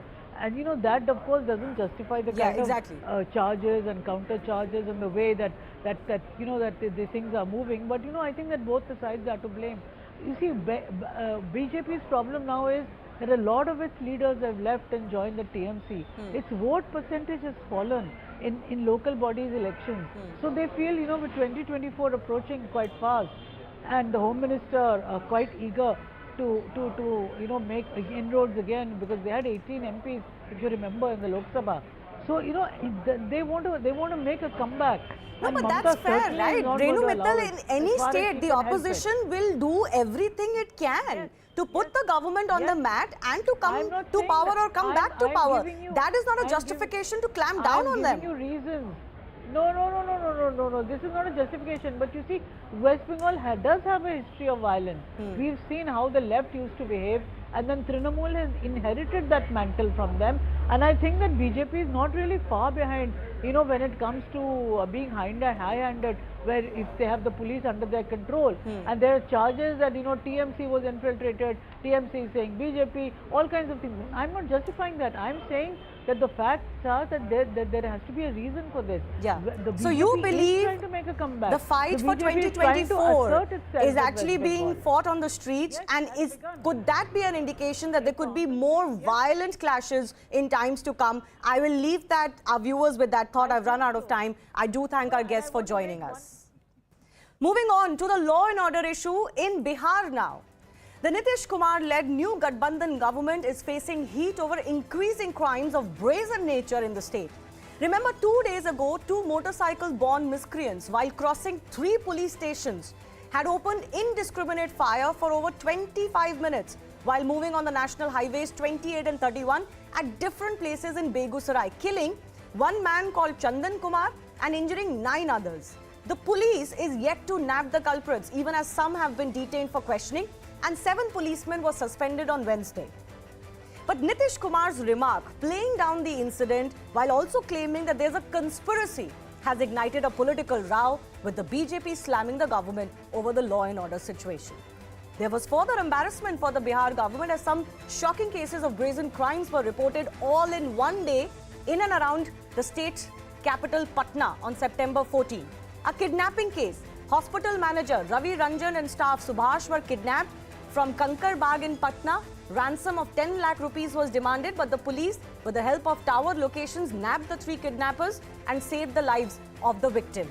Loot incident of robbery reported in the capital Patna at income tax roundabout. 2 lakh rupees looted by the criminals from a railway personnel. The place of the loot is just 100 meters from the Kotwali police station. Extortion.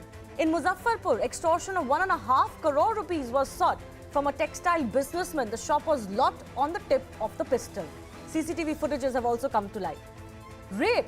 A minor girl was raped in a hotel after running away from home in Danapur. The family was caught and handed over to the police. The case has been registered now. Murder. Bhagalpur silk businessman Mohammad Afzal was shot dead by criminals. The incident is from Nathnagar's Kebilal Road. Multiple rounds of firing by the criminals is reported and the investigation is on. And finally, even a jailbreak. In Darbhanga, 3 juveniles ran away from the children's improvement home by breaking the lock of the grill. The in charge of the children's correctional facility gave the information to the local police station. With the CM playing down the crime himself or claiming conspiracy when the police is not doing so yet, especially in the case of Begusarai, is this a return to Jungle Raj in Bihar? किस तरह से कहां पर हुआ है ये भी पता चला है, तो इसका मतलब है कि कोई ना कोई करने वाला जानबूझ करके ही धंधा किया है। क्या उद्देश्य एक तरफ नहीं एक तरफ जहां पर किया है गड़बड़ी वो सब पिछड़े वर्ग के हैं। पत्रकार को हंसते हुए ठाका लगा के खटहसी में मुझे लग रहा है कि इससे संवेदनहीनता का परिचय और कुछ भी नहीं हो सकता। ये दुर्भाग्यपूर्ण है बिहार का। इनको बिहार का कमान तुरंत ही छोड़ देना चाहिए। Shahzad Poonawal of the BJP continues to be with us. Love Kumar, JDU leader, is joining us. Alongside him in the studios, Naveen Upadhyay is executive editor of The Pioneer, and Nirmal Kaur, former IPS officer, also joining us on the show. Love Kumar, let me come to you first up. What kind of a statement is this by the Chief Minister that there is a conspiracy and only a certain section is being targeted, like backward classes or Muslims? Let the police do its investigation before you make your own accusations and insinuations, that too as a Chief Minister? देखिए शिवानी, सबसे बड़ी बात है कि conspiracy की बात इसलिए समझ में आती है कि इस तरह की घटना पहले कहीं देश में नहीं हुई है।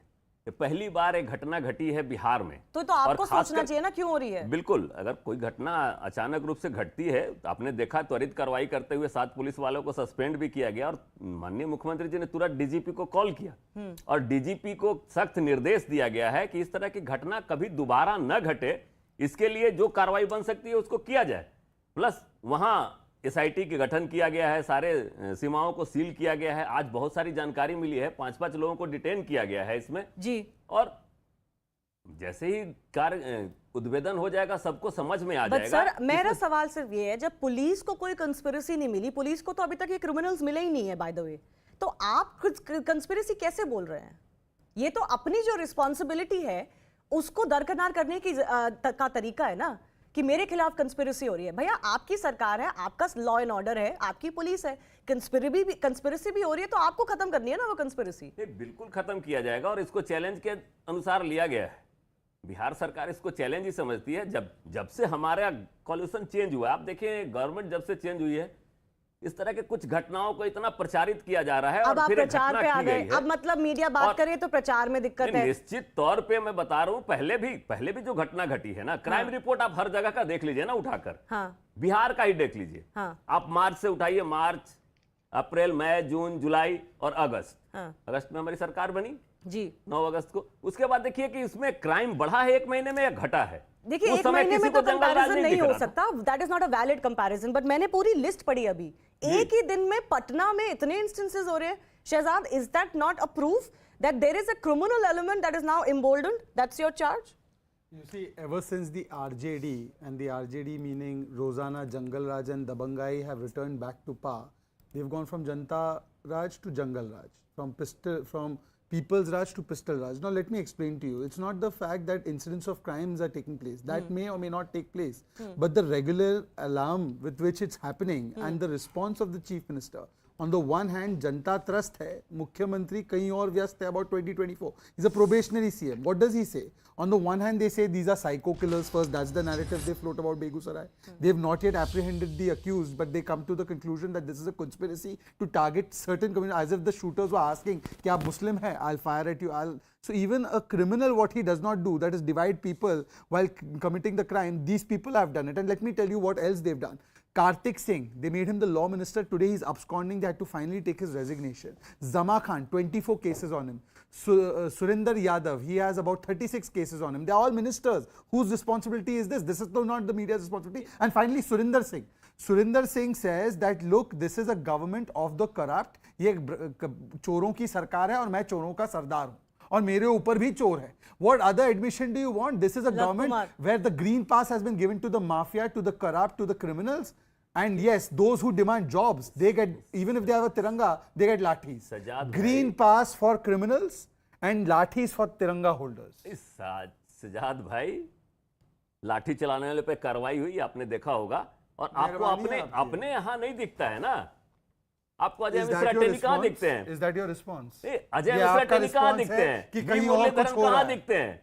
आप अपना भी तो एक सेट करिएगा ना इसको. नहीं, अगर हमने गलत किया है, क्रिमिनल को किया है, तो आपके यहाँ अच्छा, मुझे एक बात बताइए, छोड़ दीजिए. आप बताइए ना. बेगूसराय के अपराधी कब पकड़े जाएंगे? बेगूसराय के अपराधी कब बहुत जल्द पकड़े जाएंगे सजाद जी.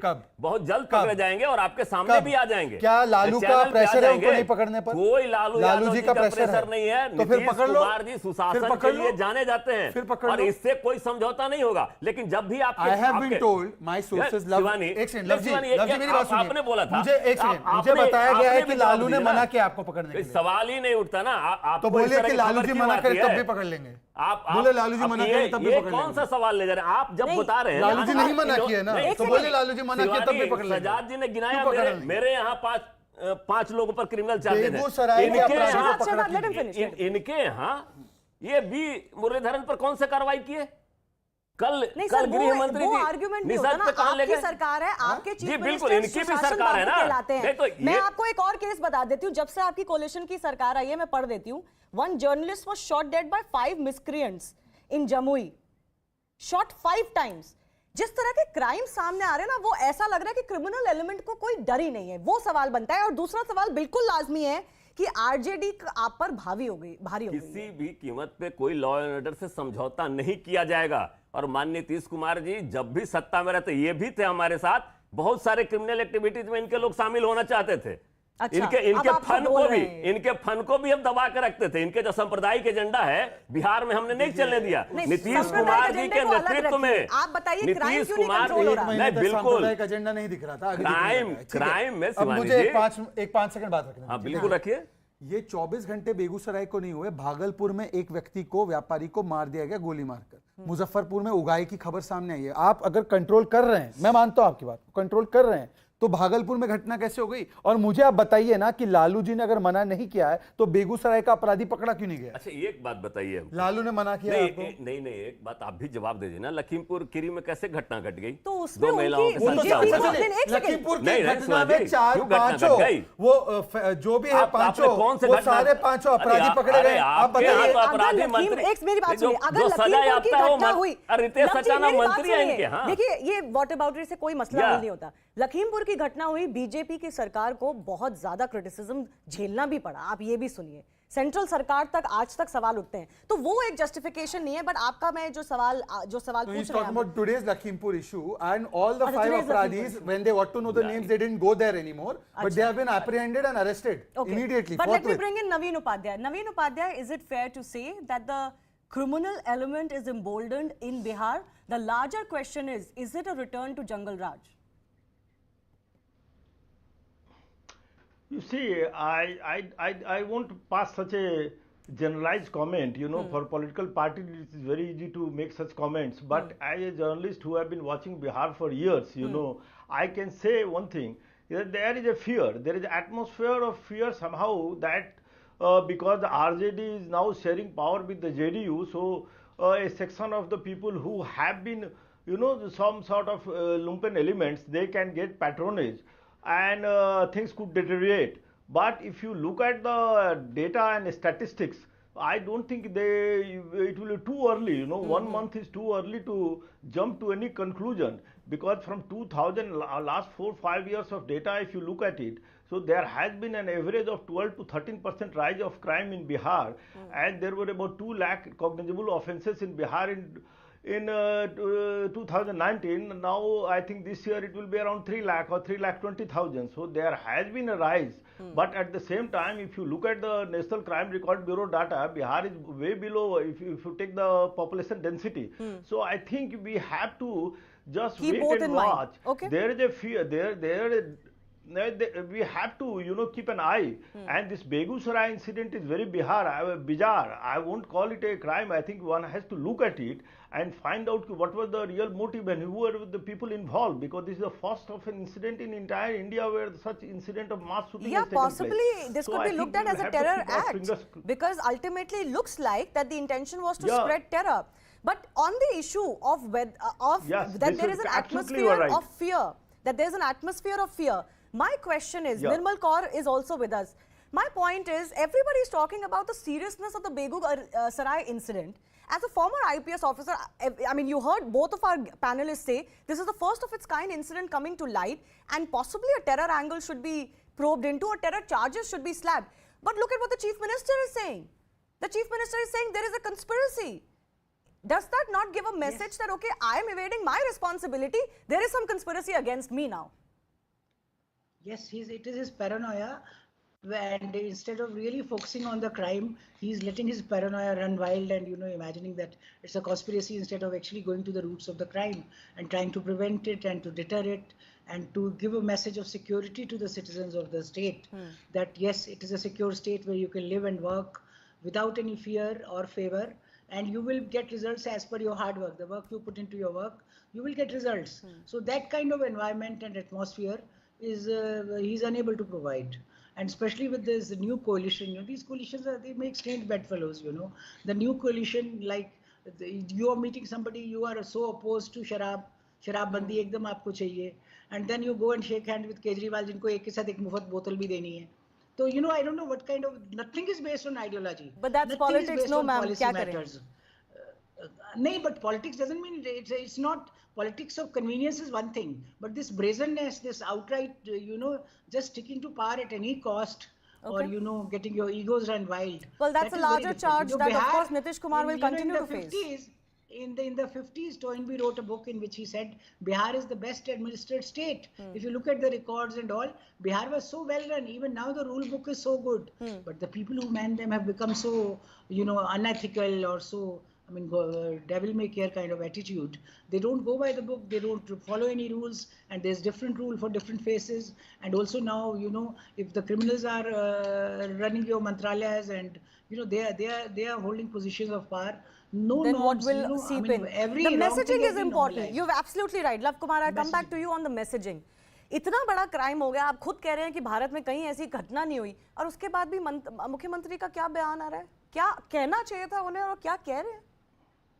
मैसेजिंग की बात होती है ना. मुख्यमंत्री जी ने स्पष्ट कहा है कि कोई भी अपराधी बचना नहीं चाहिए और बचेगा भी नहीं. लेकिन आपने ये भी बोल दिया कि कंस्पिरेसी है और बैकवर्ड क्लासेस और मुस्लिम्स को अटैक किया है. मैंने तो जो आदमी मरा है इस इंसिडेंट में उसका नाम चंदर कुमार है. शिवानी, कंस्पिरेसी तो लगेगा. क्यों? इसलिए कि ऐसी घटना क्यों घटी, इस पर जब तक जांच रिपोर्ट सामने नहीं आ जाता है, 5 लोगों को पकड़ा गया है. बोलिए ना कंस्पिरेसी है, जांच रिपोर्ट आ जाने दीजिए. इसमें लग रहा है ना, जो प्रथम दृष्टिया लगता है. बट सर, आप कुछ बोल दें बात अलग है, चीफ मिनिस्टर बोल दे कंस्पिरेसी है, the home minister also.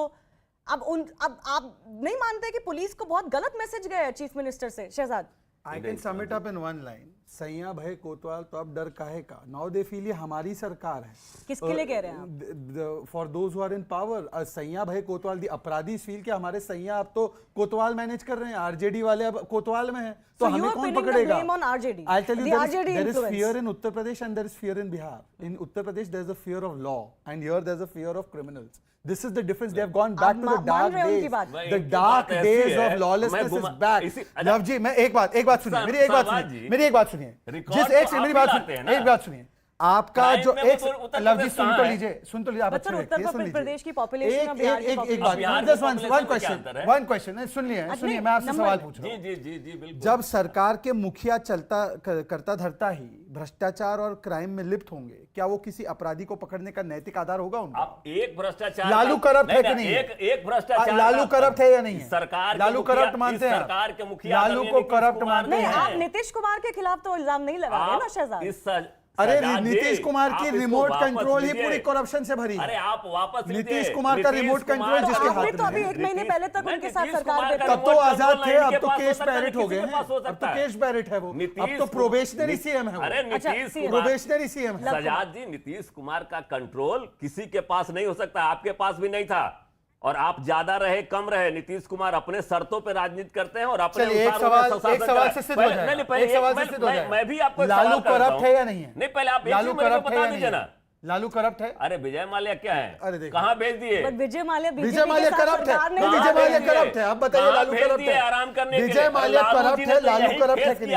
Sir Vijay Mallya और लालू जी ने एक महल चक्सी कहाँ भेजे? सब अपने दोस्त देखिए लव जी, जनता देख रही है कि आप एक बुलाया नहीं। सुनिए, आप एक दोषी को दोषी नहीं बुला पा रहे। जिस बात पे आपने अभी कहा कन्विक्टेड क्रिमिनल क्रिमिनल नहीं, विजय माल्या से उनका कोई कंपैरिजन नहीं है, बट आप मैं उसमें कंपैरिजन नहीं कर रहा। कंपैरिजन कर रहे लालू जी ने लालू कम से कम करप्ट यही है फेस कि नहीं? किया और इनके सारे मित्रों को विदेश भेज दिए। ऐसा काम कर रहे हैं, इनके सारे मित्र वो बात अलग है, but that is not what I am discussing today. Sir मेरे पास 2 मिनट बचे हैं, आप मुद्दे पे आइए। एक सेकंड, अब सुनिए लव जी, मेरी बात आने आप क्राइम की बात कर रहे ऐसे नहीं डिबेट करते। इन्हीं का डाटा है ना, एक सेकंड, इन्हीं का डाटा है। लव जी, उत्तर प्रदेश केवा नंबर पे, बिहार केवा नंबर पे क्राइम में नहीं, उत्तर प्रदेश में Uttar Pradesh I'll give you 5 seconds. Let me just respond to him. Nobody is defending the Uttar Pradesh crime or law and order record. By the way, there's a reduction in Uttar Pradesh crime as per NCRB. Yeah, and as per NCRB, मैंने खुद debate करी है, हमने data देखा है, crime थोड़ा कम हुआ है। अब पैंडेमिक खत्म हुआ है, लोग बाहर निकले, हमें देखना पड़ेगा क्राइम वापस ऊपर आता है या नहीं। कोई क्लीन चिट किसी को नहीं दे रहा। मैं सिर्फ आपकी स्टेट के बारे में बात करी क्योंकि आप उस स्टेट में पावर में है। नहीं तो पूरी तरह से रिस्पॉन्सिबिलिटी लेते हुए माननीय मुख्यमंत्री जी ने जितने भी जरूरी कदम है, सब कुछ तो आपको नहीं बताया जाएगा, लेकिन उसको उठाया गया है और दोबारा इस तरह की घटना नहीं घटेगी। अरे 20 दिन पहले तक आपके प्रधानमंत्री कहते हैं कि सबसे बढ़िया एडमिनिस्ट्रेटर है नीतीश कुमार। अच्छा ठीक है, I'm running out of time. 5 seconds, Shahzad. If he can't identify a convicted criminal as a convicted criminal and Mr. Lalu Prasad Yadav as a corrupt man, will he take action against any criminal? That's a compulsion. That's not compulsion. That is their character. That's a compulsion this of is their coalition. character. As Manmohan Singh famously once said, I'll give the final word to Naveen Upadhyay. Sir, I have 30 seconds left. Is this all hurting Nitish Babu's image? That's the fundamental question. You see, I will go by data, I will go by data. And there was a last year, between 2020 and 2021, there was 17% rise in crime against women in Bihar. When the BJP and JDU were sharing power, 50% rise in crime, average crime, cognizable offences when BJP and JDU were in power together. So I think it will be premature to say just because there has been a change of power equation in Bihar, the crime is in rise. I think it will be premature to say. But the question I'm asking you is that political perception can be different to statistics. Very quickly, sir, 10 seconds. Is all of this hurting Nitish Kumar's image? Yeah, I fully agree with you. Yes, of course it will hurt because there is a lot of attention. There is a lot of media attention, and justifiably, because generally Lalu Prasad 15 years of rule was synonymous with crime. Yeah. So definitely there is a media attention to Bihar, and I think it is drawing a lot of coverage. Yeah, so it will obviously benefit the government and Nitish Kumar's image itself to keep a control on what is happening. I've run out of time. I do thank all of our guests for this spirited debate. I have to slip into a very short break. On the other side, we'll get you some updates in just a bit.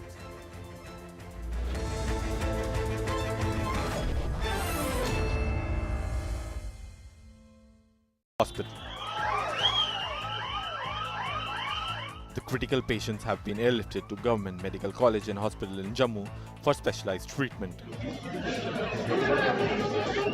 Jammu and Kashmir LG Manoj Sinha announced 5 lakh financial assistance to the family member of those who died.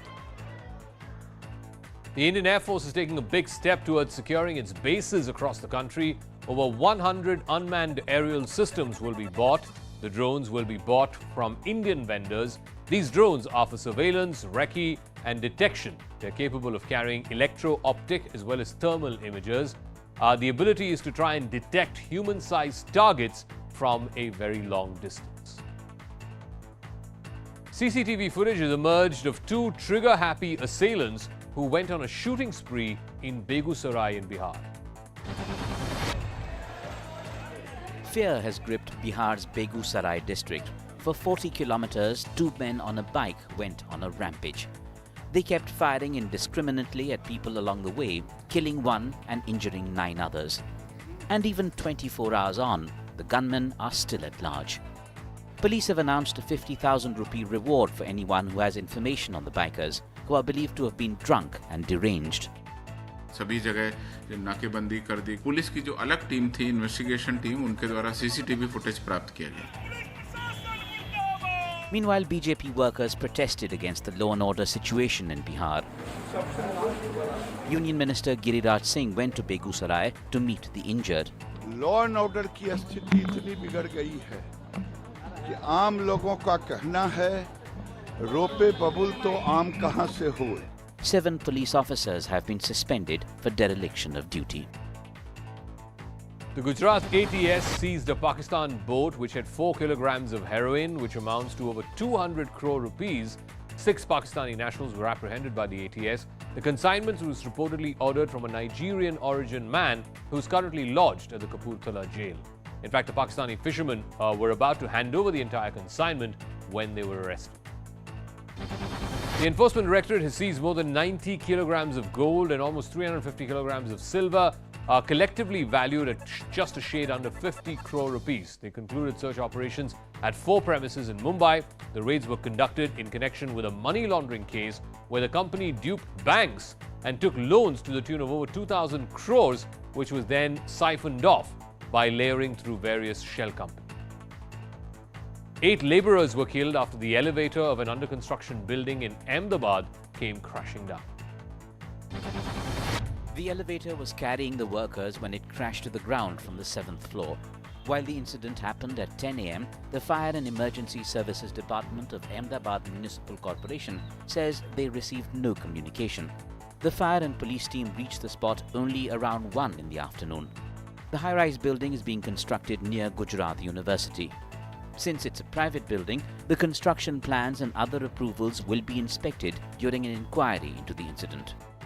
The Supreme Court has accepted the BCCI's plea seeking to do away with a mandatory cooling-off period between tenures of office bearers across state cricket associations as well as the BCCI itself. Now, this paves the way for the Cricket Association President Sourav Ganguly and Secretary Jay Shah to continue in office. Now the administrators will have to undergo the cooling-off period only after 2 consecutive terms in office. Chinese President Xi Jinping and Russian President Vladimir Putin will be meeting at the SCO summit in Uzbekistan, which begins Thursday. Ahead of the SCO summit, Xi Jinping stopped at Kazakhstan.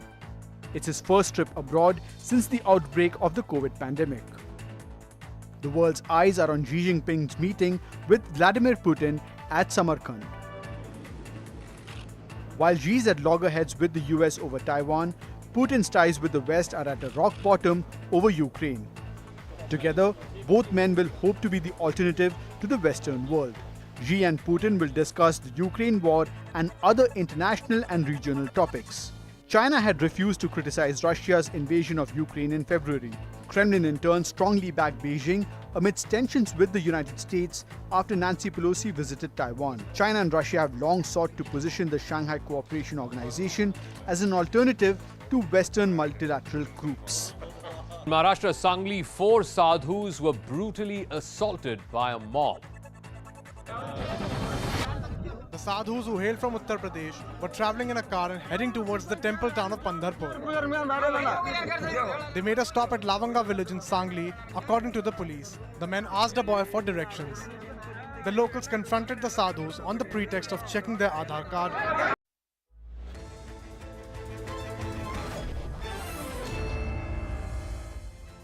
Thanks a lot for staying with us, and it is a news that will be heartbreak for many, many tennis fans, and especially Roger Federer fans, because the Swiss tennis legend Roger Federer has announced his retirement from the sport. The Laver Cup will now be his final event.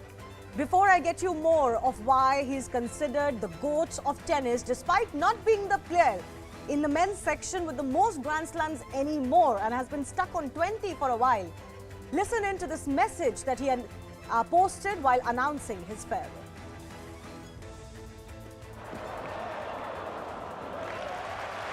And beyond. Of all the gifts that tennis has given me over the years, the greatest, without a doubt, has been the people I've met along the way. My friends, my competitors, and most of all the fans who give the sport its life. Today, I want to share some news with all of you. As many of you know, the past 3 years have presented me with challenges in the form of injuries and surgeries. I've worked hard to return to full competitive form, but I also know my body's capacities and limits, and its message to me lately has been clear. I am 41 years old. I've played more than 1,500 matches over 24 years. Tennis has treated me more generously than I ever would have dreamt, and now I must recognize when it is time to end my competitive career. The Laver Cup next week in London will be my final ATP event. I will play more tennis in the future, of course, but just not in Grand Slams or on the tour. This is a bittersweet decision because I will miss everything the tour has given me, but at the same time, there is so much to celebrate. I consider myself one of the most fortunate people on earth. I was given a special talent to play tennis, and I did it at a level that I never imagined for much longer than I ever thought possible. I would like to especially thank my amazing wife Mirka, who has lived through every minute with me. She has warmed me up before finals, watched countless matches even while over 8 months pregnant, and has endured my goofy side on the road with my team for over 20 years. I also want to thank my 4 wonderful children for supporting me, always eager to explore new places and creating wonderful memories along the way. Seeing my family cheering me on from the stands is a feeling I will cherish forever. I would also like to thank and recognize my loving parents, my dear sister, without whom nothing would be possible.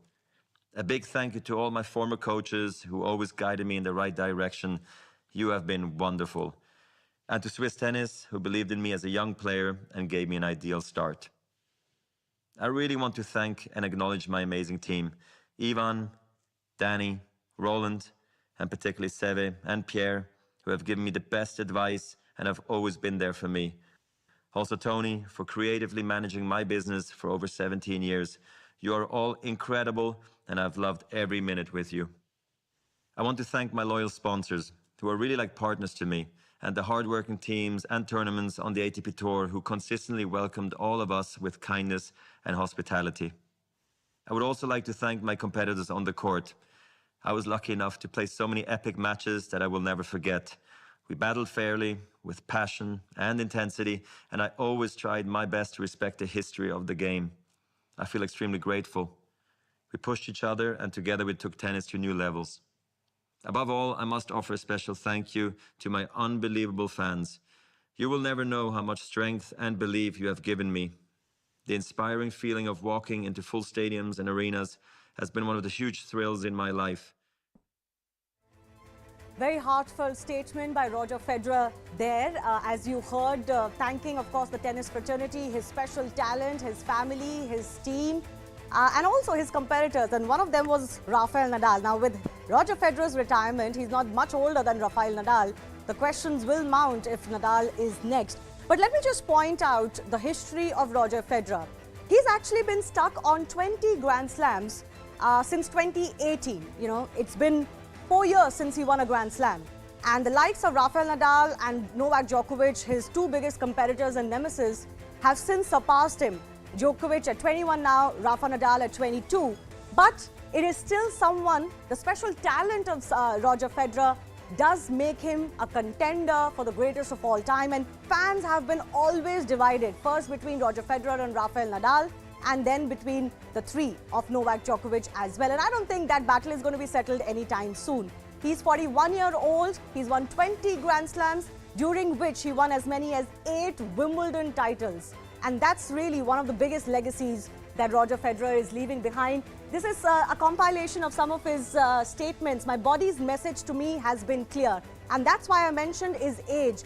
Nadal is not much younger than him. Tennis has treated me generously, more generously than I dreamt. He has talked about his special talent. And now all eyes will be on Laver Cup. That will be his last event. It's a bit of a surprise, but not completely out of the blue, because as I mentioned, Roger Federer has been facing more injuries. He was very blessed for a very long time to not have injuries that many other athletes face. But towards the 40s, he has faced more injuries. He's had to undergo operations. And as he's very clearly saying, his body's message has been clear to me.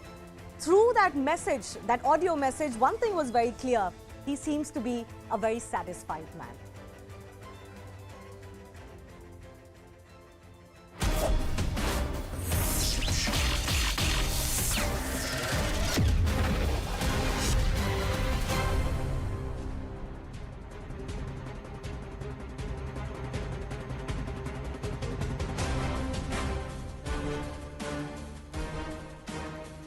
Namaste and welcome to this edition of The Right Stand. I'm Anand Narsuman. It's the Karnataka conversion bill that's the subject matter of debate number one. But before that, ladies and gentlemen, there is something that's brewing in the neighborhood which should concern all of us. The fanatics seem to be having a free run, and this is happening just kilometers away from the seat of government in Islamabad in Pakistan. These are the visuals that are coming through, and it is a cause for concern. CNN News 18 mega exclusive.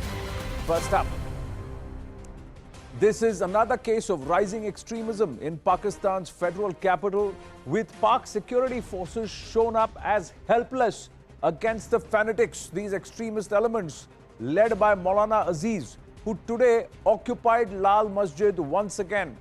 This is just 3 kilometers from the Prime Minister's office in Islamabad that this has happened, at about 200 people. It was a siege of Lal Masjid by gunmen, teenagers, minors, all of them, 200 plus, led by this Imam Abdul Aziz. And this is a former Khatib. Abdul Aziz is the former Khatib of Lal Masjid. He has gone there and occupied this place once again. The visuals, very, very dramatic, ladies and gentlemen. Have a look at what is going on. Men, women, everybody carrying out and coming out. And this is Maulana Aziz Ghazi with his supporters demanding implementation of Islamic law. Sources say that he, along with 200 children, gunmen and his supporters, along with equipment and beds in 3 vehicles, reached Lal Masjid, and this happened day before yesterday on the 13th. This entire mosque was vacated after negotiations with senior cops. He occupied that place. They were armed to the teeth, and they were also ready to use force. This is what happened there. The cops also standing there, and look at that. Youngsters, minors with sticks and lathis standing there. This is 3 kilometers from Islamabad. These are the visuals that are coming through. So fanatics having a free run. Fanatics having a free run, ladies and gentlemen, in Pakistan. Pathikrit Pain with us. Pathikrit, Lal Masjid was the same place where just a few days ago we showed videos of how women were being taught to behead. They were being coached. They were being indoctrinated, radicalized, but more importantly, they had knives with them and dummies, and they were being taught how to butcher somebody. The same place under this man. Anand, you're absolutely right. And if you remember what happened in 2007, that was the same place where the Lal Masjid siege happened. See, these are the epicenters of radicalization in Pakistan, which has been mentored, incubated, funded for a long time by the ISI itself.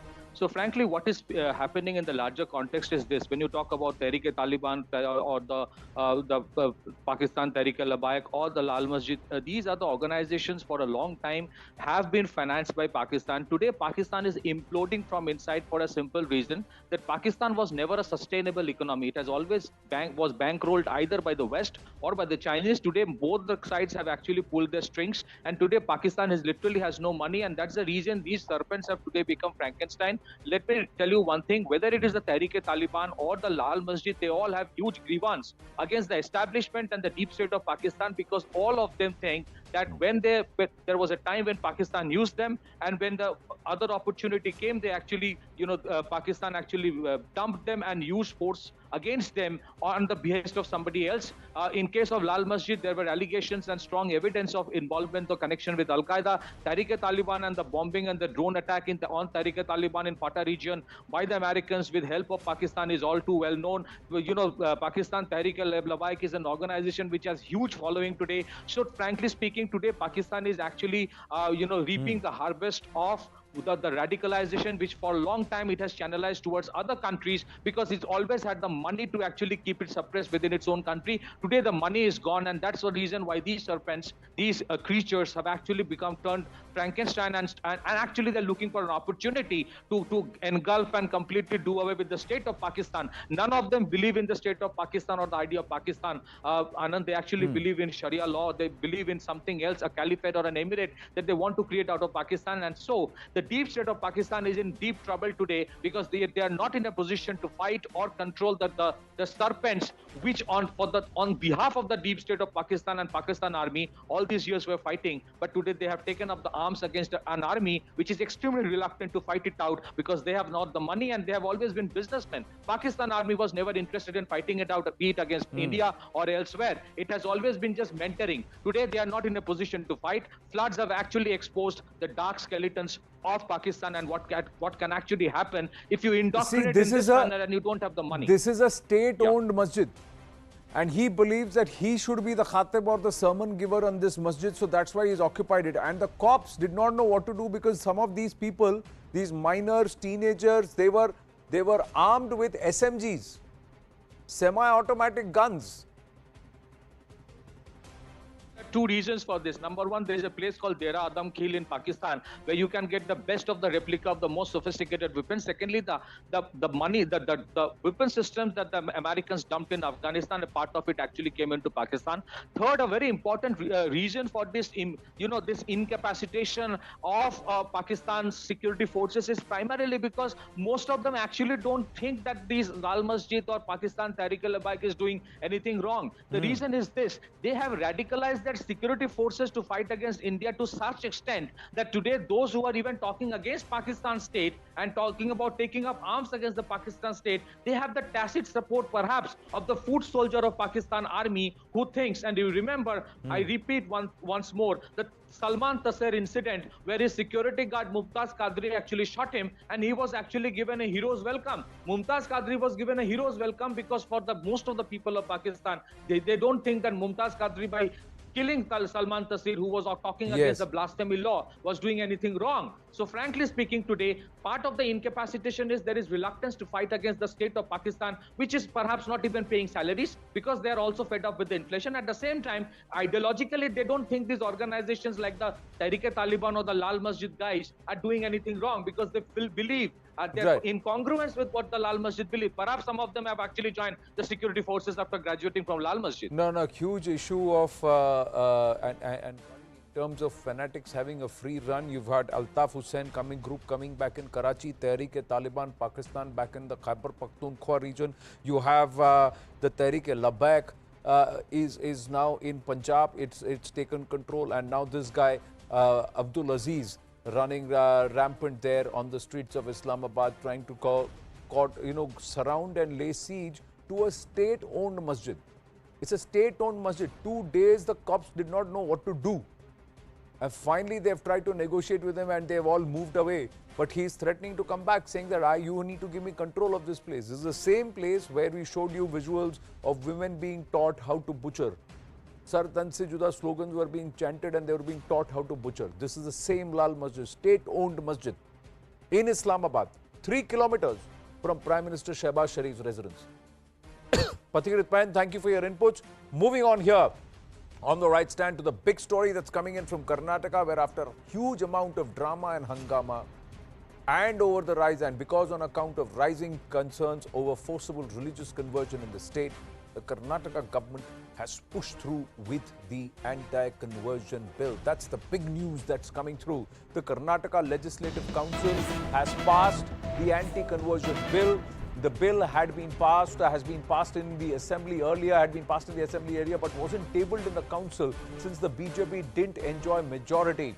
The Congress walked out of the house. Leader opposition in the upper house, BK Hariprasad, actually tore the bill after opposing it. There was a huge amount of hangama, but now the bill has been passed despite the BJP not having majority. The leader opposition tearing up the bill, but the bill has finally been passed through. This was because earlier in the day, the Minority Commission also put out a report which said that the instances of forced conversion need to be clubbed and they need to be curbed, and it has to be done with a hard hand. Harish now joins us with more details. Harish, huge amount of drama through the day.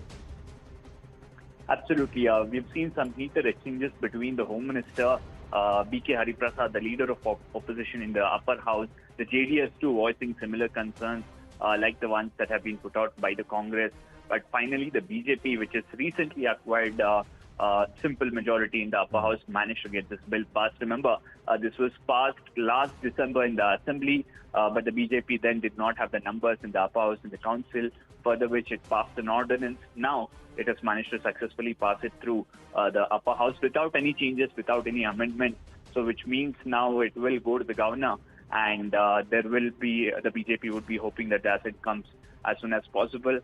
There were 2-3 crucial points made by the opposition saying that it infringes on some crucial fundamental rights, including the fundamental right to privacy, and enables vigilante groups. The state assuring the opposition saying that the local administration and the police would be told that no groups should be encouraged to misuse this law, and it would be used only for the purpose of ensuring that nobody converts for gain or is not lured into conversion with any sort of cash or gold or any such allurement. Was there any allegation made or charge made that this law that's been passed is actually bad in law? Is there a possibility that it could be challenged in court? Well, that is something that is likely to happen. There have been certain concerns expressed by legal experts as well, pointing out that at least 2-3 aspects of this law. For example, it allows a colleague, a neighbor, a friend to complain if someone converts and raises suspicion of conversion for gain. Also, it allows sweeping powers for local administration, and the fact that the details are put out on the notice board for a very long time, many believe also infringes on the right to privacy. So this perhaps will get challenged in the Karnataka High Court in the coming few weeks. Well, but if it is violative of the fundamental principles and the fundamental rights, then how does the law protect? The law will have to protect. That's the counter argument. Harish, thank you for your inputs. Let's try and understand what this anti-conversion law entails. Now, this is what the background is. There were 36 reported cases of forceful religious conversions between 2016 and 2021. It was a rising malaise that was felt within society. It's come from as a reflection of society. The government has not just one day woken up and said, let's pass this law. May 22nd, Kodagu, Kerala-based pastor couple had also been arrested because they were actually allegedly forcing over 1,000 Hindu Adivasis to convert. So this game was being played. The conversion mafia was at play. 40% churches remain unofficial is what a government survey is saying. Organized conversion is being carried out by missionary groups in rural areas. This is also a government survey. Love Jihad tremors, they have come through. There is a spurt in forced conversion cases that's been filed in Bengaluru and in Udupi. Demographic shift, Christian population going up from 3% to going up to 3% from 0.5%. This is what a Karnataka BJP leader has alleged. So clearly there is something that's happening. And of course, long in the works, also mooted by the Siddaramaiah cabinet back in 2016. But at that time, they had not pushed through this law itself. So clearly, society giving feedback that this law needs to come into place. But is it the right move by the Bombay government is what we ask. Let's dive into the debate straight up. Our guests are ready. Anti-conversion law is the hashtag. Tweet about it, coo about it. Tell us what you think. Engage with us here on The Right Stand here at CNN News 18. Dr. Vaman Acharya, Senior Spokesperson, Karnataka BJP with us. Sanket Yenagi, Spokesperson and lawyer with us, Spokesperson of the KPCC. Syed Asad Abbas, Political Analyst, and Dushyant Sridhar, Vedic Speaker and writer with us this evening. Namaste to everybody. Thank you very, very much for joining us. Huge amount of drama. Sanket Yenagi, what was the need for B.K. Hariprasad to tear the bill in Parliament? Is it all part of the political theatrics, or does the Congress have a serious problem with this bill?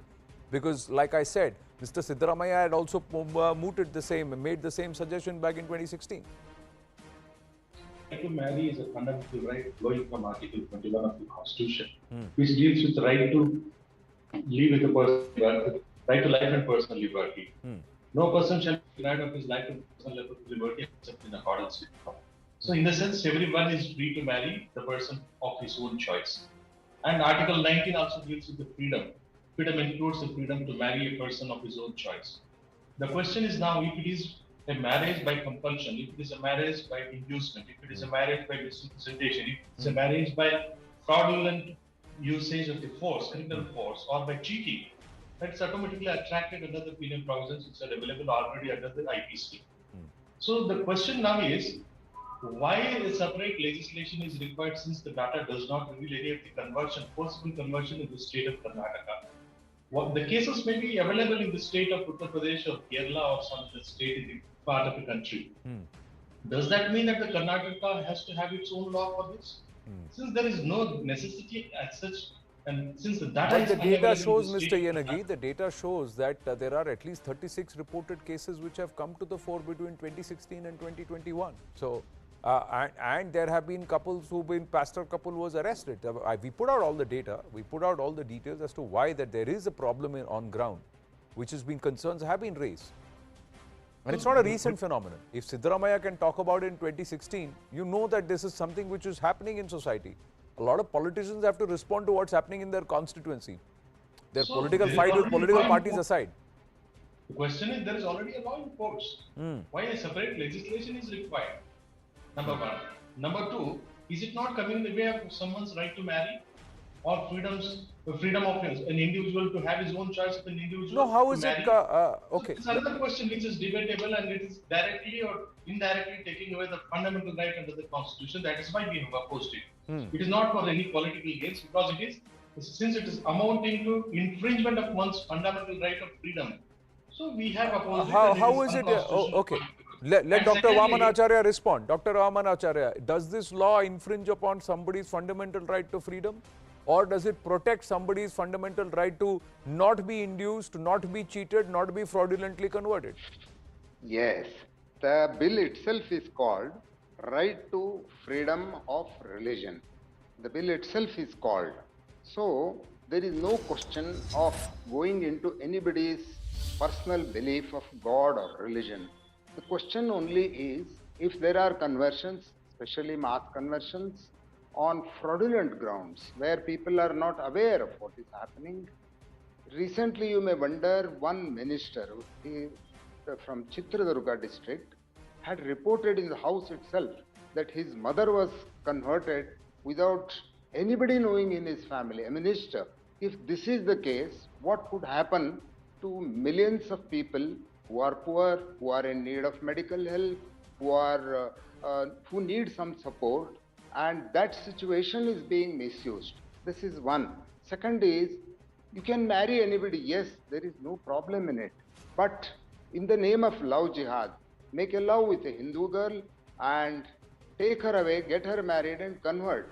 Then what happens? God only knows. These are the problems that are there in the society, and this bill has already been passed in lower house, that is assembly. Then now Vidhan Parishad, that is upper house, is going into a detailed discussion. As you have rightly noted, that we now have sufficient majority. Majority needed is 38, now we are 41, and we may add 1 or 2. So in this situation, it was needed in Karnataka that a safeguard is needed. From 3 years to 10 years is the imprisonment if fraudulently somebody converts them by giving money or telling lie or forcing them, making these marriage offers. All such things will be banned. If everything is okay, if Christians and Muslims and other communities are not doing bad, why should they fear?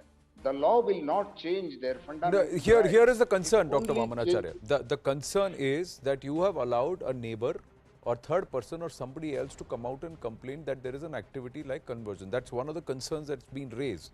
So it is possible that a girl may decide or a boy may decide that he wants to marry a girl or marry somebody, and somebody within the family, like a brother, the father, mother, uncle, aunt, somebody may come out and complain, oh, this is forced, this is induced, this is conversion.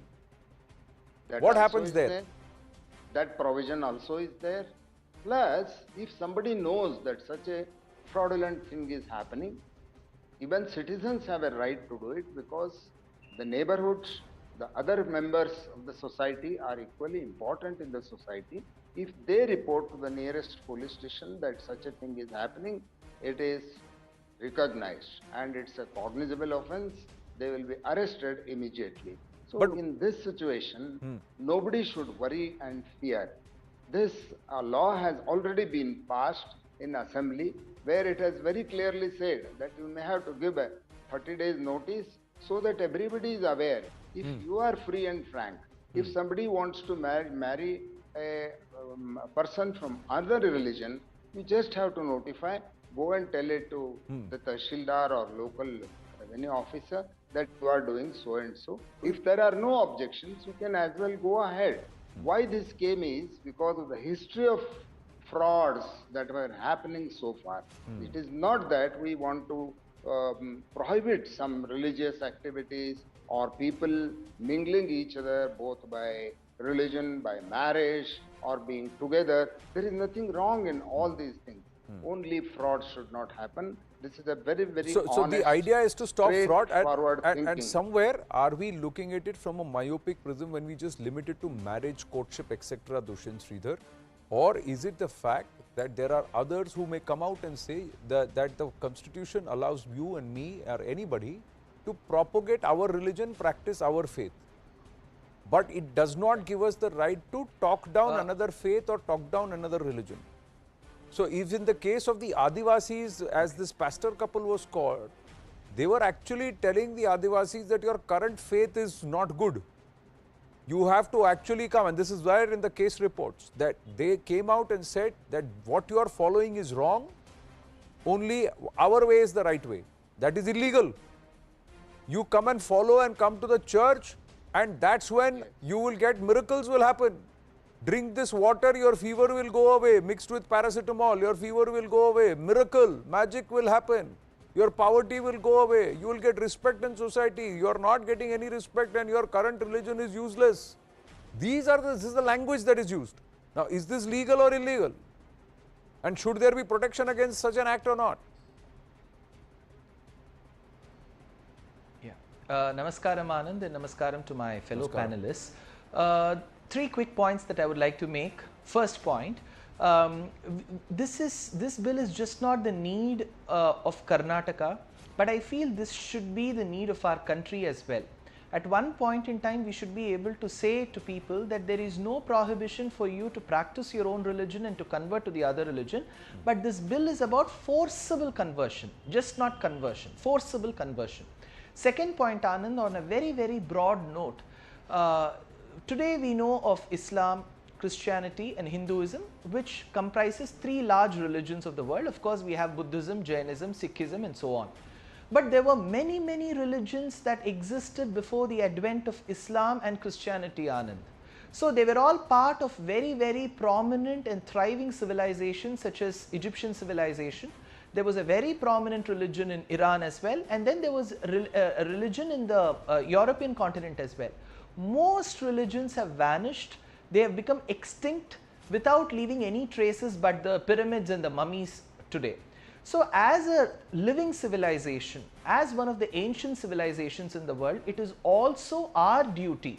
People should rise above partisan politics and should protect this civilization, because we have seen that the demographics have changed with respect to religion in different pockets of the country. I am not completely blaming on the evangelist mentality of certain religions. Maybe some of the people who have got converted would have found the tenets of the religion really enterprising. But also we must agree that there have been forcible conversions, not just in Karnataka, but many, many states of the South India. If somebody rejects to accept this truth, then they are living in their own la-la land. So they should accept that there have been forcible conversions happening. So be it conversion from one religion to the other. My third quick point is, Anand, first of all, why do I need to convert to another religion? So if I believe that the Lord is going to protect me only if I accept, let's say, Hinduism or Christianity or Islam, isn't the Lord playing a bit politics than the politicians in this world? So that is one of my sub-questions to it. And second question, if I believe that I have to serve my society by offering medical need to the poor, educational needs to the poor, why can't I just be a normal human being and offer the other person? Why should I ask him to convert to my religion and do it? Aren't we being business-like and very, very petty men business-like in this honor? So in my quick opinion, Anand, this bill is the need of the hour. And we have known of instances in the past in the celebrity couples where if the man has one wife, the lady who wishes to marry the married man goes to one religion that allows polygamy, converts to that religion, gets married and then comes back to Hinduism. All this is not good for even for such religions, even for religions that come from the West. It won't hold good when people convert to their religion for purposes such as marriage and inheritance. No. So a religion should be followed only for the true love of the tenets of that religion. Yeah, it's misuse of the tenets exactly. because So polygamy also has been allowed. Any religion, Polygamy has been allowed not because you can take multiple wives, but at a time when there was a dearth of men because of the crusades, the idea was that a man can support multiple women who do not have anybody to support. So that's where the whole idea came, that it's being misused. Absolutely. And a lot now of our practices across religions, or faiths or personal faiths, there are a lot of practices which are being misused. Look at the Varna system. The Varna system has evolved into a caste system, which is Varna was by Guna and Karma. It has evolved by birth. It has been turned to by birth, the biggest misuse which has happened. But that Varna system doesn't exist only in Hinduism. It exists even in Christians, because there is Dalit Christian which is happening. It exists in Islam also, because the Pashmanda Muslims and the Sayyids, there are differences which are there across the board. So this elitism is a human issue. But I am coming back to this fact, Syed Asad Abbas, that if you are not doing anything wrong, you don't need to bother about the law. You are going to oppose a law only if you are doing something wrong. It's like a traffic signal. You follow the signal, nobody is going to catch you. You break the signal, you will get caught. If you oppose saying, don't find me for breaking the signal, that means you want to break the signal. Absolutely, Anand. As a matter of fact, let us look at this. Karnataka, protection of freedom of religion. The fact of the matter, Anand, the idea is great, but execution is everything. The question lies in the implementation here. First things first, what does Islam say with respect to forceful conversion? Lakum dinukum waliya deen. Hamara deen hamare saath, aapka deen aapke saath. To me is my religion, to you is your religion. In Islam, any form of forceful conversion will be haram, that is forbidden, null and void. Now coming straight to the point. Anand Saab, the fact of the matter, over the last 5 years, we've seen 36 such reported cases, as BJP claims in Karnataka as well. The fact of the matter, forceful conversion must be stopped. But isn't there already a bill? Isn't there already 3 to 5 years of imprisonment? Fine as well. The fact of the matter, okay, if you want to present this, table this, pass this, okay. But let us look at the bad implementation of it. How are they going to impose? Just 2 days back, there was a couple in Chikmagalur who had the consent of their respective parents on both the sides. The boy was a Muslim, the girl was a Hindu. This was touted to be love jihad. Bajrang Dal activists coming along, harassing them. The police had to intervene and resolve this matter. If Bharatiya Janata Party wants to bring this, I think forceful conversion by Islam, Christian, Muslims, or any respective religious body must not be allowed. If somebody chooses to, well and good, it is their decree. But forceful, absolutely not. But the question here is, idea is great, execution is everything. Correct, How but the same aspect of idea is great, execution is questionable, it also applies to Islam. Because if you are saying your faith is your faith, my faith is mine, then tabligh is mandated. On the basis of tabligh is what Shaukat Ali turned around and said that we will continue to push for the Khilafat movement and we'll continue to look at Aloma. This was what the conversation Veer Savarkar had with Shaukat Ali, sir. It is there in Dr. Vikram Sampat's book. That the other fact is put to the sword. The Mopla massacre happened by put to the sword. Why Tipu Sultan's culling of it all happened by the sword, sir. It all happened by the sword. I'm saying no religion says disrespect another, but the interpretation changes. The implementation issue is the big one. Implementation is the big one. Proselytization groups which are doing it all across the coastal lines, what they are doing, what they have done in the northeast is what have they done? They have turned around and said what your faith is wrong. This miracle group running this racket which is running in Punjab, which we have exposed here at CNN News 18, this is what they told. They said you convert and your child will heal. The child died. They said sorry, too bad. They also took 2.5 lakh rupees. We have case studies like that. So how do you give such people recourse? How do you give such people recourse? Absolutely, Anand. Shaukat Ali does not respect Islam. So you cannot hold every wrong. No, sir, but they are the ones who sowed the seed. They are the ones who sowed the seeds. They are the ones who sowed the seeds for Khilafat and partition. Khilafat in Turkey. Khilafat is what? The need for a Khalifa, the rule of Islamic State. I'm just saying, you may not know it, but that became the larger story. That became the larger story. That's what majority of the Muslims on this in British India voted for. You need to allow me to answer you. They voted for it. So I'm just saying, sir, what I'm trying to say is everybody has a right to practice, everybody has the right to propagate, nobody has a right to induce or push. Dr. Vamanacharya, implementation is a question. Now they are saying... Not fair, Anand. Just having 1 minute. Allow me 10 seconds. Okay, 10 seconds. 10 seconds and then I'll go to Dr. Vamanacharya and Sanket. Thank you very much. Yeah. Shaukat Ali is absolutely no representation of Islam. The quote I gave you is from Quran. So therefore go by Islam and Quran and not the so-called Muslims or Hindus. My point is, sir, then if that is... No, Syed Asad Abbas, you come from a good place and I am not questioning you. I am questioning those who are not following the book that is Quran, but they are looking at the Hadith and the Sharia, etc. and they are challenging hijab also in the Supreme Court. Who are they looking at the tenets of the Quran? Then if that is the case, they wouldn't have gone to the Supreme Court in the first place. The other thing is, sir, in Quran they say that we wouldn't have been fighting a legal battle on Gyanvapi if the tenets of the Quran had been honored. By every citizen, had the religious scriptures been honored. See the Quran very clearly, sir. Correct me if I'm wrong. It says we are digressing. So I'm just saying the books, the scriptures say a lot of things. Humanity corrupts it. What I'm saying is in our country we need laws so that this corruption is caught. This corruption of the rule of law, this corruption of the fundamental rights and principles is caught and those people are punished. That's the protection that should happen. Misuse should not happen. I agree with you. Let Dr. Vamanacharya respond that the implementation is the one. It is going to have these groups, fringe groups, who will turn around at every wedding and call it love jihad. That's what he's saying. Who will turn around and say somebody who's willingly want to adopt another faith, they'll say, oh, you have been induced, you dare not do it. Dr. Vamanacharya, how are you going to stop them? We have brought the law because you should have some support legally, and the nation should have a system where people who are wrongdoers have to be caught and punished. If you don't have a law itself, then how will you do? If there is a law, that does not mean, as you have rightly mentioned, if signals are there, it means that which is red, which is green, people should know. Same thing with law also. If people know what is correct and what is wrong legally, we have accepted that we are a secular country. All the laws in this country will be on secular theology basis only, not on any religious theologies. So on this point, if the laws are passed, then there are so many laws in India. People don't follow many things. There are many people in jail. Why? If everybody follows the law, nobody should Sir, be let there. us stop But that does confusing not and happen. debasing the word. Dr. Vamanacharya, with due respect, sir, the government is supposed to be secular. Bharata and Bharat people are dharmic. That means they believe that all panths, all faith are equal. Sarva dharma samabhava is what we follow. Correct. The government is supposed to be secular in its approach. That means it is equanimous, governance for all, appeasement for none. Sadly, the reverse is happening. And this word secular has been debased to such an extent that we should stop using it. It's not part of our lexicon in our country.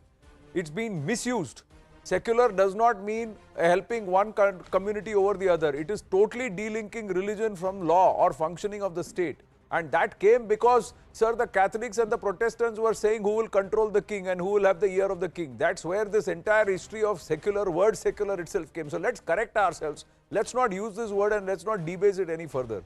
In our country, sir, the dharma is the core principle. Dharma at various levels, Swadharma, Rajadharma, and at various levels, it also borders on duty. Let's stick to that because that's how everybody looks at it and we are inclined. But Sanket Yanagi, let me ask you, if Adivasis are being lured, induced and being taken for a right royal ride and being converted brazenly, should there not be a law to protect that and to stop that?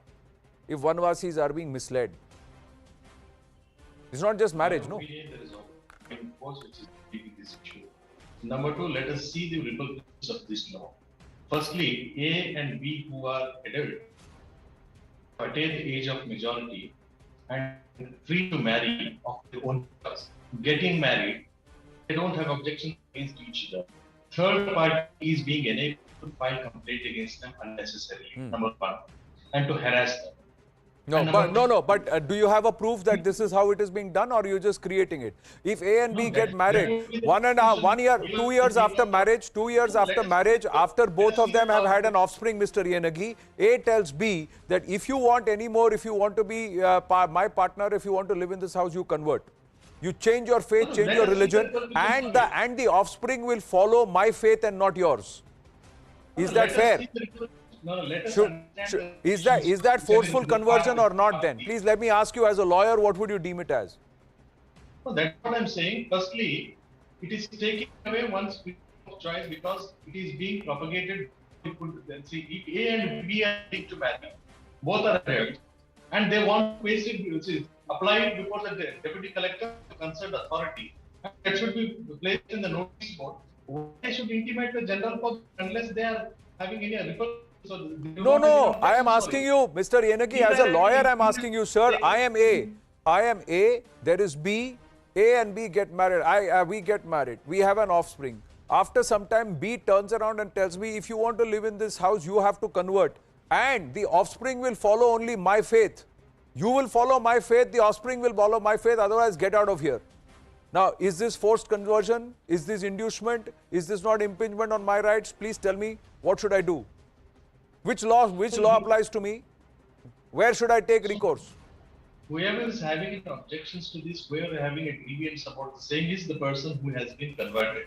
So long as the person who has been converted, who wish to convert, has no objection for it. And if he has been converted because of some inducement or force or coercion or whatever the case may be, he has an option to complain before the appropriate authority. Who is the appropriate authority? In this case, who is the appropriate authority? In this case, which law applies? Will cheating apply? Will fraud apply? Or will forced conversion apply? If there is no forced conversion law, I will have to look at the root of cheating, fraud, coercion. Number one, breach of trust is available under the IPC. Correct. Number two, using the criminal force is available under the IPC. No, it's not. I have not used any force. How do I prove force? So there is I have not been violent. How do I prove force?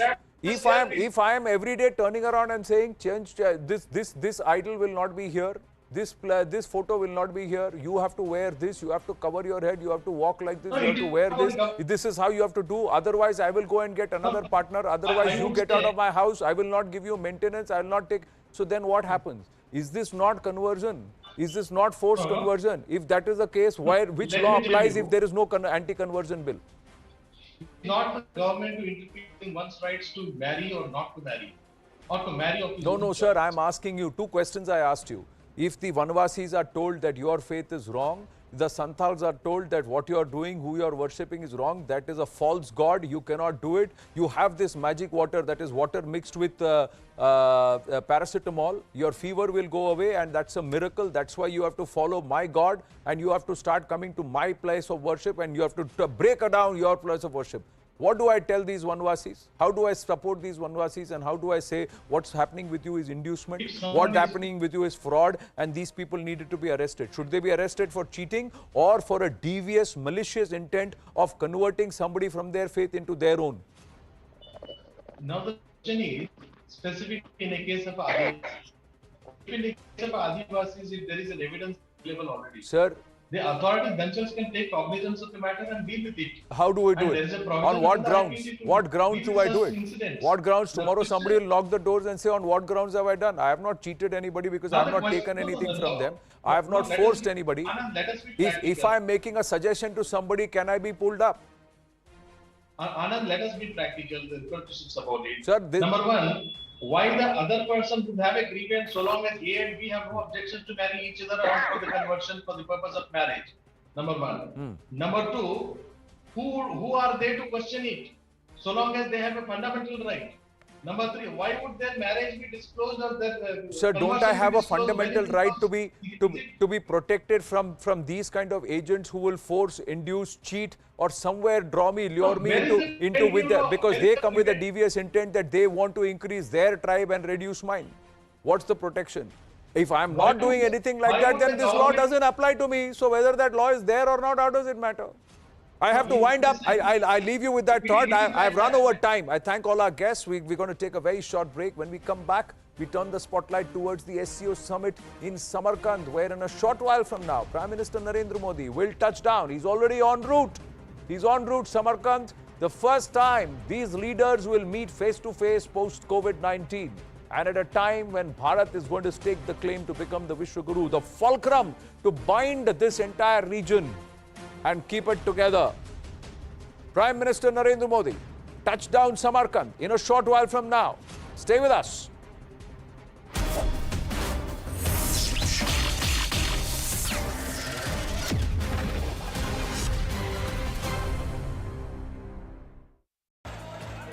Fear has gripped Bihar's Begusarai district. For 40 kilometers, two men on a bike went on a rampage.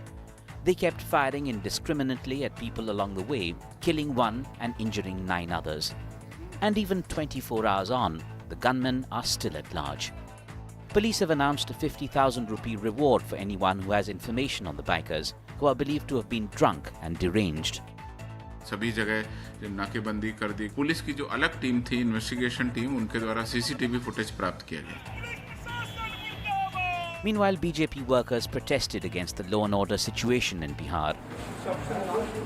Union Minister Giriraj Singh went to Begusarai to meet the injured.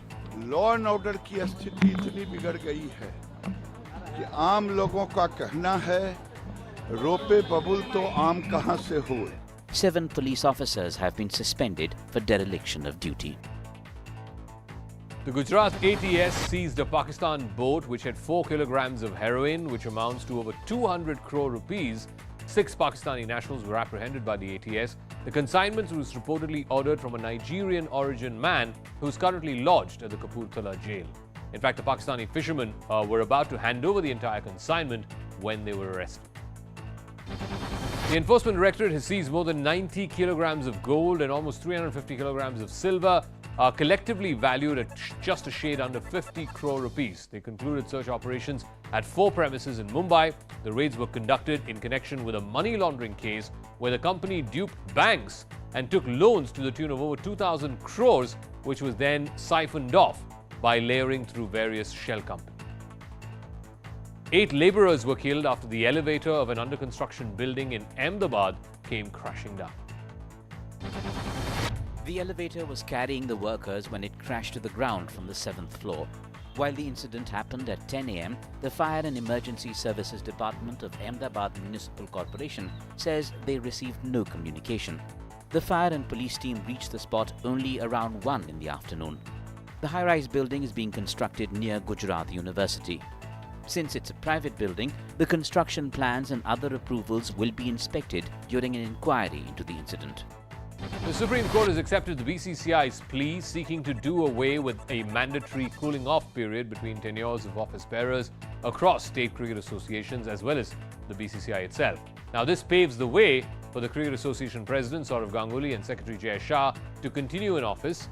Now the administrators will have to undergo the cooling-off period only after 2 consecutive terms in office.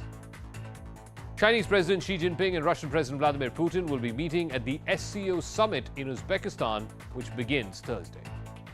Ahead of the SCO summit, Xi Jinping stopped at Kazakhstan. It's his first trip abroad since the outbreak of the COVID pandemic. The world's eyes are on Xi Jinping's meeting with Vladimir Putin at Samarkand.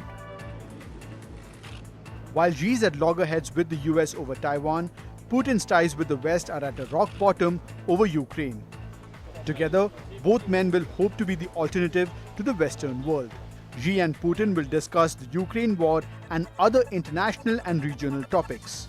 China had refused to criticize Russia's invasion of Ukraine in February. Kremlin in turn strongly backed Beijing amidst tensions with the United States after Nancy Pelosi visited Taiwan. China and Russia have long sought to position the Shanghai Cooperation Organization as an alternative to Western multilateral groups. In Maharashtra, Sangli, 4 sadhus were brutally assaulted by a mob.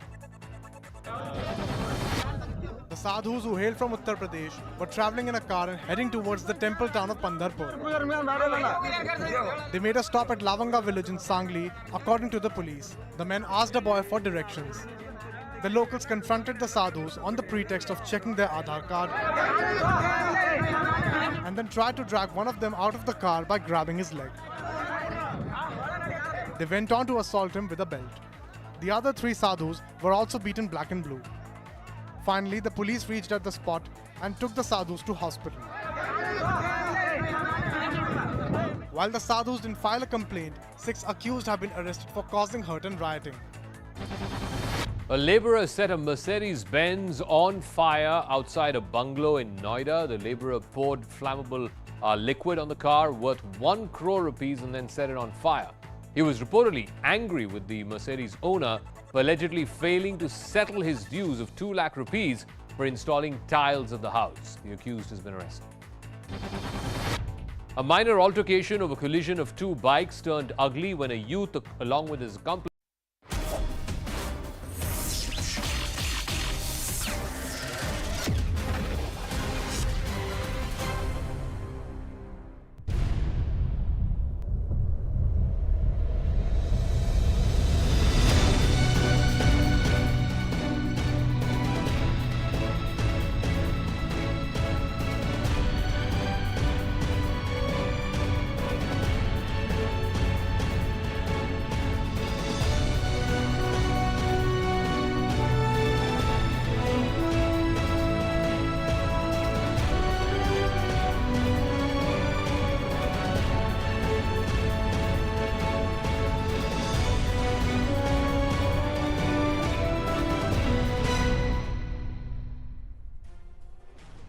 Is India going to drive the discussions at the SCO Summit 2022 in Samarkand in Uzbekistan? That's the biggest question. In just about 45 minutes from now, Prime Minister Narendra Modi should be touching down in Samarkand. Abhishek Jha is on ground. Abhishek, what's the buzz around? 3 bilaterals, no polar sides or talks so far with Xi Jinping or with Shahbaz Sharif. But there are talks lined up with Vladimir Putin, with Raisi, the president of Iran, and of course the president of Uzbekistan. Of course, there are these 2 meetings are the much awaited and much anticipated for meeting with the Pakistan Prime Minister Shahbaz Sharif and meeting with President Xi Jinping. One meeting which is also very important is with Russian President. Russian side has confirmed this meeting officially that President Putin will be having a bilateral talk with Prime Minister Modi. That will be tomorrow, second half. Most of Prime Minister's engagement starts from tomorrow morning because he's reaching in about almost within half an hour, and after that there is no official engagement of Prime Minister Modi tonight. From tomorrow morning he'll be attending a plenary session. That will be a restricted door conversation among the SCO member countries, followed by an open session where the observer countries, guest countries and dialogue partners will also be present. That will be followed by those bilaterals, and so far there has not been any official announcement of polar side, but let me tell you that there is always the possibilities of these polar side meeting during such multilateral dialogues. Is there a possibility that Xi Jinping, Shahbaz Sharif and the PM will come face to face? There will be a photo op, or has that also been carefully curated so far so that they don't have to be together or standing next to each other? Or that is a dynamic situation and nobody has any control over it? So Anand, there are 2 at least engagements today which was multilateral in nature. One was boat ride of various leaders, which we believe that Prime Minister has given a skip. There is another event which is scheduled for today, was a group banquet, which is again Prime Minister Modi is probably not going to attend. Tomorrow we'll have to see how many those meetings where all the leaders, including Xi Jinping and Pakistan Prime Minister Shahbaz Sharif, will be under one roof. Prime Minister Modi will be attending, and we can also hope that in the context that Prime Minister had expressed some condolences to the flood-ravaged Pakistani Prime Minister. He has expressed his condolences from the side of India. We can assume that there could be some exchange of pleasantries between the 2 Prime Ministers, where Prime Minister may express his sincere pain and grief he can share with the Pakistan counterpart. Well, you don't seem to be too far away from the India conclave. Looks quite beautiful right behind you. So have a good evening. It's going to be a very, very busy day going forward for you, Abhishek. Thank you for your inputs. Let's bring it closer home, ladies and gentlemen, and try and understand why India is going to be the fulcrum. One, we are the world's fastest growing economy. We are the only nation who are looking steady, where others are staring at recession and lots of trouble internally, but not for us. The economy at 13.5% GDP growth in Q1 FY 2023. Consumer market at 1 trillion. So that's another aspect. The investment opportunity is immense, on track to become a 5 trillion market very, very, very soon. And more importantly, as we look at the symbol of responsible security, a strong global voice against terror, many nations are waking up to Prime Minister's speech, diplomacy and statesmanship, and saying that he's the one who's able to bring leaders together and get conversations going. We are a democracy powerhouse because we're respected as a global protector of democracy, because the Prime Minister has championed this, saying democracy works. And of course, we have been iconized because of our COVID administration and vaccination Maitri landmarks and the ability to vaccinate 1 billion population twice over, and also QR coded digital vaccine certificates. This is all shown that India can do it, and in the face of adversity where other nations struggle. So is India the fulcrum is a big question. Let's go across to our guest straight away. Syed Zafar Islam, National Spokesperson of the BJP with us, Dr. Swasti Rao with us, and Ambassador Prabhu Dayal also with us. My first question to Zafar Islam ji is, what is India's takeout going to be? This is the test of India's foreign policy. You got an adversary there, you got an enemy there, and you also have a nation which is wondering, are you switching sides? Well, despite having adversary, despite having enemy country part of the summit, but you have a leader who has been respected in Narendra Modi ji, the Honorable Prime Minister, that he has been respected. He is being respected by every single leaders of the globe, including our enemy country, because what he has demonstrated in last 8 years is something, is a lesson, is a case study for many other countries and many other leaders. India has become strong under his leadership. Secondly, India always promotes stability, peace, reconciliation, and more importantly, India offers something which no other country offers, as you rightly pointed out, economy. It's an economy which is growing. It is an economy where everybody feels that their investment will grow many folds if they invest in India.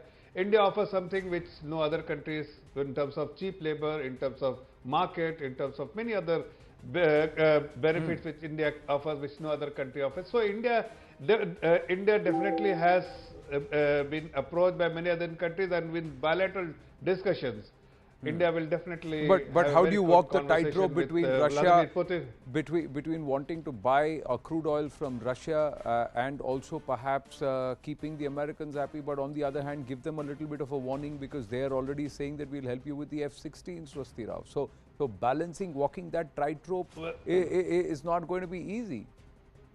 Well, yes, absolutely. Good evening, Anand. Good to be back here. Like you said, I think the sine qua non, the bottom line of, I think, your comment was, yes, hello, am I audible? Yes, Swasti Rao, okay. And then Zafar Islam ji. Yeah, fine. So I'm saying that I think the sine qua non, the bottom line of what you wanted to say was perhaps impinging upon the act of balancing, right? So we need to keep in mind, you see, Anand, there are so many multilaterals, that are happening right now. And, it's like it's just become the order of the day. So how do we then make sense of what is happening in Shanghai Cooperation Organization? Why is it important? Why is India there? You see, let me just try and give you a bit of a perspective as to what really is this particular thing and why are we there. You see, we are under no illusion that Shanghai Cooperation Organization or the kind of members that are there are in any way, India's strategic partners. I mean, if you look at China, look at Pakistan, it's just full of contradictions. But I'll tell you, India's engagement at the SCO is three-pronged.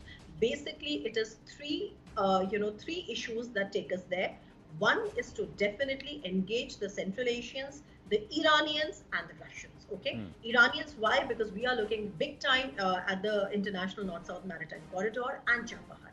Why the Central Asians? Because Central Asians right now are also eager to diversify. They feel too sandwiched between Russia and China. That's the first thing. The second thing, why India is there, is because India wants to balance the the growing footprint of China in the region. So this is the second reason why India is there.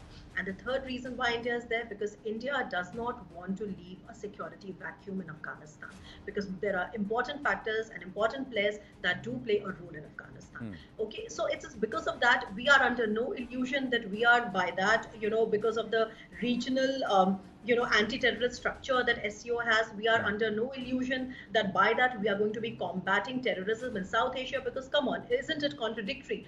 Pakistan is a member there, and Pakistan is the terror hub, right? I mean, Pakistan is the problem. So obviously we are under no such illusions. But my concluding remark on why SCO is important to India is that, of course, it is an act of balancing, and two, by not being at SCO, India runs the risk of not trying to counter the growing footprint of China.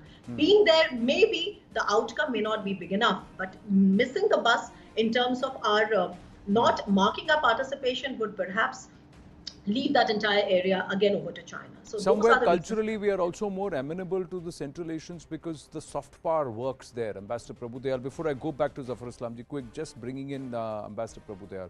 Who would you be watching, or what would you be watching? What comes out net take out in the bilateral with Vladimir Putin, or whether or not there is a handshake with Xi Jinping?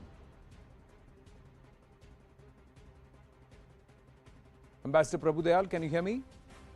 Yes, I can. Yeah, question was to you, sir. I thought the question was to Mr. Zafar Islam. No, question was to you, sir, and then I'll take this forward with Zafar Islamji. All right.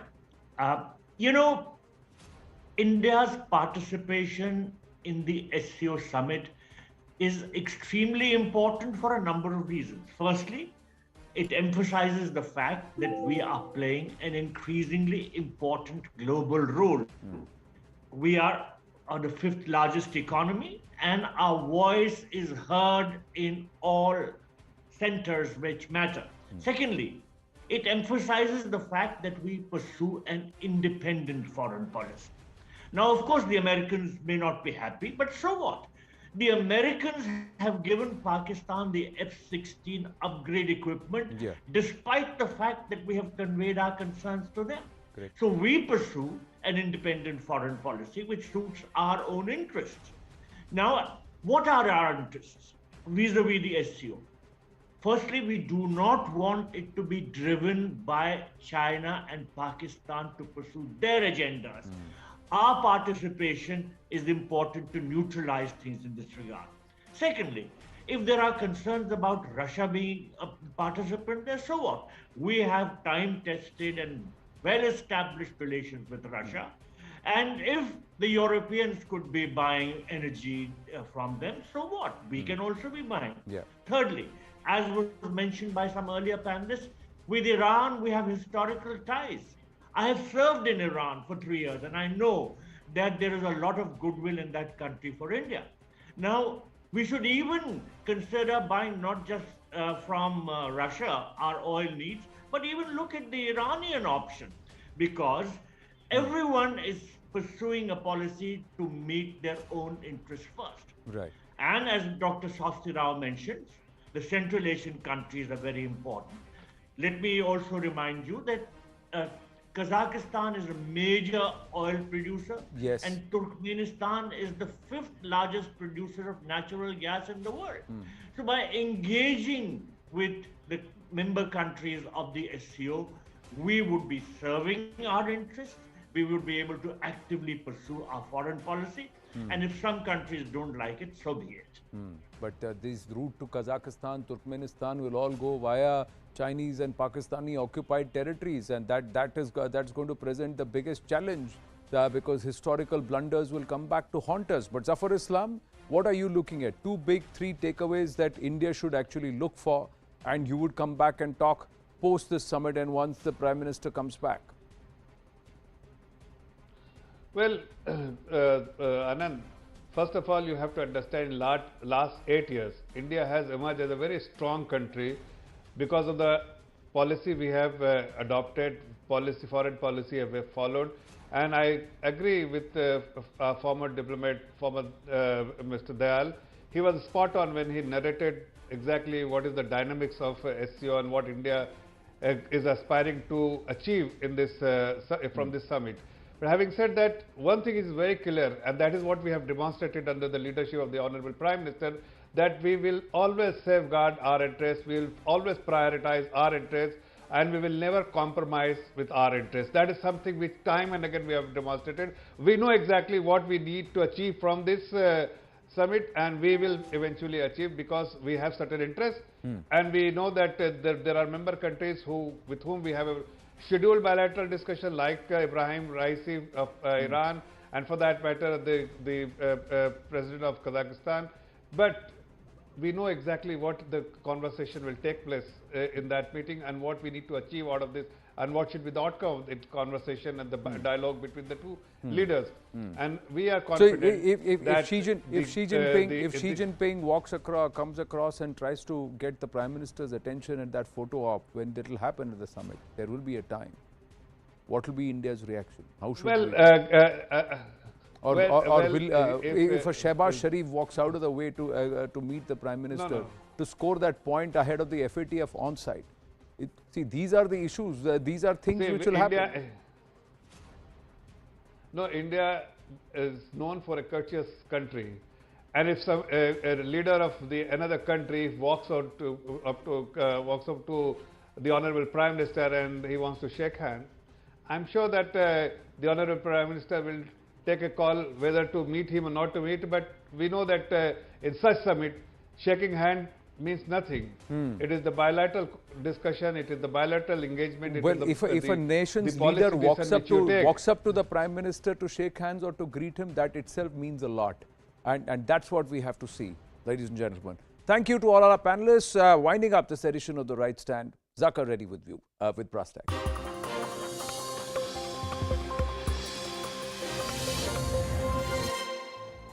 Good evening, this is Brass Tacks. I'm Zakir Jacob. A couple of days after the intense violence on the streets of Kolkata and Howrah, all bets are now off. The gloves are well and truly off between the BJP and the TMC. The BJP has accused the TMC of shielding the corrupt. This after a fourth TMC leader is arrested for suspected corruption. This is after Anubrata Mandal, Partha Chatterjee. But what has really irked not just the BJP but also folks within the TMC is what Abhishek Banerjee said about the Kolkata police not firing on Tuesday. That has set off some tongues wagging. In a democracy, anyone has the right to protest peacefully. And for a party, the TMC, a party that burst into Bengal's consciousness after the 1993 firing on Martyrs' Day, can this be acceptable? The fact that the police did not shoot, is that some kind of benevolence? Is that some kind of charity? All that and more coming up over the next 30 minutes. But first, the story of the day.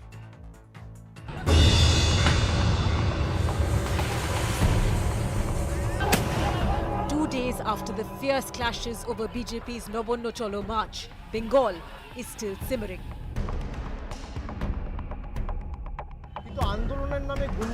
Adding fuel to the fire was Abhishek Banerjee. The TMC MP met policemen who were injured in the violence and praised them for what he called showing restraint. And then he made this shocking statement. আপনার জায়গায় যদি আমি থাকতাম আর আমার সামনে যদি পুলিশের গাড়িতে আগুন জ্বলতো বা এইভাবে পুলিশের উপর আক্রমণ হতো আমি এখানে শুট করতাম মাথার উপরে BJP condemned Abhishek Banerjee and called the TMC government fascist. ये मुझे लगता है ऐसे बयान का भारत में कोई स्थान नहीं है। ये एकदम से लोकतंत्र के खिलाफ है, संविधान के खिलाफ है।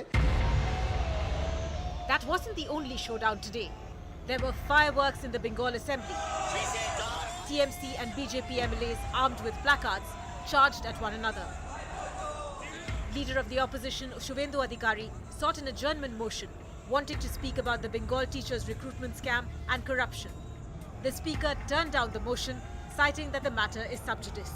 Shubhendu Adhikari brought up a proposal for discussion. You cannot discuss matters which are sub judice because they knew that they would not be allowed. They started agitating.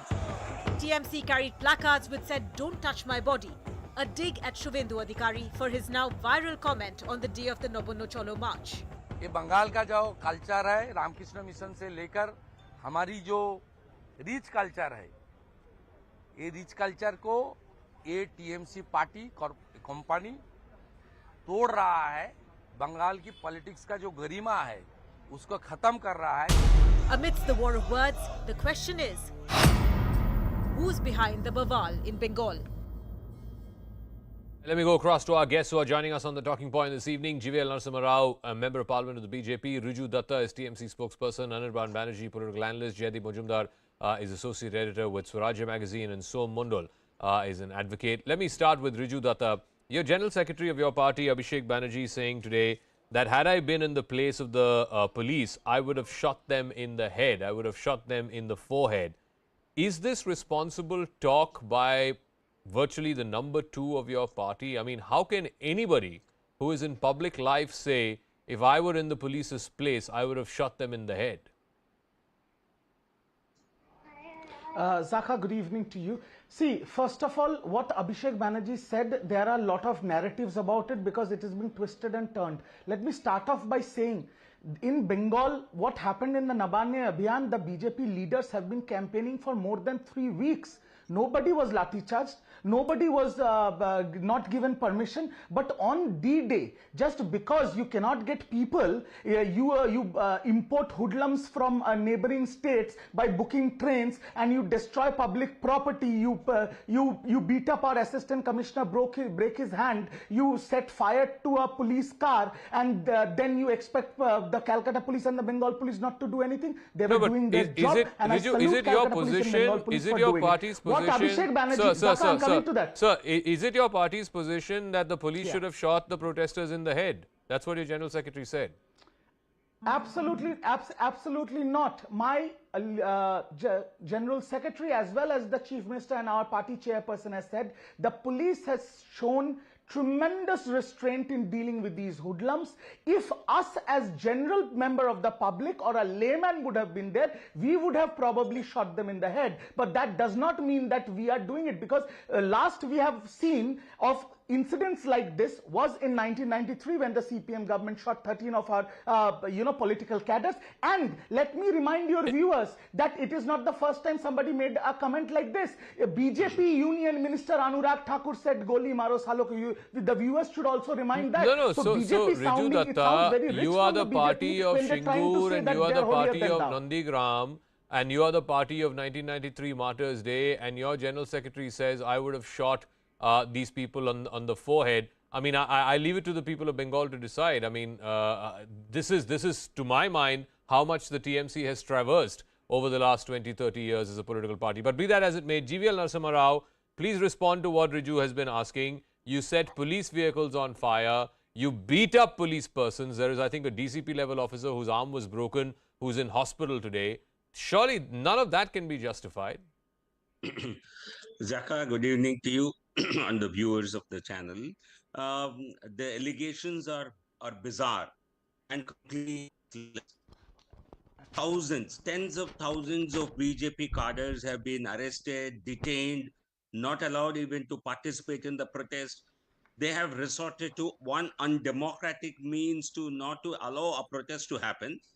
Number two, they wanted to discredit the protest by bringing in their own goons, the TMC goons, and indulging in such violence.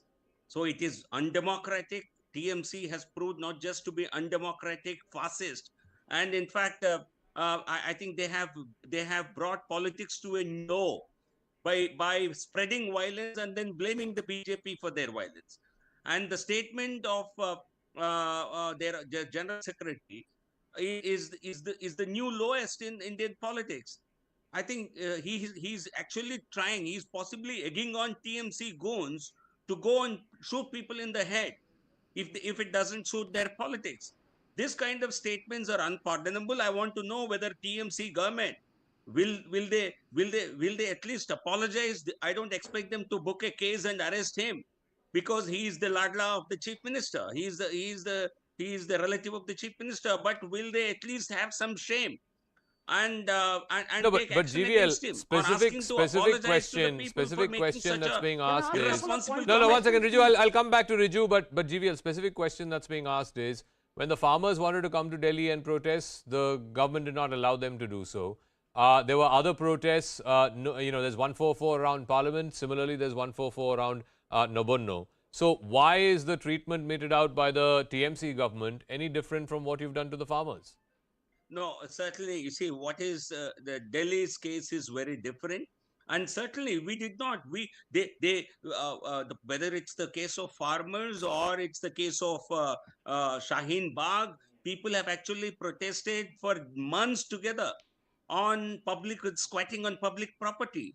We did not. We could have easily used police force to really to remove them from their places, but we allowed democratic protests to happen. But here in Bengal, democracy has been given a complete burial.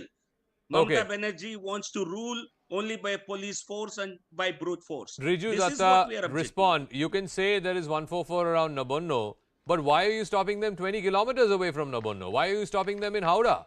Are they not citizens of Kolkata? Can't they come into the city? One second. Like I said in my introductory remarks, that anybody is allowed to do a rally and a protest. They have been doing it for the last 3 weeks.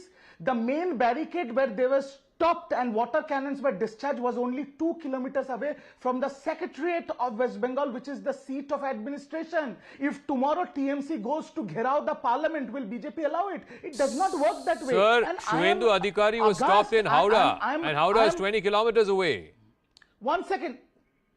Thank you for raising that point, Zaka. Shumendu Adhikari, now let me tell you this. There are so much trouble in their own house. Dilip Ghosh is doing something. Shukant Majumdar is doing something. Shumendu started the rally 3 hours after from where he was staying in Behala. And then he said, don't touch my body, got in a police car and ran off. He ran off like a coward and let his rioters run roost. But the most important thing, Raka, which I want to show on your channel today is, please see this. This is Mr. Paritosh Mondal, the main accused in the burning of the police vehicle and running chaos, is seen here with the Deputy Home Minister of the country, and he resides in Dinhata, which is in the same area where the Deputy Home Minister resides in Kuch Bihar district of West Bengal. Okay. So what will Mr. Amit Shah and Mr. Nishit Pramanik say about this? Look, we have no way of verifying the antecedents of this person that you're showing on TV. But anyway, we'll get that checked out. I want to go across to our analyst now. I want to go across to Anirban Banerjee and then Jaideep Majumdar. Anirban Banerjee, I mean, I find it baffling that TMC, which was at the forefront of the police high-handedness in Shingur, in Nandigram, today the General Secretary of that party says the police should have shot protesters in their forehead. I mean, the TMC is the party of Mati Manush, isn't it? That is a very wrong way of putting the statement because it's getting lost in translation somewhere. What Mr. Banerjee said, it was part of a very private conversation between two individuals. Had he not revealed a part of that conversation before the media, nobody would have even known that whatever he said to the police officer. But Anirban, nobody forced him, nobody shoved a mic up his throat, no? He came and he gave the bite. And he said, this is what I told the policeman who was injured. Saka, that is the point. That is part of a very private conversation. Mr. Banerjee is not an official of the government. He is not a minister in the government. He does not decide the government policy in West Bengal. Is he or is he not the number 2 person in the TMC? Simple question. He might be the number 1, number 2, number 3, whatever in the TMC. That is the party. Okay. The party is not the government. The So government what is the government and the okay, chief forget minister, about the government. What is complete. TMC as a political party? What is its position as far as the police action is concerned? What is its position as far as what Mr. Banerjee said today, that the police should have shot people in the forehead? As a political party, what is their position? He did not say the police should have shot. He said, had I been in your place, I could not have controlled myself and I would have shot him in the forehead. Okay, so what is the difference? He did not say that I am the It's police. the same thing. What is the difference? No. He's saying the same thing, isn't he? Let me complete, Zaka. Okay, go ahead. Instructing the police to shoot someone under the government's directive is one thing, and another thing, as a layman, we or Mr. Banerjee himself does not have the police training. He is not part of the police force. He is not bound by the law of the land either. As a layman, you know, we say many a things I'll give you an equivalent, and GVL is on the broadcast. I'll go to Jaideep after this. I'll give you it's like saying, you know, Mr. Nadda is the party president of the BJP. Mr. Nadda is not part of the government. He doesn't speak for the government, but Mr. Nadda comes out and says, I should have shot the farmers in the forehead. Right? I mean, the whole world would have jumped on that. The entire country would have jumped on a statement like that. if That's the somebody is equivalent of what you're saying, declaring that Mr. Banerjee has nothing to do with your government. It's not a position of the government. This is his individual opinion. Individual opinions Not matter. even an opinion, Individual not even an opinions opinion. That matter was part of when the that private individual happens to conversation. be the second most important person in your party. Bound by the. That was part of the private conversation. I'm repeating it. He Which did not he declare revealed something like in a this soundbite public. to Of course reporters. He did. He revealed it to the he public. Said that I said this to the officer who was grievously hurt. Jaideep and wanted to lying make in a the point. hospital Jaideep. bed. No, again, I come back to this. I mean, for the party of Singur and the party of Nandigram to, for the General Secretary of that party to say this, I don't know. It just shows the gamut or how far TMC has travelled. Jaideep, yeah. Thank you. Good evening to you, all the panelists and your viewers. Now, there are two aspects to this. Just give me 1 minute and I'll make it clear. What Abhishek Banerjee said was, revealed a deep-seated political hatred for the BJP, which manifests itself in, killings of scores of BJP workers over the years. Thousands have been driven out of their homes, attacked, etc. And the second point, I want to ask the Trinamool spokesperson and the other panelists, would Abhishek Banerjee have dared to say the same thing about those who torched, who burnt Kaliachok police station in January 2016 and torched and damaged and burnt a number of government vehicles, including police vehicles and BSF vehicles? Would Abhishek Banerjee have dared to say the same thing about anti-CAA protesters who damaged railway property, who attacked running trains and created terror amongst passengers? Would Abhishek Banerjee have dared to say it? No, he would not have. Do not interrupt me. I never interrupted. Anirban, give him 30 seconds. I'll come back to you for a response, but let him finish. Okay. Yeah. Thank you. Jaideep. So my point is, the first point, I'll elaborate on that. This is a manifestation of the very deep-seated hatred that the Trinamool harbors for the BJP, for a political opposition. Just not the BJP, also the Congress and the CPM. They have also been at the receiving end of the Trinamool's hooliganism and barbaric behavior, not just by the Trinamool, but also by the police. So, and on top of this, it is not just Abhishek Banerjee who said it. Mamata Banerjee also said something very similar at an administrative meeting the day all this happened, or the day after that. She had said the police exercised restraint. They could have shot the rallyists. She said this. She's on record having said this. So that means she's actually encouraging her party supporters and her party cadres, her party goons, to actually go and shoot the opposition. Okay, Anirban respond, and then I'll go to Som Mandal after that. Yeah. See, half-truths and farragos are actually more dangerous than complete lies, because it's very difficult to differentiate between the two at times, and that is exactly what Mr. Majumdar has resorted to here. Anyway, I personally think that a party that officially supports gang rapists and child murderers and hails them as heroes, they have no moral right whatsoever questioning anybody else on anything. This is a fact. The BJP officially supports gang rapists and mass murderers, and here they are pointing fingers at somebody else based on half-truths and farragos and complete lies. Anirban, nobody is justifying the remission that was given to Bilkis Banu's convicts. No one is justifying that. But the point is, one wrong does not justify another. I mean, let's be very clear about this. What happened on the streets of Kolkata were excesses. I have not seen, and I've been a journalist for the last 20 years, I have not seen policemen throw stones. I've seen protesters throw stones. I've seen stone pelters throw stones. But policemen throwing stones, I have not seen that. And again, by no stretch of the imagination am I brooking, the DCP whose arm got fractured. That's again unacceptable.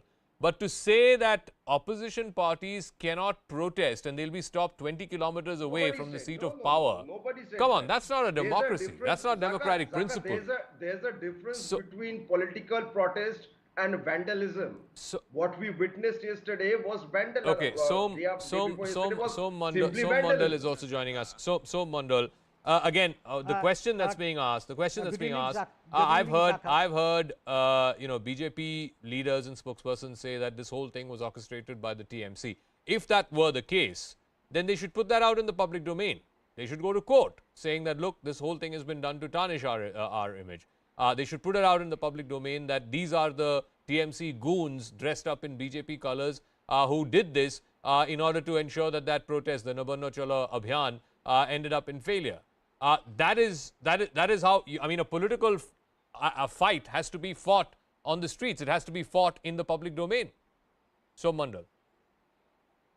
Yeah, Zaka, I agree with you. If you remember what I said last time, is that there is actually no rule of law in Bengal. And what Abhishek Banerjee said was a follow-up to that, that if the party does not, or the government in Bengal does not follow the rule of law, the party men will also not follow the rule of law.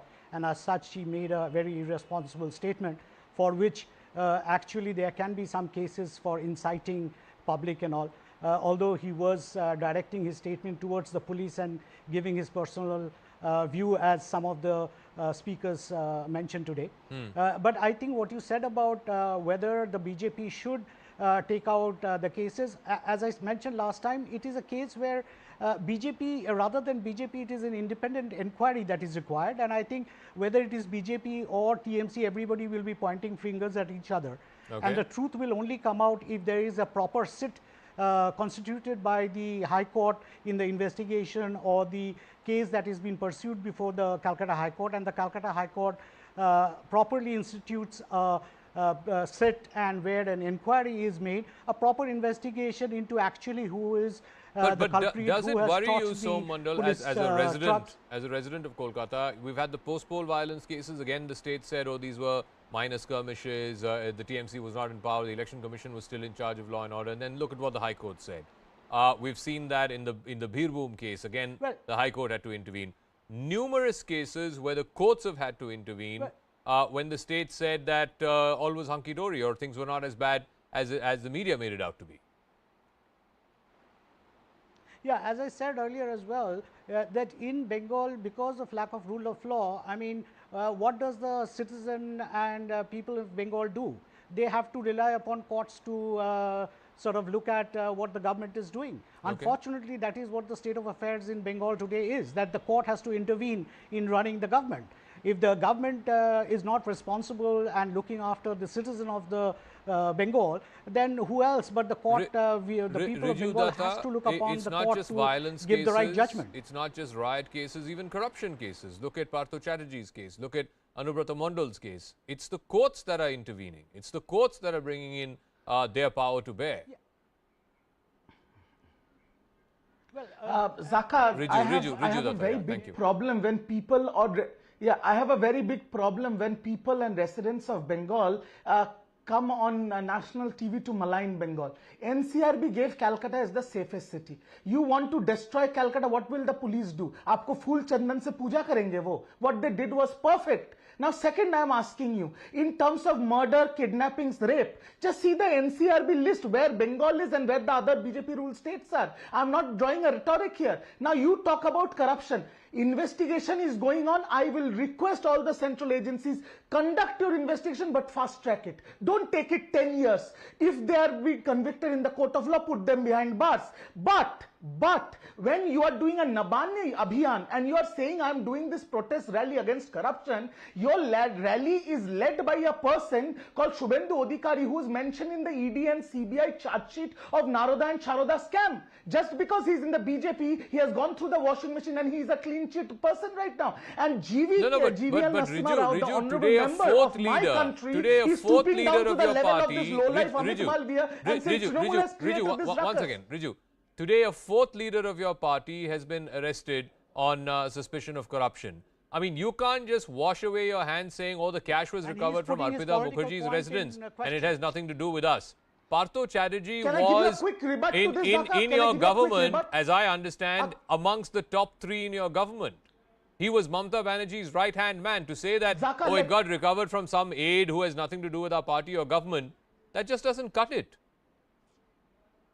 Zaka, just give me 30 seconds of your time to give you a rebut. Partho Chatterjee's close aid hordes of cash was collected. What did Trinamool Congress do in 6 days? We removed him from the cabinet. We removed him from the party by giving benefit to the people of Bengal who has voted to us to power 3 times in a row. Now let me give you an example and remind your viewers also that sometime back our honorable MP Sudip Bandyopadhyay was arrested by CBI. Madan Mitra was arrested by CBI. What happened? They are out on bail. The court case is going on. But he is still a member of the parliament. He is the leader of the Lok Sabha. And by the permission of the Central Election Commission, Madan Mitra fought an election and he is the member of a legislative assembly from Kamarhati. So what nuisance is happening here? Either the central government agencies file their charge sheet, get their orders from the court of law and throw the accused behind bars, or say they are innocent. I mean, you're basically using ED, CBI, IT to drag on these cases, cast aspersions on these leaders, but ultimately nothing comes of it. No, Zaka, this is a. 17 years, I think this is the last. This is GVL. This is. Thank you. Yeah. You see, after having got completely caught in corruption, I think this is a very desperate attempt to really seek early investigations. I think investigations will happen as they should, and it is for the agencies and the courts to really look after this. And as far as corruption is concerned, Partho Chatterjee's those bundles of cash, crores of currency, they were not placed by the Enforcement Directorate. At least you have not made that atrocious claim. This is cash that was stashed, and this is corrupt money that was discovered. He was already in collusion and in partnership with the lady who was arrested in this case. And your corruption having got exposed, now you're seeking. Recuse in early investigations. Investigations I'll come back to you. Will happen. And I'm appalled at the comments made by the so-called political analyst on the panel. He appears to be a very internal member of Abhishek Banerjee. I think Anirban, he was making some very silly claims, silly statements. He said Abhijit Banerjee is not bound by the law of the land, as if he's a law unto himself. What kind of comments are you making? He's a public representative. He's a member of parliament. How can you even make such a silly statement that he's not bound by the laws of the land? And what he said is what he has said, and you're claiming that what he said outside is a private conversation he had inside. Who the hell has forced him to make these comments outside? It only shows his mindset. Okay. It is only an indication to the Riju wants to make cadres. a 10-second what rebuttal. you have done is not enough. Okay, Riju wants to make a 10-second rebuttal. GVL. I want to ask the BJP MP, when they act this holier than thou, and Zaka, you have covered elections in Assam, as far as I remember, BJP ran an entire campaign distributing pamphlets against the corruptions of Hemanta Biswa Sarma. Who is he now? BJP Chief Minister from Assam. They ran an entire campaign against Shubhendu Adhikari, where from their official channel they showed him taking money in the Naroda scam. Where is he now? Leader of opposition of Bengal, given Z's category security. And the honorable MP making baseless, childish claims that the Trinamool Congress people, cadres, went into this rally to create all this ruckus is just appalling. He is stupid to the level of Amit Malviya, which is completely unacceptable. Okay, no. One second. No personal attacks. Please. Riju, come on. We've had a civil conversation. I've given both of you equal time. GVL, I'll give you the closing comment. I've got to wrap up in a minute. Yeah. You see, the attempts of the West Bengal government to prevent a political protest in Bengal, and taking and arresting, detaining BJP leaders only shows anti-democratic mindset. It clearly shows Mamata Banerjee has lost her nerve. She is scared about not only action against her corrupt colleagues, she is also worried about losing Bengal. 2024, BJP will sweep Bengal. I got to wrap up because seats. This time we will win. I really am short of time. I really am short of time. I want to wrap up because we have to take a break. And when we come back, the Prime Minister has already landed in Samarkand in Uzbekistan for the SCO summit. It comes at a time when there is great flux. There is, of course, the Russia-Ukraine war, which is well past its 6th month now.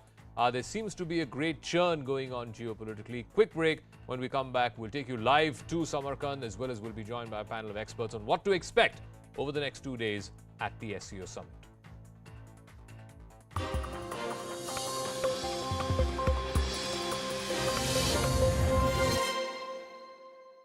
Passengers died on the spot, while 2 more succumbed to the injuries at the hospital. The critical patients have been airlifted to Government Medical College and Hospital in Jammu for specialized treatment. Jammu and Kashmir LG Manoj Sinha announced 5 lakh financial assistance to the family member of those who died. The Indian Air Force is taking a big step towards securing its bases across the country. Over 100 unmanned aerial systems will be bought. The drones will be bought from Indian vendors. These drones are for surveillance, recce and detection. They're capable of carrying electro-optic as well as thermal images. The ability is to try and detect human-sized targets from a very long distance. CCTV footage has emerged of 2 trigger-happy assailants who went on a shooting spree in Begusarai in Bihar. Fear has gripped Bihar's Begusarai district. For 40 kilometers, 2 men on a bike went on a rampage. They kept firing indiscriminately at people along the way, killing 1 and injuring 9 others. And even 24 hours on, the gunmen are still at large. Police have announced a 50,000 rupee reward for anyone who has information on the bikers, who are believed to have been drunk and deranged. सभी जगह नाकेबंदी कर दी। Police की जो अलग team थी, investigation team, उनके द्वारा सीसीटीवी फुटेज प्राप्त किया गया। Meanwhile, BJP workers protested against the law and order situation in Bihar. Union Minister Giriraj Singh went to Begusarai to meet the injured. Law and order की स्थिति इतनी बिगड़ गई है कि आम लोगों का कहना है रोपे बबुल तो आम कहां से हुए। 7 police officers have been suspended for dereliction of duty. The Gujarat ATS seized a Pakistan boat which had 4 kilograms of heroin, which amounts to over 200 crore rupees. 6 Pakistani nationals were apprehended by the ATS. The consignment was reportedly ordered from a Nigerian origin man who is currently lodged at the Kapurthala jail. In fact, the Pakistani fishermen were about to hand over the entire consignment when they were arrested. The Enforcement Directorate has seized more than 90 kilograms of gold and almost 350 kilograms of silver, collectively valued at just a shade under 50 crore rupees. They concluded search operations at 4 premises in Mumbai. The raids were conducted in connection with a money laundering case where the company duped banks and took loans to the tune of over 2,000 crores, which was then siphoned off by layering through various shell companies. 8 laborers were killed after the elevator of an under-construction building in Ahmedabad came crashing down. The elevator was carrying the workers when it crashed to the ground from the 7th floor. While the incident happened at 10 a.m., the Fire and Emergency Services Department of Ahmedabad Municipal Corporation says they received no communication. The fire and police team reached the spot only around 1 in the afternoon. The high-rise building is being constructed near Gujarat University. Since it's a private building, the construction plans and other approvals will be inspected during an inquiry into the incident. The Supreme Court has accepted the BCCI's plea seeking to do away with a mandatory cooling-off period between tenures of office bearers across state cricket associations as well as the BCCI itself. Now, this paves the way for the Cricket Association President Sourav Ganguly and Secretary Jay Shah to continue in office. Now the administrators will have to undergo the cooling-off period only after 2 consecutive terms in office. Chinese President Xi Jinping and Russian President Vladimir Putin will be meeting at the SCO summit in Uzbekistan, which begins Thursday. Ahead of the SCO summit, Xi Jinping stopped at Kazakhstan. It's his first trip abroad since the outbreak of the COVID pandemic. The world's eyes are on Xi Jinping's meeting with Vladimir Putin.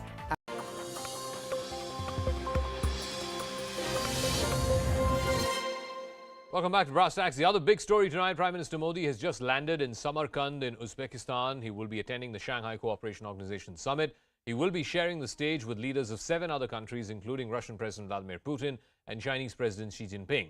While a bilateral with Putin is on the Prime Minister's packed agenda, the suspense continues on whether he will hold talks with Xi Jinping on the sidelines of the summit. With Russia, China and Iran, the summit seems to be taking an increasingly anti-West stand. And therein lies a big challenge for India, how to manage a balancing act.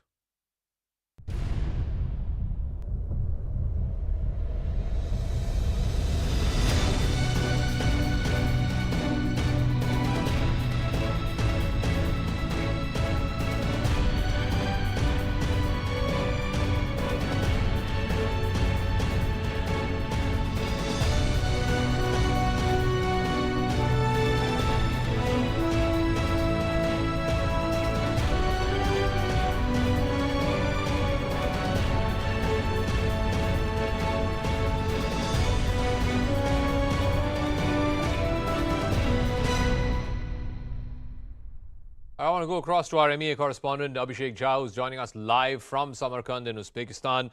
First things first, what are the pledged bilaterals or the penciled-in bilaterals as far as the Prime Minister is concerned? The big question, of course, Abhishek, is will there be a pull aside with Xi Jinping of China and maybe a handshake with Shahbaz Sharif of Pakistan? Abhishek, bring us up to speed with what you're hearing from the Indian delegation there in. All right, we'll try and go to Abhishek in just a moment. He's our correspondent there, live for us in Samarkand in Uzbekistan, where the SCO summit is due to begin at 10 o'clock India time tomorrow morning. We'll try and go to him as and when we can establish the line. But let me now introduce our guests, if we have them. GVL Narasimha Rao is BJP Member of Parliament. He's joining us live tonight. Vishnu Prakash, former diplomat and spokesperson of the MEA, is also on the broadcast. Lieutenant General retired Shankar Prasad, former DG Infantry, also on the broadcast. Vishnu Prakash, I'll start with you, sir. Again, the first question that comes to mind is the SCO, of course, in the last 20 years of its existence, has evolved, has changed shape and form. Today, has the SCO, given the current geopolitics of the world, the Russia-Ukraine war, the tensions between China and Taiwan, has the SCO become some kind of an anti-US, anti-NATO talk shop? And if it has, what is a country like India doing in it? Good evening. SCO has always had an anti-West orientation. In fact, it comprised and still comprises, other than India, of non-democratic, non-liberal countries. And you would recall, Zaka, that US had sought observer status, which was shot down. So that is the nature of SCO, and given the contentions at the moment, given the relationship between China and the US, Russia and the US, and Iran and the US, things are turning more hostile as far as our SCO is concerned. And that is why I think our friends in the West must be heaving a sigh of relief that a country like India is a member which will introduce transparency, moderation in the organization. But that apart, that is how the West looks at it. But from India's point of view, Zaka, if SCO was important yesterday, today it is even more important, and let me explain. Because it is one of its kind. It comprises of an adversary, a foe, and a number of friends. And it poses the biggest test possible for Indian diplomatic skills, which means that we would need to prevent an adversarial ties to turn into inimical. We need to contain the mischief of a foe and build ties with friends. It's easier said than done, but that is the kind of role that India would be playing. And the fact that we have many countries rooting for us, our Central Asian friends, Russia and so on, the task is cut out for us, but India will play a very increasingly important role. And now that we are also taking over the presidency, I think the role of India will become that much more important. I want to go across, before I go to GVL and to General Prasad. Abhishek Jha's line has been re-established. He's joining us live from Samarkand. So, Abhishek, we know that there's a penciled-in scheduled bilateral with Russian President Vladimir Putin as well as the Iranian President. The big question, though, is will there be a pull-aside meeting with Xi Jinping of China and Shahbaz Sharif of Pakistan? What are you hearing? So, Zaka, there has not been any confirmation from either side. Much of a speculation from media side. There has been for weeks speculation whether these two leaders, both India and China and India and Pakistan, will be engaging in any format. But given the fact that Prime Minister has expressed his grief and condolence over the recent flooding in Pakistan, we can assume at best that there could be some exchange of pleasantries. But so far, there has not been any confirmation that these Prime Ministers will be having any formal, informal or pull-aside meeting. Talking about Chinese side, we have seen in the last week, there was this disengagement that we can say that is in a positive direction as far as India-China's military standoff is considered for months. So there is a very slow but steady positivity in the relationship we can see. But will that be given more pressure or more force by some kind of exchange or meeting between the Prime Minister Modi and President Xi Jinping is something that the world is in fact awaiting, because India and China are one of the two major members of SCO, and if there is a bilateral conflict or differences that persist, the overall broader contours of this organization remains unfulfilled, and the goals that will be set by the 8 permanent members, that needs all the members also to be on very much on same lines and in a very cordial relations, and this is something that SCO would like to achieve. Abhishek, we'll leave it at that. We'll see how this story plays out. 10 o'clock India time is when it begins tomorrow. Let me go across to GVL Narasimha Rao. You look at SCO as a forum, GVL. You have Vladimir Putin, you have Xi Jinping, both of them very anti-West, anti-US. You also have, as a dialogue partner, I believe, Erdogan of Turkey. Iran's Raisi is an observer, could likely become a full member either in this summit or the next summit. The question is, how does India balance being part of such a forum, and yet we are so invested in our relationship with the United States, we are part of the Quad. How does India balance both these ends? No, I think the fact India's position being completely independent of our bilateral relations with both the US, Russia, China, and all of them.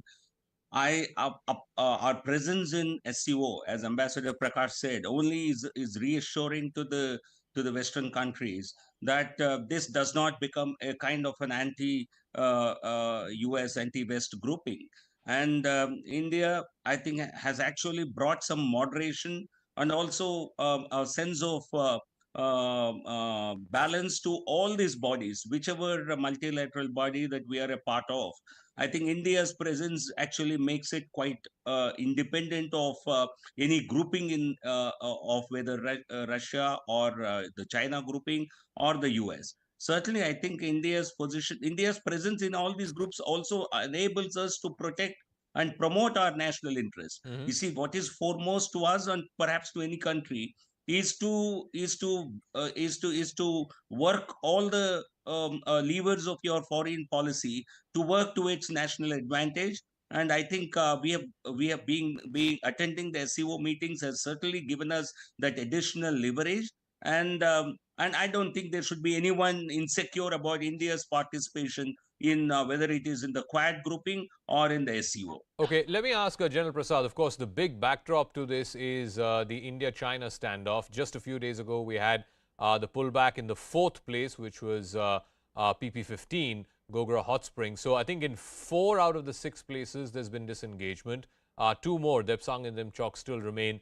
Do you see some kind of a bilateral meeting between Xi Jinping and Prime Minister Modi on the sidelines of the SCO? And really, do you see the relationship overall between India and China coming back to any sense of normalcy until disengagement happens in all places? Saka, first of all, let me say that this disengagement is important, but it is not really path-breaking. It is not something that we can say as a major achievement between India and China relationship.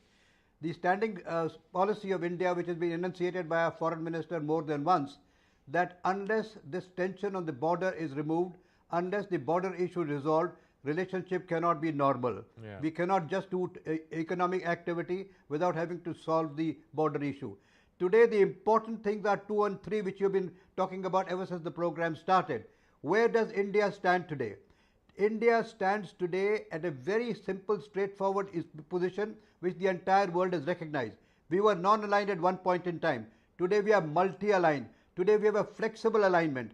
The whole concept of SCO seems to have undergone a change. We were earlier talking about the terrorism and things. With the Ukraine war, with the power centers emerging, with the East versus the West coming up, there are clear-cut positions where India today stands amongst all the 8 countries attending at the biggest advantage, and I would say. Okay. Today, our geostrategic location, geographically, our position as an economic power, emerging economic power, gives us a leverage to see that the Chinese come to table to negotiate with us more on economic front, in the bargain resolving the border issues. So these are 2 linked. The point that needs to be made in the SCO conference is this, that India is an emerging economy. If Chinese have to improve their economy and to be sustaining as a world economic leader, India is an important part of it. And therefore, the India can only become an important part if you resolve the border issue to our satisfaction, which basically at the moment means removal from the Depsang plain and Demchok. Depsang plain is a very important strategic area for us, and there is no way we can let the Chinese sit there as also them Chang. So therefore, today we are in a position to be able to talk to these people. Now the question is, should he meet the president of China? I don't see any harm. I don't see any harm in meeting if it's a bilateral or it's just a handshake, pullback handshake as you may call it. But there is nothing wrong with it. In fact, I would go a step further to say there's nothing wrong in even meeting the Prime Minister of Pakistan and telling him clearly that you stop terrorism. We have extended a hand of friendship to you in the case of floods, but you have to come to table to talk to the matter, which is stop terrorism, and Kashmir is not in the agenda. I was just going to come to that. I was just going to come to that. And if I can ask Ambassador Prakash about this, Prime Minister did tweet a few days ago expressing his condolences about the floods in Pakistan. There was some initial proposal to, I think, export wheat to Pakistan in a limited measure, again as a humanitarian gesture. But do you see any sort of formal traction in the relationship? It's been pretty much in the deep freezer, if you will. We don't even have ambassadors in both countries for the last couple of years at least. Do you see any kind of forward movement in the India-Pakistan bilateral relationship at the SCO? Zaka, not at all. You know, the ball is absolutely in the Pakistani court. Yes, they are facing a calamity. We have expressed our sorrow. We have expressed our sympathy. If they were to seek India's assistance, I'm sure India will be more than happy to provide it. But this is one country which cuts the nose to spite its own face. If in this hour of need where people are having difficulties, they are still discussing whether or not to import vegetables from India, you can see the kind of dysfunctional setup that obtains today. The situation in Pakistan is quite grim. Prime Minister Sharif is not in a position to deliver. His position is shaky. We have always been an initiator of a dialogue. We want a dialogue, but today they are just not in a position to commit anything. Why should we increase the standing of Sharif by giving him a meeting? For what? So I don't think the situation is ripe at all for a meeting. And similarly, when it comes to Xi Jinping, there can today be only one agenda, and that is to vacate the aggression.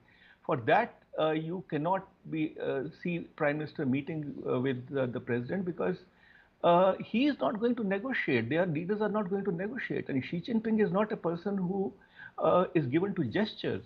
So unless the aggression is vacated, I do not see any reason why the Indian Prime Minister should be meeting President Xi. Once the aggression is vacated, I'm all for engagement, all for discussions. But that does not, final point, courtesies, yes. Certainly, Prime Minister will and his Chinese counterpart should extend courtesies to each other. But a formal meeting, I am not in favor of. Jivel, I also want to talk a little bit about, this entire meeting is coming in the backdrop of the Russia-Ukraine war. It's going to go into its 7th month now. And that, of course, is having huge ramifications across the world in terms of inflation, in terms of the cost of living crisis, in terms of course, oil and gas prices. One of the pet peeves, if you will, that both Europe and the United States have with India and to an extent China as well, is that these countries, by buying Russian oil, are actually giving a breather to Vladimir Putin. Yeah, Zaka, but on all these matters which are completely internal to India, we have always stated that we will take what is in our national interest, and we are not going to be swayed by considerations of other countries. So I don't think they have tried in the past to exert such influence on us, but they have failed. And India will do whatever it takes, whatever is in its national interest, and will not go by selfish considerations of some Western countries. No, but again, it comes back to, here you have a grouping where Russia and China are clearly dominant. I mean, they were the founder members of this grouping along with the Central Asian republics. India needs the Central Asian republics now more so than ever before. We need connectivity into the Central Asian republics. You're seeing what is happening in Afghanistan. We have a hostile neighbor in Pakistan. If we need trade and connectivity, we need a way in through Iran into the Central Asian republics. But we've been talking about this for 20 years, GVL. We've been talking about North-South corridor for the last 20 years. We've been talking about Chabahar again for the last 2 decades. Yes, there is some work that's going on there.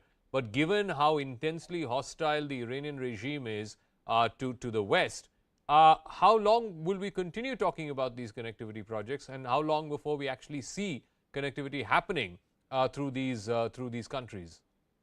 No, these are certainly projects in works, Zaka. Certainly, we have not given up on these connectivity projects, but certainly there are challenges. And the government and the Ministry of both the Foreign Affairs and the Economic Affairs, they are in the process of sorting out these issues. There are challenges, I would concede, but it is going to take time, and we will. Our plans to invest in these ports have certainly created certain disturbance in other countries. But as I said, we will go ahead with our intentions, even though it may take longer. Ambassador Prakash, I'll ask you that same question. I mean, I'm sure North-South Corridor germinated when you were in active service. We still haven't seen that come through to fruition. And I think the need for the North-South Corridor has been accentuated given what's happened between Russia, Ukraine, given what's happened in Afghanistan, and of course the frosty ties between India and Pakistan. All the more reason why we should be engaging with the Central Asian republics. But engagement can't be a means and an end in itself. I mean, it has to translate into real action on the ground. Yes, it is a process, and it should have an objective. It should translate into something meaningful on ground. You know, Zaka, it's not going to happen tomorrow. Let us be realistic. We were one of the first countries to establish a diplomatic presence in the Central Asian countries after the breakup of Soviet Union. Prime Minister Narasimha Rao visited these countries in 93 and 95, and then we dropped the ball. You know, that area has been taken up by China. China's footprint has become very strong, economic footprint and so on. Russia's footprint is already there. But yes, we have historical linkages with Central Asia. We would like to boost the relationship. But connectivity is a big problem. And the North-South corridor is not going to get operational tomorrow. It is something that we'll have to work on patiently. So long as Iran's relationships are strained with the West, particularly with the US, there are going to be constraints. Then there is the Taliban. Then there is a friendly country called Pakistan. So this is a difficult terrain. There are obstacles, but the name of the game is to be patient and to look at possibilities, to explore, to press ahead. When will it happen? I do not know, but when it happens, it will be useful. You know, I like the way you put it, a friendly country called Pakistan. I don't think the sarcasm was lost on anyone. But General Prasad, let me ask you about that, because you know, even domestically, does it make sense to engage with Shahbaz Sharif? Imran Khan there seems to be breathing fire. He seems to be threatening this current Pakistani government virtually every single day. We don't know the flux about who the next army chief is going to be. Will General Bajwa get another extension? Will there be a new army chief? Does it even make sense, pragmatic sense, to engage with Shahbaz Sharif? Again, there's great uncertainty about his brother, Nawaz Sharif, returning to Pakistan. Zaka, please let us understand, I'm not talking about the summit between two leaders. I'm not talking about a summit between the President of China or the Prime Minister of Pakistan. It's a meeting of these heads of state, and if you shake hand and just have a pull-in, it makes no difference. I'm not suggesting a formal meeting with an agenda.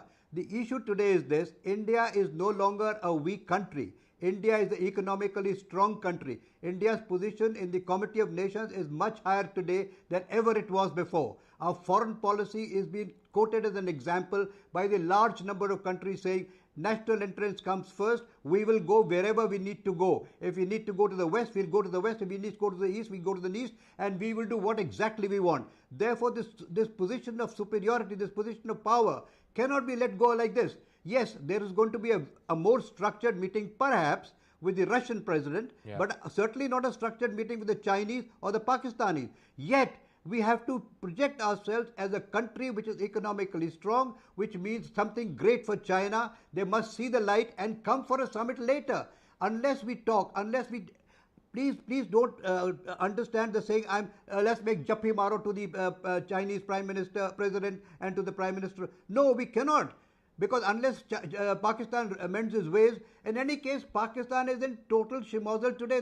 This is the worst situation Pakistan has ever faced in their recent history. The natural calamities, the economic situation, the joblessness, the political commotion there, the military in a crossroad.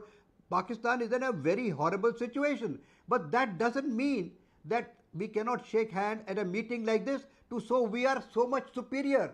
We are so much stronger. We are a 7.7% GDP economy, perhaps the 5th largest economy in the world today. And the Chinese economy cannot survive without the Indian help. And look at the geographical location of India. Without us, the Quad cannot work. Without the Indian Ocean dominance of ours, the Chinese cannot work. Therefore, with our economic position, with our geostrategic geographical position, we are a very strong nation today. Okay, I want to ask GVL that. The fact that India today is the 5th largest economy and perhaps by the end of this decade could become the 3rd largest economy, obviously that economic heft is what is driving India's strategic importance as well in the Comity of Nations. Also the fact that India is going to be holding the presidency of G20 starting this year, and of course the summit will happen next year in India. How much of that is driving this whole process of Indian diplomacy forward, if you will, that India's heft is increasing on the world stage because of its economic power and then therefore, and as a consequence of that perhaps, its strategic importance? I would consider that as one of the factors, Jaka, and not as the only factor or the prime factor, I would say. Certainly our economic, faster economic, rapid economic growth and the opportunities that it presents to the world is certainly an important factor. But India being a very successful democracy is a very important factor in my assessment. Third, a very popular leader and a very stable government. I think last 8 years, Prime Minister Narendra Modi ji has had not only a very strong popular support within India, but he has also established himself as truly a world leader. We've seen how a number of surveys year after year show him as the most popular leader in the world. And certainly, I think these have increased India's heft much more than India being a large economy. That certainly has helped, but that's one of the factors. And India certainly today gains respect of the world, being a democracy and presenting itself as in a leadership role, both in terms of maintaining world peace, fighting terror, fighting corruption, fighting black money. I think on all these fronts, India has presented a very strong face. And that is what has contributed to India's emergence as a major voice in the world, and not just the size of the economy. All right, I'll give the final word to Ambassador Vishnu Prakash. The one takeaway that you expect from Samarkand, from this SCO summit, what would that be? I think India will walk back with the stature enhanced. The best part is that India has always played a constructive role, and we would. As I said, we will bring about moderation. We will try to introduce a more sense of purpose. There are today lots of contradictions within the SCO as it expands. It was a China-centric organization which was focusing on Central Asia. Today it is enlarging. So that is also one of the issue. Short point is that the involvement of India, the role of India will get strengthened and get recognized. Right. We'll come back holding our head high with greater respect and stature. All right, Ambassador Vishnu Prakash, GVL Narasimha Rao, General Prasad, thank you very much for joining us. We expect an action-packed 2 days in Samarkand. The Prime Minister has landed. We're expecting pictures of his arrival there as well in the next few minutes. But as we wrap up this edition of Brass Tacks, we have to pay our respects to perhaps the greatest of all time in tennis. Tennis legend and 20-time Grand Slam champion Roger Federer announced today that he will be retiring from the sport after the upcoming Laver Cup. He will not be playing in the Grand Slams. He will not be playing on the ATP Tour. He will be playing some amount of professional tennis. But we leave you with this tribute to a man who is easily by far in the top 5 of all-time greats in the sport of tennis. Thank you for your time.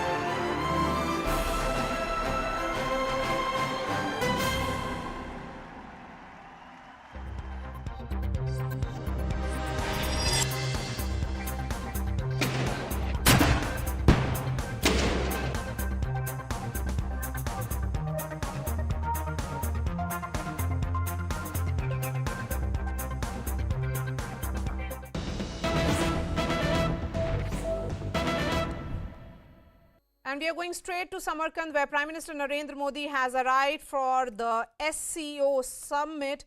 And this is an important summit for which Prime Minister has reached Uzbekistan, Samarkand, in the capital, for which he is being welcomed there. We can see that. And there are several bilaterals that have been planned for the Prime Minister. All these bilaterals will happen tomorrow, where there is a meeting that could take place also along, there are several leaders, world leaders are attending this SCO summit, which includes Chinese President Xi Jinping, Pakistan Prime Minister Shehbaz Sharif, and Iranian President Ibrahim Raisi. All of them will be attending this SCO Summit 2022, which is happening in Samarkand, which is all set to deliberate on regional security challenges, boosting trade and energy supplies, among other issues. And SCO is holding its first in-person summit in Samarkand in Uzbekistan after 2 years.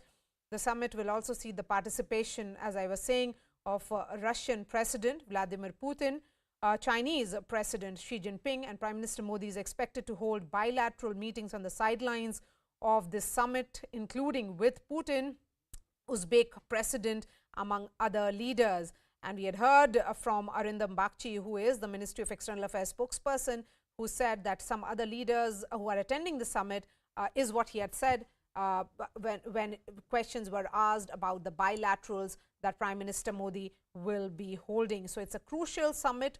As I said, this is the first in-person summit that is taking place after almost 2 years. We'll be trying and connecting with our reporters in just a bit. So those visuals coming in from Samarkand, where Prime Minister Narendra Modi has just arrived. Abhishek Jha is joining me on the phone line. So Abhishek, the Prime Minister arrives and all meetings and the big SCO summit scheduled for tomorrow. Of course, and the Prime Minister's engagement will start from tomorrow morning, when he will be joining his other SCO member partners. First meeting will be restricted when the SCO's permanent members will be participating in that. The second meeting that will be followed by that, that will also have dialogue partners and guest countries and observer countries. So this time, Iran is becoming the permanent member. And after the first half of the day, Prime Minister is also scheduled to hold a few bilaterals. Among them, Russian President Putin's bilateral with Prime Minister Modi will be the first one. That will start somewhere around 4:30, and that will be followed by Prime Minister's bilateral with host countries, President Shaukat Mirziyoyev. That will be followed by Prime Minister's meeting with the Iranian President Ibrahim Raisi. After that, Prime Minister will also go to pay his respect to former President of Uzbekistan, Islam Karimov. And after that, Prime Minister's schedule is supposed to end. Meanwhile, there are also speculation that Prime Minister may have some pull-aside meetings on the sidelines of SCO with few other member countries. But those names have yet not been revealed to us. And, it's important because Prime Minister Modi and Xi Jinping will come face-to-face for the first time since the border clashes, and all meetings that will take place tomorrow, which is the Shanghai Cooperation Organization meeting that's called SCO, which will happen tomorrow. It will be about exchanging of views on topical, regional and international issues, is what the Prime Minister said in his statement. The expansion of SCO and on a further deepening of multifaceted and mutually beneficial cooperation within the organization. The big takeaway certainly would be on trade, economy, culture, tourism is what we are picking up. Quickly from you, Abhishek, so will we be seeing some joint statements as well tomorrow? There is a tradition that after the meeting there will be a joint statement from all the member countries. This time around, we'll also have to know that SCO has been founded on the principle of more people-to-people engagement and opening up of trade routes among the countries and giving access to markets through the member countries to the other countries. So on that note, Prime Minister has been focusing on increasing connectivity and opening new trade routes and enhancing people-to-people connect also among the member countries. Also, what should be the new ways to do it and how the bilateral differences should be put behind in order to achieve the multi lateral goals that were set in the SCO. That is interesting to see, and this is something that we can expect will be the part of joint communique that will be issued once the meetings of multilateral meetings of the leaders will conclude. All right. Thank you so much for joining us. Getting you the big breaking on news epicenter, CNN News 18 has now accessed the inside track on actor Noora Fateh's questioning by the Economic Offences Wing. We have accessed the question and answer surrounding the actors dealing with conman Sukesh Chandrasekhar. The Economic Offences Wing of the Delhi Police has asked Noora Fateh, "Do you know who is Miss Leena Paul?" Noora answered, "I met her for the first time at a charity event in Chennai for LS Corporation in December 2020. I was gifted a Gucci bag and a new phone. They announced they would gift me a new car." The Economic Offences Wing then asked, "Did you get the car as announced by Miss Leena?" Noora answered, "I had agreed at the event to receive the car. My team told me it was normal to receive such gifts. Following day, I received a message from a man named Shekhar from LS Corporation. EOW then asked her, "Who is Shekhar? How many times did you talk to him?" Noora answered, "Shekhar is Sukesh Chandrasekhar. I thought he worked only for LS Corporation. Today I know his real name and who he really is." Then the Economic Offences Wing of Delhi Police asked her, "Did you receive any other gifts?" Noora answered, "I did not receive any other gifts."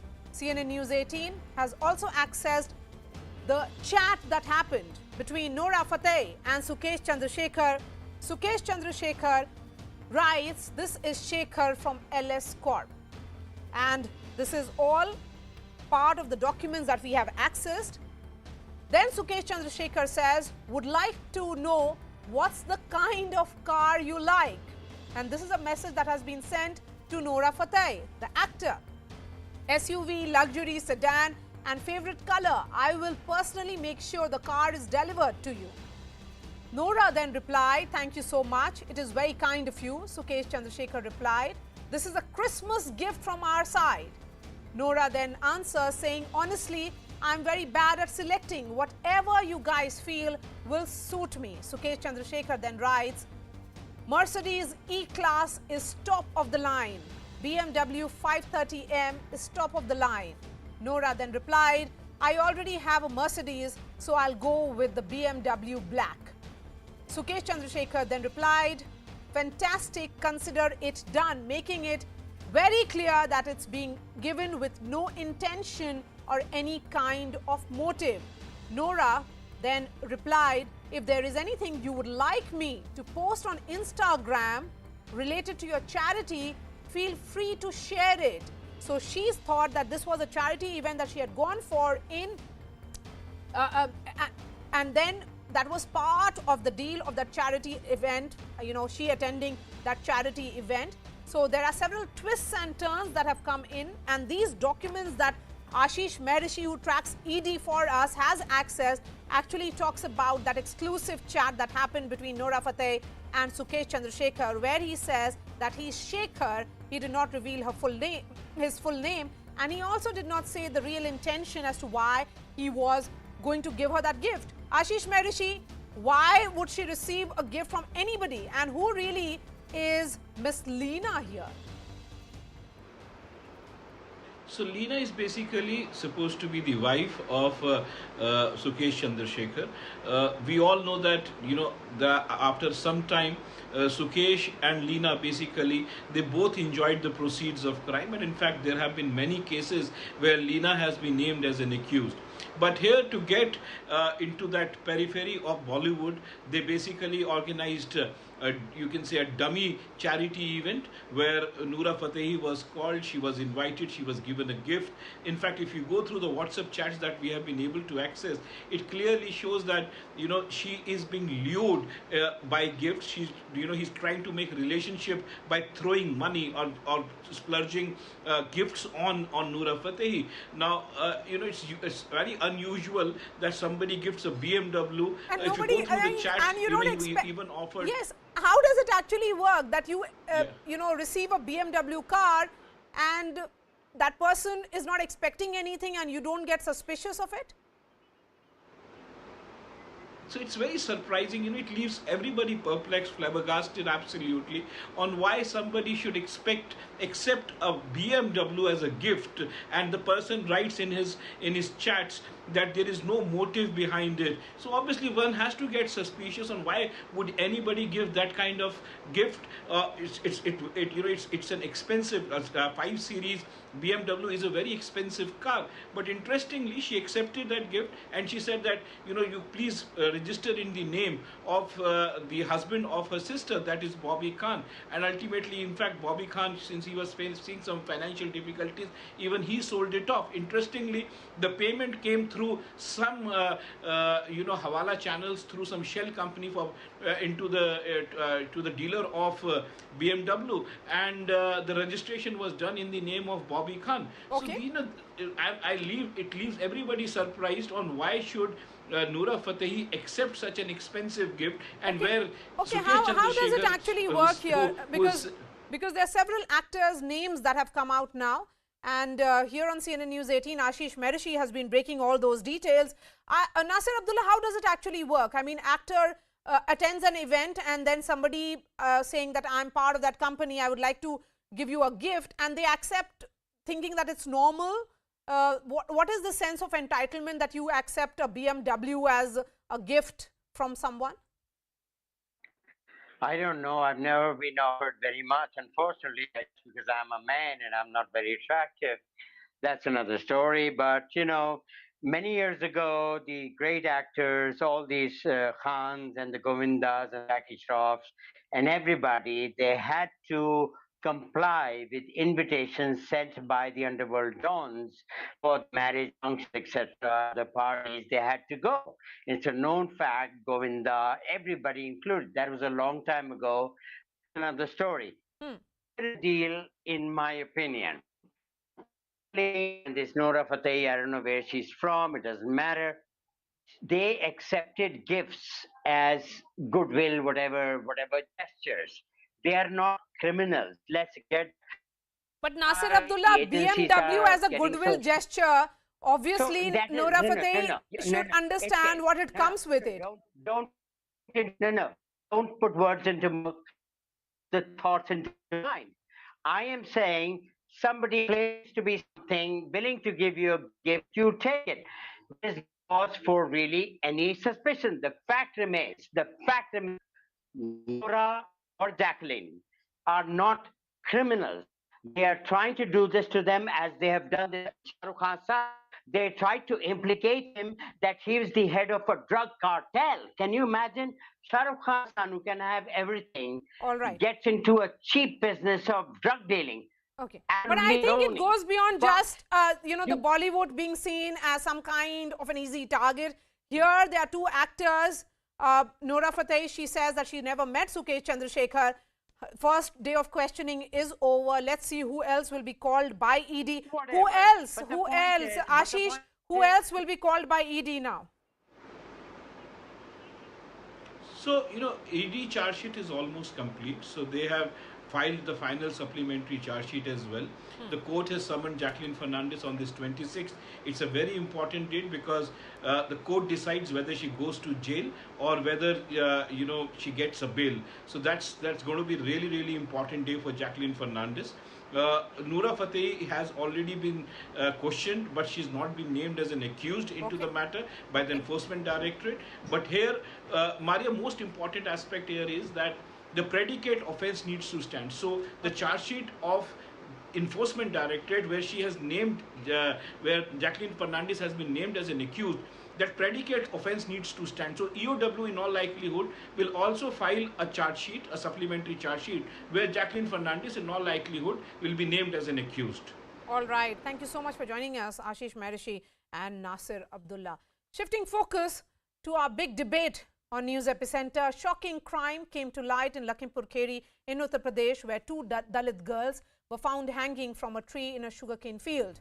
6 accused have been taken into custody, booked under multiple sections of the POCSO Act.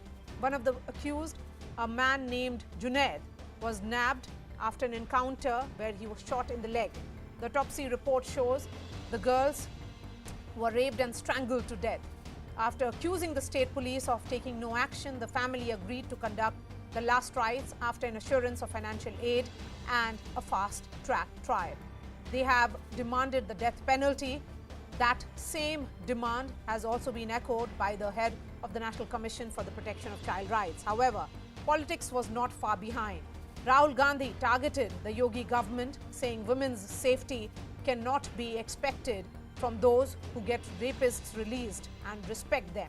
Priyanka Gandhi also hit out at the BJP, claiming that crimes against women are on the rise, adding that fake ads will not improve law and order in the state. The BJP hit back at opposition, claiming there will be no Hathras-style tour as the suspects are from the Muslim community. The encouraging sign is that in 24 hours, the 6 suspects have been arrested, where one was even hounded and nabbed after an encounter. But the road to justice is a long one, and the Yogi Adityanath government pitches itself as being tough on law and order. So the question is, will justice be fast-tracked? Then let me bring in my guests. Anila Singh, spokesperson of the BJP, Anurag Badoria, spokesperson of the Samajwadi Party, Dolly Sharma is spokesperson of Uttar Pradesh Congress, and we also have Vikram Singh, former DGP of Uttar Pradesh. I'm going to begin with you, Anurag. 6 suspects in custody in 24 hours. Hasn't the police acted swiftly? महाराज जी, बड़े शर्म की बात है कि उत्तर प्रदेश के अंदर में योगी सरकार सिर्फ बयानबाजी करती है।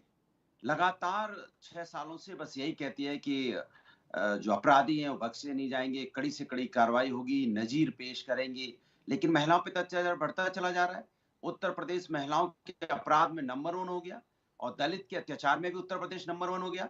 2 सगी बहनें हैं, उनको किस तरह से उनकी हत्या हो जाती है और पुलिस के पास उसकी माँ जाती है तो माँ गिड़गिड़ाती है कि हमारी मदद करो। पुलिस का बिहेवियर देखा आपने थाने में किस तरह का था? ये बिहेवियर होगा पुलिस का। और इस तरह से बच्चियों के साथ, चाहे हाथरस की घटना हो, चाहे लखीमपुर की घटना हो, चाहे उन्नाव की घटना हो, ये लगातार महिलाओं के साथ अत्याचार उत्तर प्रदेश में होता है और सरकार हाथ पे हाथ रख के बैठी रहती है, खाली नजीर पेश करेंगे। आखिर आपका पुलिस सिस्टम इतना कमजोर क्यों हो गया है? आपकी हनक इतनी कमजोर क्यों हो गई है जो लगातार महिलाओं पे अत्याचार बढ़ता चला जा रहा है? Justice is always a long road. Why is it a challenge to fast track these cases? Mara, it's easier said than done. I would say that yes, at least there should be a common demand by one and all, irrespective of political considerations, that all of them have been arrested. They should be put behind bars, fast track court, expeditious investigation, infallible prosecution, so that these 6 gets death sentence and they are cremated within the confines of the jail. They should not come out. Their last rite should be performed behind the jail walls itself. If this be the case, then I would advise you to have another show after 90 days and see whether, like entitled court martial, whether this has happened or not. Lofty ideals and lowly conduct. I would say that yes, tall claims have been made, but if they do not bear fruit, what nonsense will it be that yes, this has happened? We did not draw lessons from Unnao. We did not draw lessons from Hathras. Let us at least make amends and atone for the earlier sins, this time at least. Okay, Anila Singh, respond to this, because the point being made here is that the fear of law is something that the Yogi government has championed. Then why are these incidents and crimes against minors and women continuing?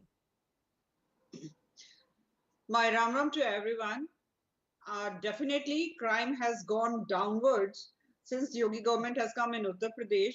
Earlier, criminals used to sit on the laps of Akhilesh government. We know it very well. But yes, since Yogi government has come, crime and criminals, they both are vanishing. But if we talk about Lakhimpur case, definitely it is obnoxious, horrific and heart-wrenching. And it is not only the loss of one particular family, it is the nation's loss, because we have lost 2 young lives. Yes. But I must congratulate UP police that within 24 hours, they caught the culprits and now they are behind the bar. And many more facts have to be revealed. Many more angles have to be discovered by the investigative agencies, whether UP police or any other. The thing is, there might be some surprising facts. There might be some surprising angles into it. there might be some surprising motive behind it. No, but what exactly Because is any the motive surprising motive doesn't that you are hinting at? Sorry? What is the surprising motive that you are hinting at? It might be a love jihad case. I'm not saying it for sure, but I'm not denying it as well. Anurag Bhadoria, this is what the BJP is saying, that only because the suspects are Muslim, that is the reason why Akhilesh Yadav or any of the opposition leaders are not going to Lakhimpur Kheri. Absolutely, because they are deep into appeasement politics. Maria जी, मैं बोलूं? मारिया जी, कमाल की बात है। Bharatiya Janata party की सरकार है, Samajwadi party के लोग वहां पहुंच गए। हम लगातार ये दबाव सरकार पे बना रहे हैं कि सरकार की पुलिस व्यवस्था इतनी कमजोर क्यों हो गई है।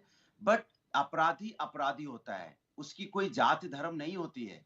जो अपराध करता है उसे सजा मिलनी चाहिए। होती है। उसमें जाति धर्म मत खोजो, कम से कम महिलाओं के सम्मान की बात करो। उसमें भी जाति धर्म, अगर व्यक्ति चाहे मुस्लिम हो, चाहे हिंदू हो, चाहे सिख हो, चाहे ईसाई हो, चाहे अगड़ा हो, चाहे पिछड़ा हो, किसी जाति धर्म का हो, अगर महिला के साथ, बच्ची के साथ अन्याय करेगा उसको सजा मिलेगी। और ये सरकार जाति धर्म नहीं होता अपराध का। बधाई दे रहे हैं पुलिस को कि अरे पुलिस को बधाई दे रहे हैं। पुलिस का डर इतना कमजोर हो गया है कि 2 बच्चियां चली गई। पुलिस का डर होता है, एक्यूज के ऊपर में, अपराधियों के ऊपर में पुलिस का डर होता तो 2 बच्चियों की जिंदगियां नहीं जाती। आज उसकी माँ किस तरह से लोगों को फेस करेगी, आप सोचो। उस बच्ची की माँ किस तरह से लोगों के आंख से नजर मिलाएगी। आपने कभी उस बच्ची की माँ के बारे में सोचा? नहीं सोचा। आपको राजनीति दिखाई दे रही है, लेकिन उस माँ की तकलीफ दिखाई नहीं दे रही है जिस बच्ची की माँ के साथ अन्याय हुआ है। इससे ज्यादा शर्म की बात और छोटी बात नहीं हो सकती कि अपराधी में भी। We have another panelist, Dolly Sharma of the Congress Party as well. Dolly, are the Gandhis planning to visit Lakhimpur like they did Hathras? See, because they are being accused of selective outrage here. See, no selective at all. It is the BJP who's doing selective politics. Let me make this point very clear. It was the Congress Party first who went and visited the house of the girls. Satish Ajmani, ex-MLA, 2-term MLA from that area, went along with the president of Lakhimpur. Let me tell you one thing. Lakhimpur Kheri has become an epicenter of crime. यहाँ पर crime की कोई सीमा नहीं बची। 6 किसान नरसंहार कर दिया टेनी जी के बेटे ने। टेनी जी पर खुद एक का केस चल रहा है प्रभात गुप्ता का, जो वो वहां से हटवाने को तैयार है और खुले तौर पर कहते हैं गुंडागर्दी है, तुम जानते नहीं हो मेरा इतिहास क्या है। यही इसी लखीमपुर खीरी के इसी निघासन गांव में एक लड़की सोनम के साथ भी पुलिस स्टेशन के अंदर बलात्कार हुआ था।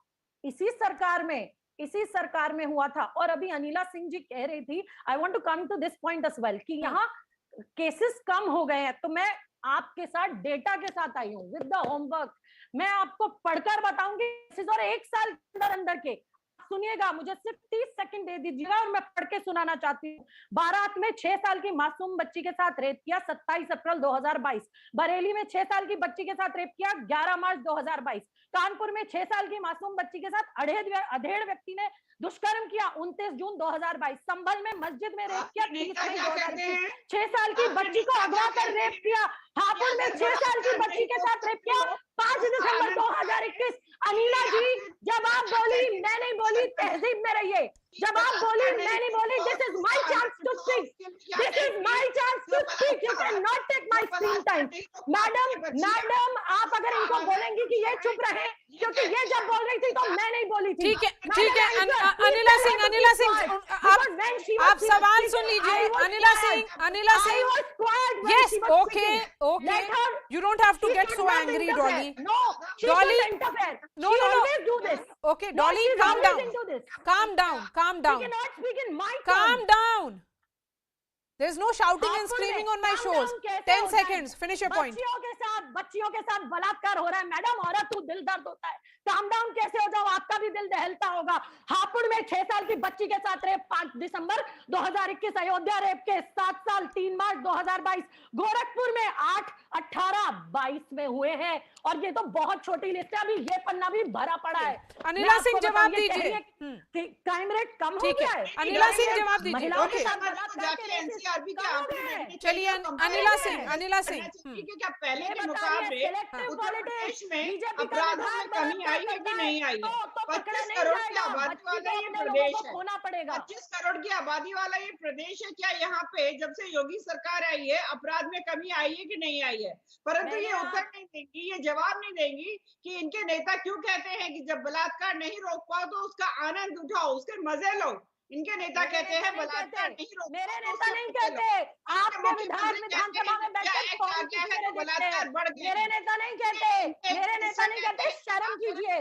आपके नेता कर्नाटक विधानसभा में बैठकर यहाँ के पुरुष वाकई में आप लोग इस प्रवृत्ति के लोग, मेरे नेता नहीं कहते। मेरे नेता लड़कियों की लड़ाई लड़ते हैं। अपने नेताओं को ये कंट्रोल नहीं कर पा रही है, ये मुझे आंकड़े बता रही है। जाके पहले मैडम राजस्थान के आंकड़े देखिए, छत्तीसगढ़ के आंकड़े। लड़की के घर को छावनी नहीं बनाया जाता, सड़कों पर गांव वालों को आना नहीं पड़ता न्याय के लिए। कांग्रेस पार्टी को सड़क पर नहीं आना पड़ता, 20-20 किलोमीटर नहीं चलना पड़ता। भाजपा को राजस्थान में लड़की के घर के दरवाजे खुले होते हैं, न्याय मिलता है परिवारों को। सच बोलना सीखिए। स्मृति ईरानी से एक्टिंग की ट्रेनिंग लेकर आई हैं आप अनिला सिंह।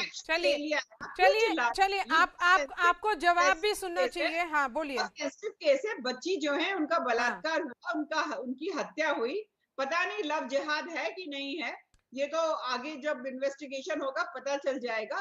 थोड़ा सा डिसेंसी दिखाइए। जो परिवार जिसने अपनी बच्चियों को खोया है उनके बारे में चिल्ला क्यों रही हैं आप आराम से बात कर सकती हैं। आप मेरे दामन पे दाग दिखवाएंगे। आप तो कह रही है रोज केस होते जा रहे हैं। आप तो लड़कियों के साथ अत्याचार को केस ही नहीं मान रही है। मैंने आपको लिस्ट गिनाई, आप तो केस ही नहीं मान रही है इनको।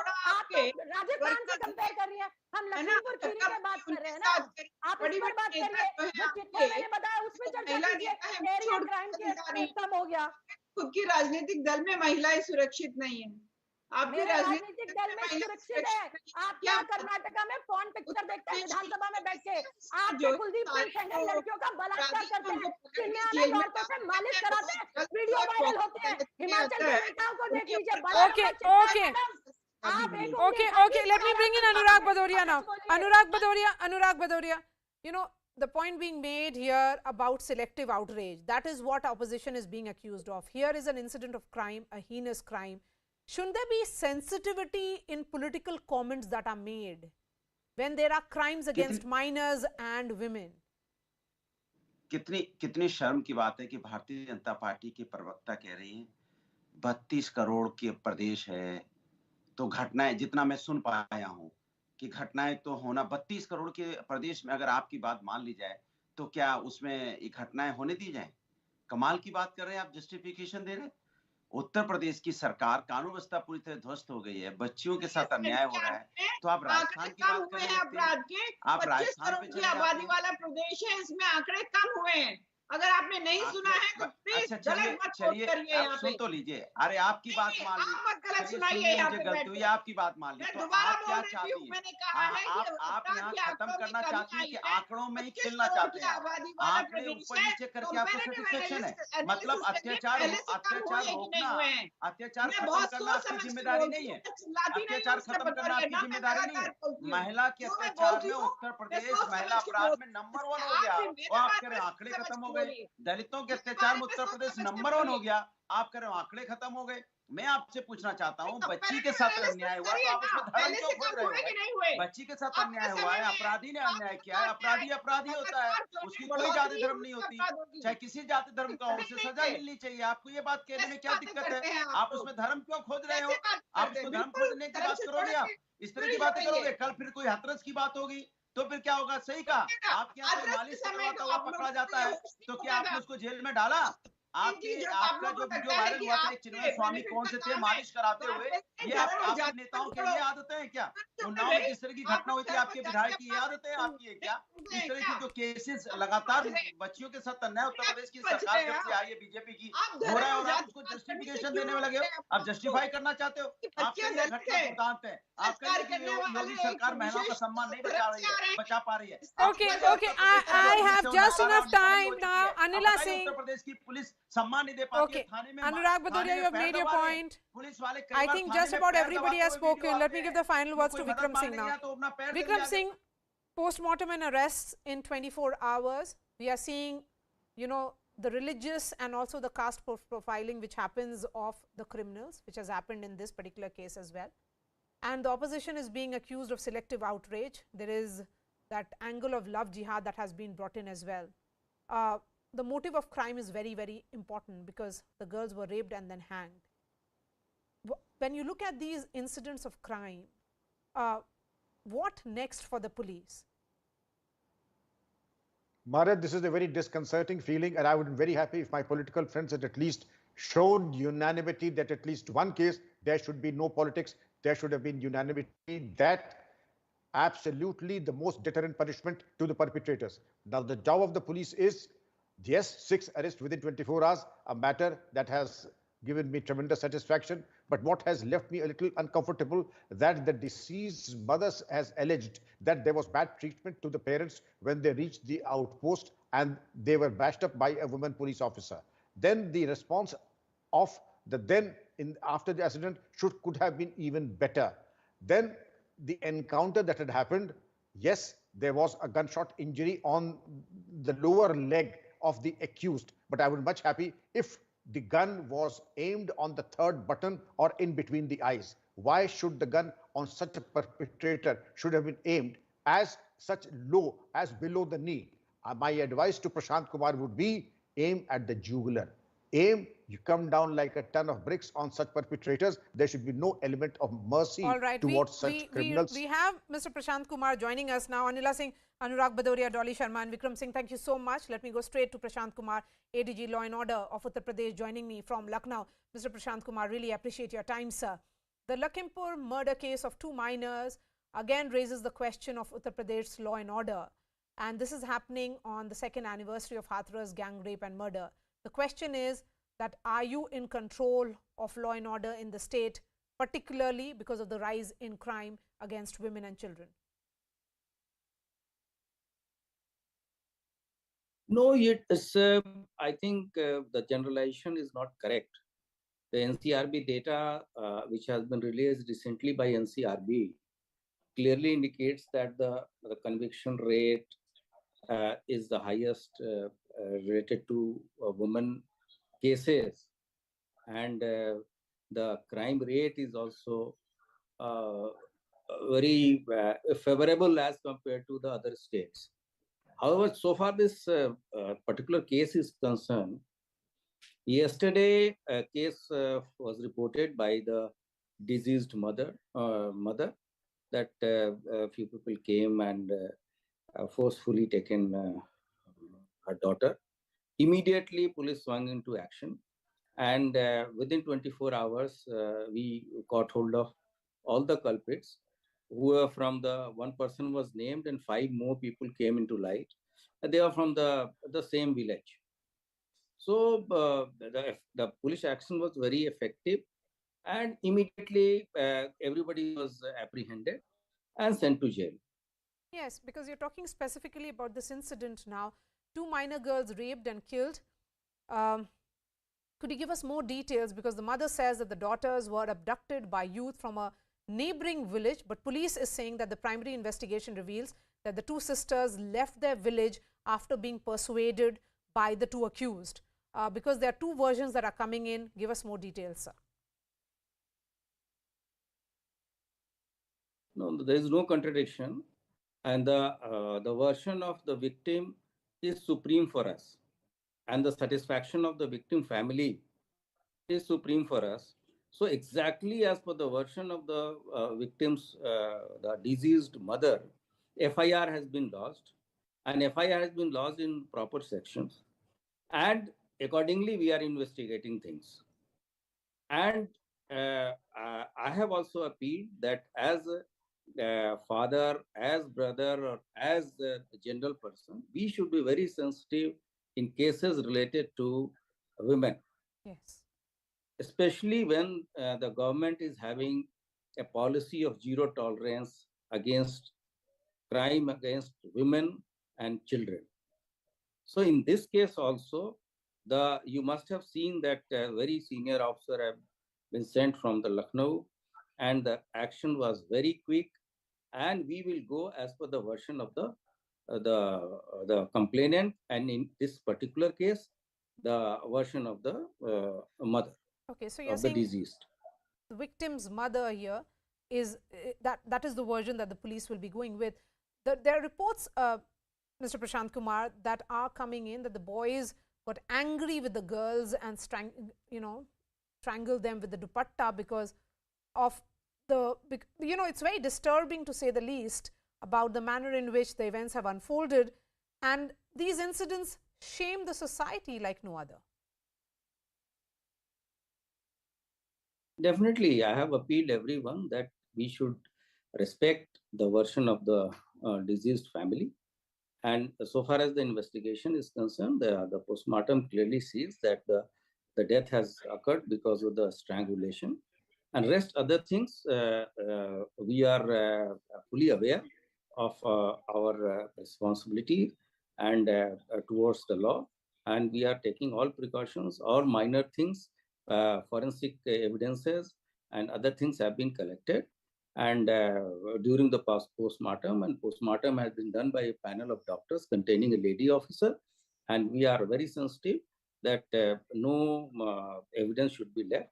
And very soon we will file the charge sheet and we'll try to get conviction in this case. There have been protests and sloganeering against the police in that area. In fact, the SP got involved in an argument, is what the family is saying.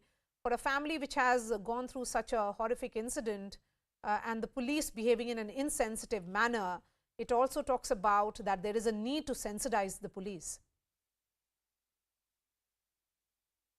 No, I have already told you that all of us, as a police officer and as a member of the society, we should be very sensitive in these cases. And we have taken note of everything and we'll take corrective measures also. Thank you so much for your time, Prashantji. Always a pleasure to speak to you. And the top cop of Uttar Pradesh assuring that justice will be fast-tracked and delivered. Shifting focus to our third story on News Epicenter, the face-off between the BJP and the TMC continues in West Bengal after the showdown on the streets. It's TMC's Abhishek Banerjee who has escalated the war of words over the Nabanna Chalo rally. Remember, on Tuesday, the BJP's march against the Mamata government over charges of corruption descended into chaos when the police deployed water cannons, lathi charged and tear gassed the protesters. BJP workers were also seen targeting police personnel during the clashes. Abhishek Banerjee said the police could have used bullets against the protesters, adding that if police vehicles were set on fire in front of his eyes, he would have shot protesters in the head. To this, the BJP called Abhishek Banerjee a murderous thug. The Saffron Party said BJP holds unconstitutional sway over the Mamata Banerjee government, adding that his statement reeks of fascism that is reflected in the action of the Bengal police. The showdown was also seen on the first working day of the Bengal Assembly with a clash of protests and placards which forced the speaker to adjourn the first half of the scheduled business. So who is stoking the fire in Bengal, or is this just a trailer of things to come in this political face-off? Before I get the guests, here's what happened today.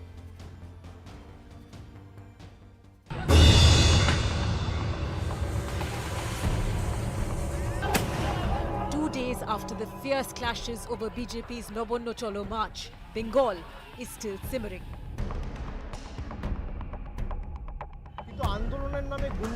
Adding fuel to the fire was Abhishek Banerjee. The TMC MP met policemen who were injured in the violence and praised them for what he called showing restraint. And then he made this shocking statement. আমি দেবজিৎ বাবুকে বললাম যে আমি আপনাকে salute জানাই যে আপনি কিছু করেননি। আপনার জায়গায় যদি আমি থাকতাম আর আমার সামনে যদি পুলিশের গাড়িতে আগুন জ্বলতো বা এইভাবে পুলিশের উপর আক্রমণ হতো, আমি এখানে শুট করতাম মাথার উপরে। BJP condemned Abhishek Banerjee and called the TMC government fascist. ये मुझे लगता है ऐसे बयान का भारत में कोई स्थान नहीं है। ये एकदम से लोकतंत्र के खिलाफ है, संविधान के खिलाफ है। That wasn't the only showdown today. There were fireworks in the Bengal assembly.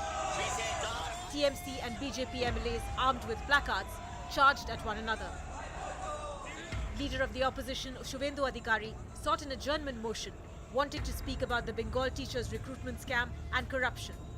The speaker turned down the motion, citing that the matter is sub judice. Shubhendu Adhikari brought up a proposal for discussion. You cannot discuss matters which are sub judice because they knew that they would not be allowed. They started agitating. TMC carried placards which said, "Don't touch my body," a dig at Shubhendu Adhikari for his now viral comment on the day of the Nobono Cholo march. ये बंगाल का जो culture है Ramakrishna mission से लेकर हमारी जो rich culture है, ये रिच कल्चर को ये टीएमसी पार्टी कंपनी तोड़ रहा है। बंगाल की पॉलिटिक्स का जो गरिमा है उसको खत्म कर रहा है। Amidst the war of words, the question is, who's behind the baval in Bengal? And joining me now, Shishir Bajoria, spokesperson of West Bengal BJP. We also have Minister Babul Supriyo. Babul Supriyo, why is Abhishek Banerjee provoking the cops of Bengal? Well, Abhishek Banerjee is not at all provoking the cops of Bengal. He just made a statement. He said that what goes through the mind of a police officer when he sees not only when he's hit down by a premeditated a group of people from BJP, number one, and he sees a police vehicle being torched right in front of him for 10-15 minutes. This couple of people, they went ahead with the kerosene and the fire and everything. That's absolute arson. So what a police officer would have done, he just it's just you want to make a political statement out of it, but that's what anyone would say, that if this is happening in front of my eyes, if me being a police officer holding a gun, if I was being held on the ground and being beaten up in that manner, then I would have shot. I would have probably fired at that place. Yogi ji using bulldozers in UP on people who doesn't have anything against them. So this is just I would say that this is what he said. This is not to incite the police to to fire. If that was the case, then yesterday BJP did enough to provoke the police, and that is exactly what the plan was to provoke the police to shoot. Yeah, there were videos that surfaced of violence in which the BJP workers were seen thrashing cops. If it was about Nabanna Chalo or just a peaceful protest, then what was this thrashing of cops? Maria, first of all, Sri Babul Supriyo possibly didn't know a few facts of life. My question to everybody in Trinamool, I can ask him the question also, but I'm sure he won't have the answer. What was the police vehicle doing on the middle of the road without even the driver there? That vehicle was planted, was parked, and that it will be torched by one of them. That's a fact. Number one. Will a police vehicle ever be on the side of a road with not a constable, not a driver? That driver should be charged.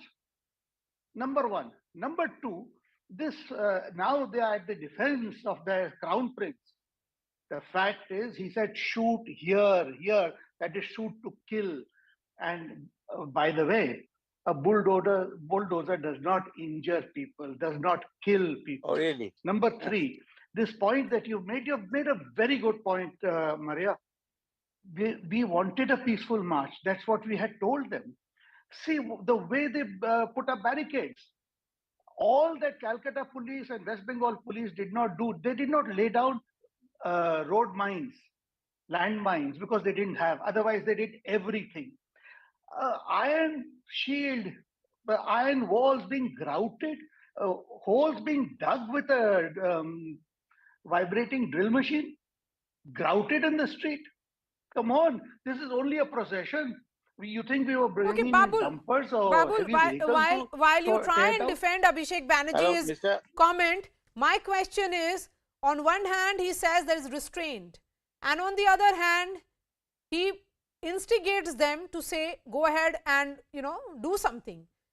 Just look at what was seen as a peaceful protest. It started as a peaceful protest till the time it turned violent. Who provoked? Who turned it? Who turned it? Yes, answer that question. Mr. Bajoria is there on television trying to giving me a lesson of life. Thank you so much. I'm not giving you a lesson of life, Mr. Supriyo. That's what you said. That's what you said in the beginning. Let me tell you. Because you don't know. I'm not giving you a lesson of life. I did not interrupt you, Mr. Bajoria. Okay. I did not use some facts of life you said.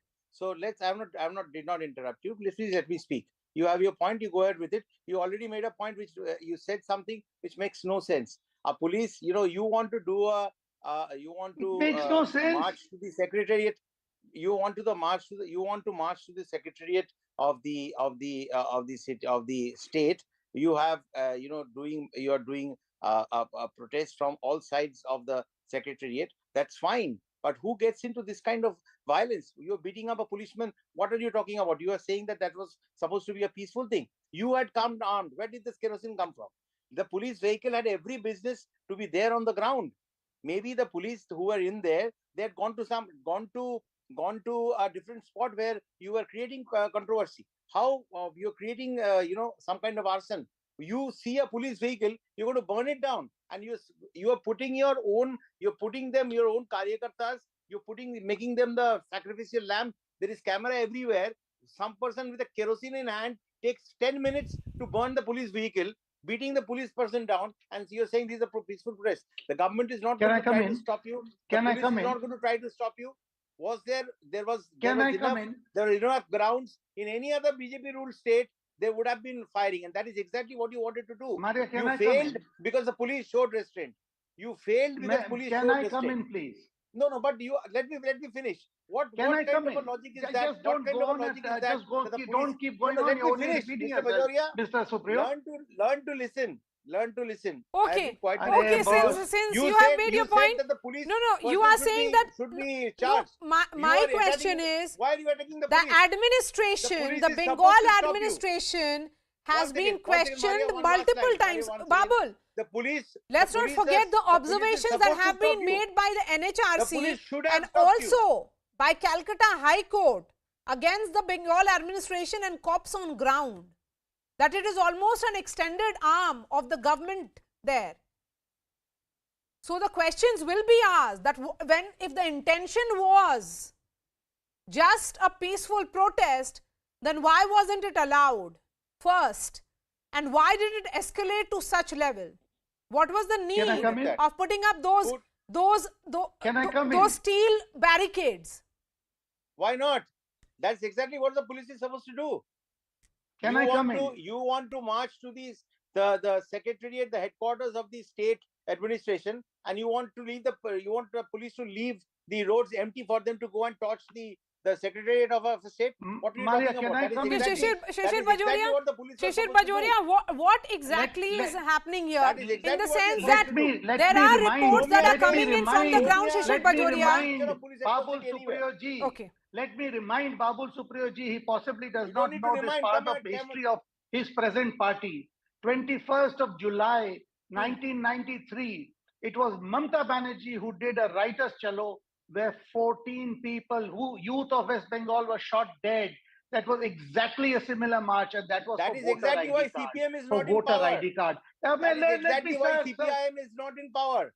Sir, let me speak. Now what happened to your patience? Because you know you have no answer for this. That is exactly why we asked for the permission. Power. What would have happened if we were given the permission to march? What would have happened? We would have gone and given a protest letter. By the way, your so-called leader, do you realize the chief minister left her citadel, left her headquarters and ran away? She got so scared, she ran away. Let the whole secretariat be at the charge of the chief secretary. अरे हार गए हैं आप. Why? हार मान लो. You are contradicting yourself. You are actually. I am contradicting actually myself. Stated. 1993. What happened? Mr. Bajoria, you are the actually birth of your stating party, that the the CPIM birth of your police present did not party show is restraint on the and foundation fired of and a killed similar 14 march. But you 14 will TMC not cadres. commit opposition And because you the don't like TMC police opposition. showed restraint and did not do anything in spite of you creating restraint. this kind of scenes of 400 rioting of our and karyakartas, arson. 400 You are torching a police were vehicle. injured. No, sorry. 400. I'm not going to talk 35 about are facts. still in hospital. You might get 35 your facts are correct. still in hospital. You might get your 35 facts are correct still or in get your hospital. logic correct. Get your logic correct, Mr. Bajoria. 400 This is not logic. Sir, We are talking about a police vehicle your being in logic the is middle of so the high street. that What do nobody you expect? understands you, sir. Sir, your logic is very high, sir. It's high flown, sir. Sir, your No, logic sir. is high flown. You You calling even this justified that whatever you're they saying. all went to some other place. The driver of the police vehicle also left for some law and order duty. It could be the driver so, also left. Okay. We Arey, will Mr. charge Babul the. Supriyo. Okay, let me answer to your question. Let me answer your question. You, as per your allegations, let the police driver and everyone else be charged that why were they not there in the vehicle. How do you answer have the to question? charge. That First on of camera, all, your the Karyakarta West take 10 Bengal minutes government has to not charge only to torch that Sri vehicle, Abhishek but Banerjee he's and also arrest seen. him. No, The see, chief you're not minister letting me has to speak order because you know you're in his short ground. arrest for You're asking not going police to no, open you, fire to kill. and He has to be arrested that first. is the same Then find out the Karyakarta, driver of that that is vehicle the and same arrest the guy. Karyakarta who was seen with Nitish Pramanik. Same Karyakarta standing with Nitish Oh, Pramanik. you even identified You the can- person. How nice, Mr. Babul Supriyo. You Well, even it is there identified. You're everywhere. a champion, boss. Why will I identify? People have identified. Who am I to identify? You have not You identified. just said. You It's have the not first identified. time I'm hearing. The same. First time This I'm is, what is hearing. this? First What of is all, this? will you answer What my is this? question? Will What is Abhishek this? Banerjee be arrested? What Yes is this? or no? Say What yes is or this? no. Let's see the. Will Let's see. Abhishek You know, Banerjee be arrested? Yes or what no? is this? You tell me. What is this? What is this? Who Will is this person? You Abhishek recognize Banerjee him? be arrested? I Who's don't who's recognize this who you're gentleman? showing. She is not letting me speak when I'm coming up with records. May I Why ask should a I question? recognize? I do not The know what people photograph recognize. you're showing. I do not know what photograph you're showing. Yes, he I can't do see not that, know. Babul. Photograph, Photoshop. Babul, the photos that you're showing, he can't see them. My point is, The will he be viewers arrested, can, though. yes or no? Yes. So what? So you accept the fact that you had pre-planned. Why was I kerosene do there? not know Where what did the kerosene photograph come you're from? showing. Where did the Mr. kerosene Babul come Supriyo, from? Why I do not know. Why This All is the right. Once again. Shishir Why Bajoria didn't- and Babul why Supriyo, wasn't really there one appreciate your time. Karyakarta? Thank you so much for joining us. We are slipping into a short break. After that, tennis legend and 20-time Grand Slam champion Roger Federer announced that he will be retiring from the sport after the upcoming Laver Cup. His message to his fans after a very short break. Stay with us.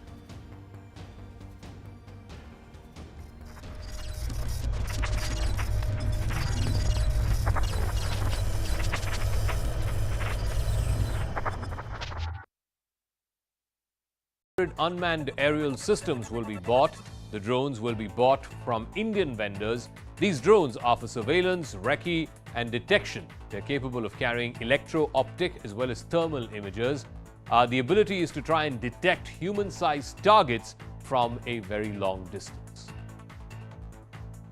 CCTV footage has emerged of two trigger-happy assailants who went on a shooting spree in Begusarai in Bihar. Fear has gripped Bihar's Begusarai district. For 40 kilometers, two men on a bike went on a rampage. They kept firing indiscriminately at people along the way, killing one and injuring 9 others. And even 24 hours on, the gunmen are still at large. Police have announced a 50,000 rupee reward for anyone who has information on the bikers, who are believed to have been drunk and deranged. सभी जगह नाकेबंदी कर दी। Police की जो अलग team थी, investigation team, उनके द्वारा सीसीटीवी फुटेज प्राप्त किया गया। Meanwhile, BJP workers protested against the law and order situation in Bihar. Union Minister Giriraj Singh went to Begusarai to meet the injured. Law and order की स्थिति इतनी बिगड़ गई है कि आम लोगों का कहना है रोपे बबुल तो आम कहां से हुए। 7 police officers have been suspended for dereliction of duty. The Gujarat ATS seized a Pakistan boat which had 4 kilograms of heroin, which amounts to over 200 crore rupees. 6 Pakistani nationals were apprehended by the ATS. The consignment was reportedly ordered from a Nigerian origin man who is currently lodged at the Kapurthala jail. In fact, the Pakistani fishermen were about to hand over the entire consignment when they were arrested. The Enforcement Directorate has seized more than 90 kilograms of gold and almost 350 kilograms of silver, collectively valued at just a shade under 50 crore rupees. They concluded search operations at 4 premises in Mumbai. The raids were conducted in connection with a money laundering case where the company duped banks and took loans to the tune of over 2,000 crores, which was then siphoned off by layering through various shell companies. 8 laborers were killed after the elevator of an under-construction building in Ahmedabad came crashing down. The elevator was carrying the workers when it crashed to the ground from the 7th floor. While the incident happened at 10 a.m., the Fire and Emergency Services Department of Ahmedabad Municipal Corporation says they received no communication. The fire and police team reached the spot only around 1 in the afternoon. The high-rise building is being constructed near Gujarat University. Since it's a private building, the construction plans and other approvals will be inspected during an inquiry into the incident. The Supreme Court has accepted the BCCI's plea seeking to do away with a mandatory cooling-off period between tenures of office bearers across state cricket associations as well as the BCCI itself. Now, this paves the way for the Cricket Association President Saurav Ganguly and Secretary Jay Shah to continue in office. Now the administrators will have to undergo the cooling-off period only after 2 consecutive terms in office. Chinese President Xi Jinping and Russian President Vladimir Putin will be meeting at the SCO summit in Uzbekistan, which begins Thursday. Ahead of the SCO summit, Xi Jinping stopped at Kazakhstan. It's his first trip abroad since the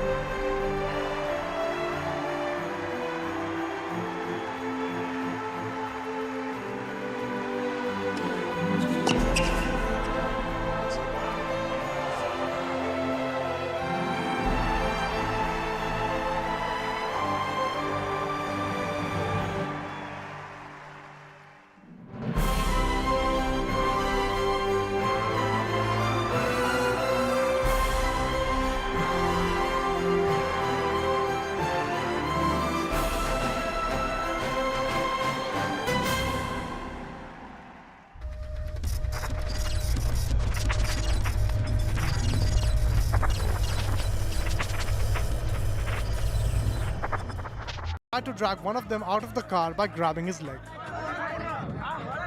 They went on to assault him with a belt. The other 3 sadhus were also beaten black and blue. Finally, the police reached at the spot and took the sadhus to hospital. While the sadhus didn't file a complaint, 6 accused have been arrested for causing hurt and rioting.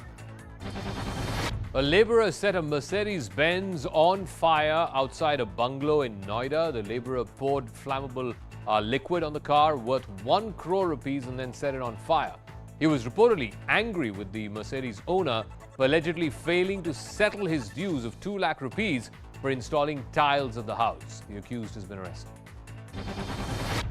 A minor altercation over collision of 2 bikes turned ugly when a youth, along with his accomplice, started firing bullets in the Joda Fatak area on Monday night.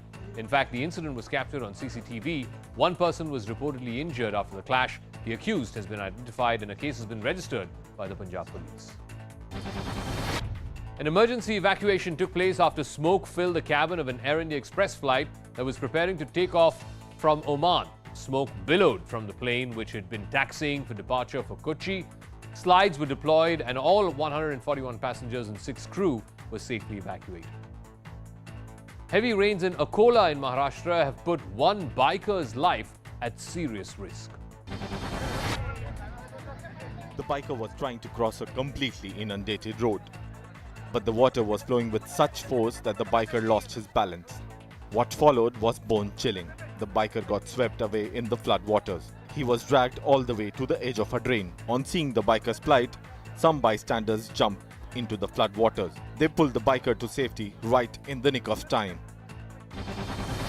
A man injured in a road accident had to be carried to hospital in a bulldozer in Katni in Madhya Pradesh. The locals claim that they had informed the authorities and waited more than an hour and a half for the ambulance, but it failed to arrive. After seeing the man who was losing too much blood, that's when they had to improvise. UP's power minister is facing power cuts in Barabanki district. The minister was conducting an inspection at an electrical substation when the power went off. After an hour, the minister was compelled to continue the inspection with mobile torchlights. Later, he reprimanded the officials for interrupted power supply as the residents were facing a lot of flack there. 11 people were killed after a bus fell into a gorge in Jammu and Kashmir's Poonch district. The overcrowded minibus was on its way to Poonch from Gali Maidan where it met with an accident. The bus plunged deep into a gorge in Poonch, rolling down more than 250 feet and hitting the ground, which was strewn with boulders.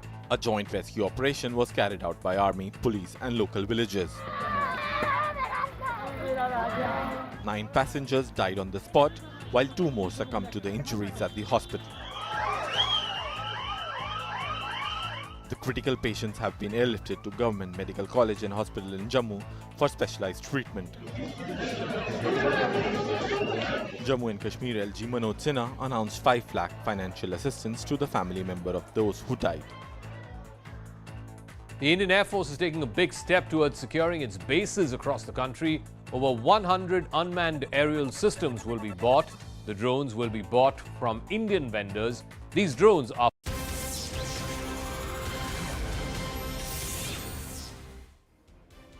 Hello and welcome to the late night edition with me, Ayushman Singh Jamwal. Big breaking news coming in from war zone West Bengal, where the tussle between the BJP and the TMC continues.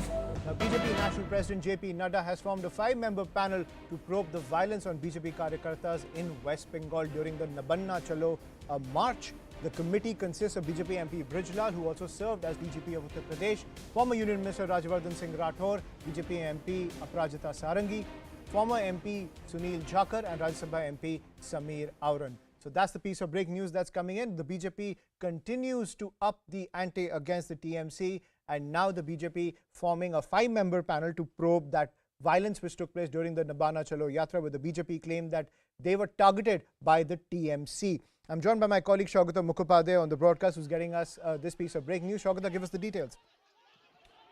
Well, you see, it seems that the BJP is not going to let this incident of police action on BJP workers during the Nabanna Chalo Abhiyan that took place in Kolkata and adjacent city of Howrah on Tuesday go away so easily.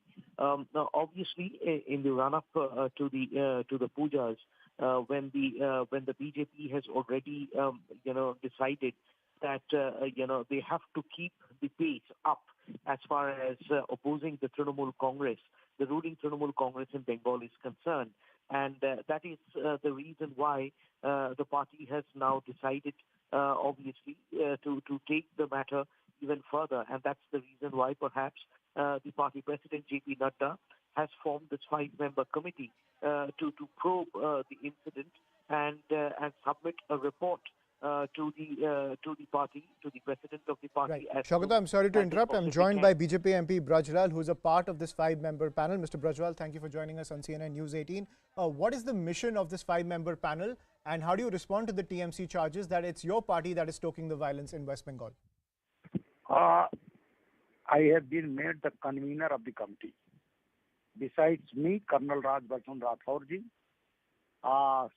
Sri Sunil Jhakar ji from Punjab, Samir Auran ji from Jharkhand, Aparajita Sarangi ji from Odisha. They are all MPs. We will reach by tomorrow evening at Kolkata. I will go and inquire into the matter. We will talk to our BJP workers who have been badly beaten. Atrocities committed on them. We will inquire all the matters.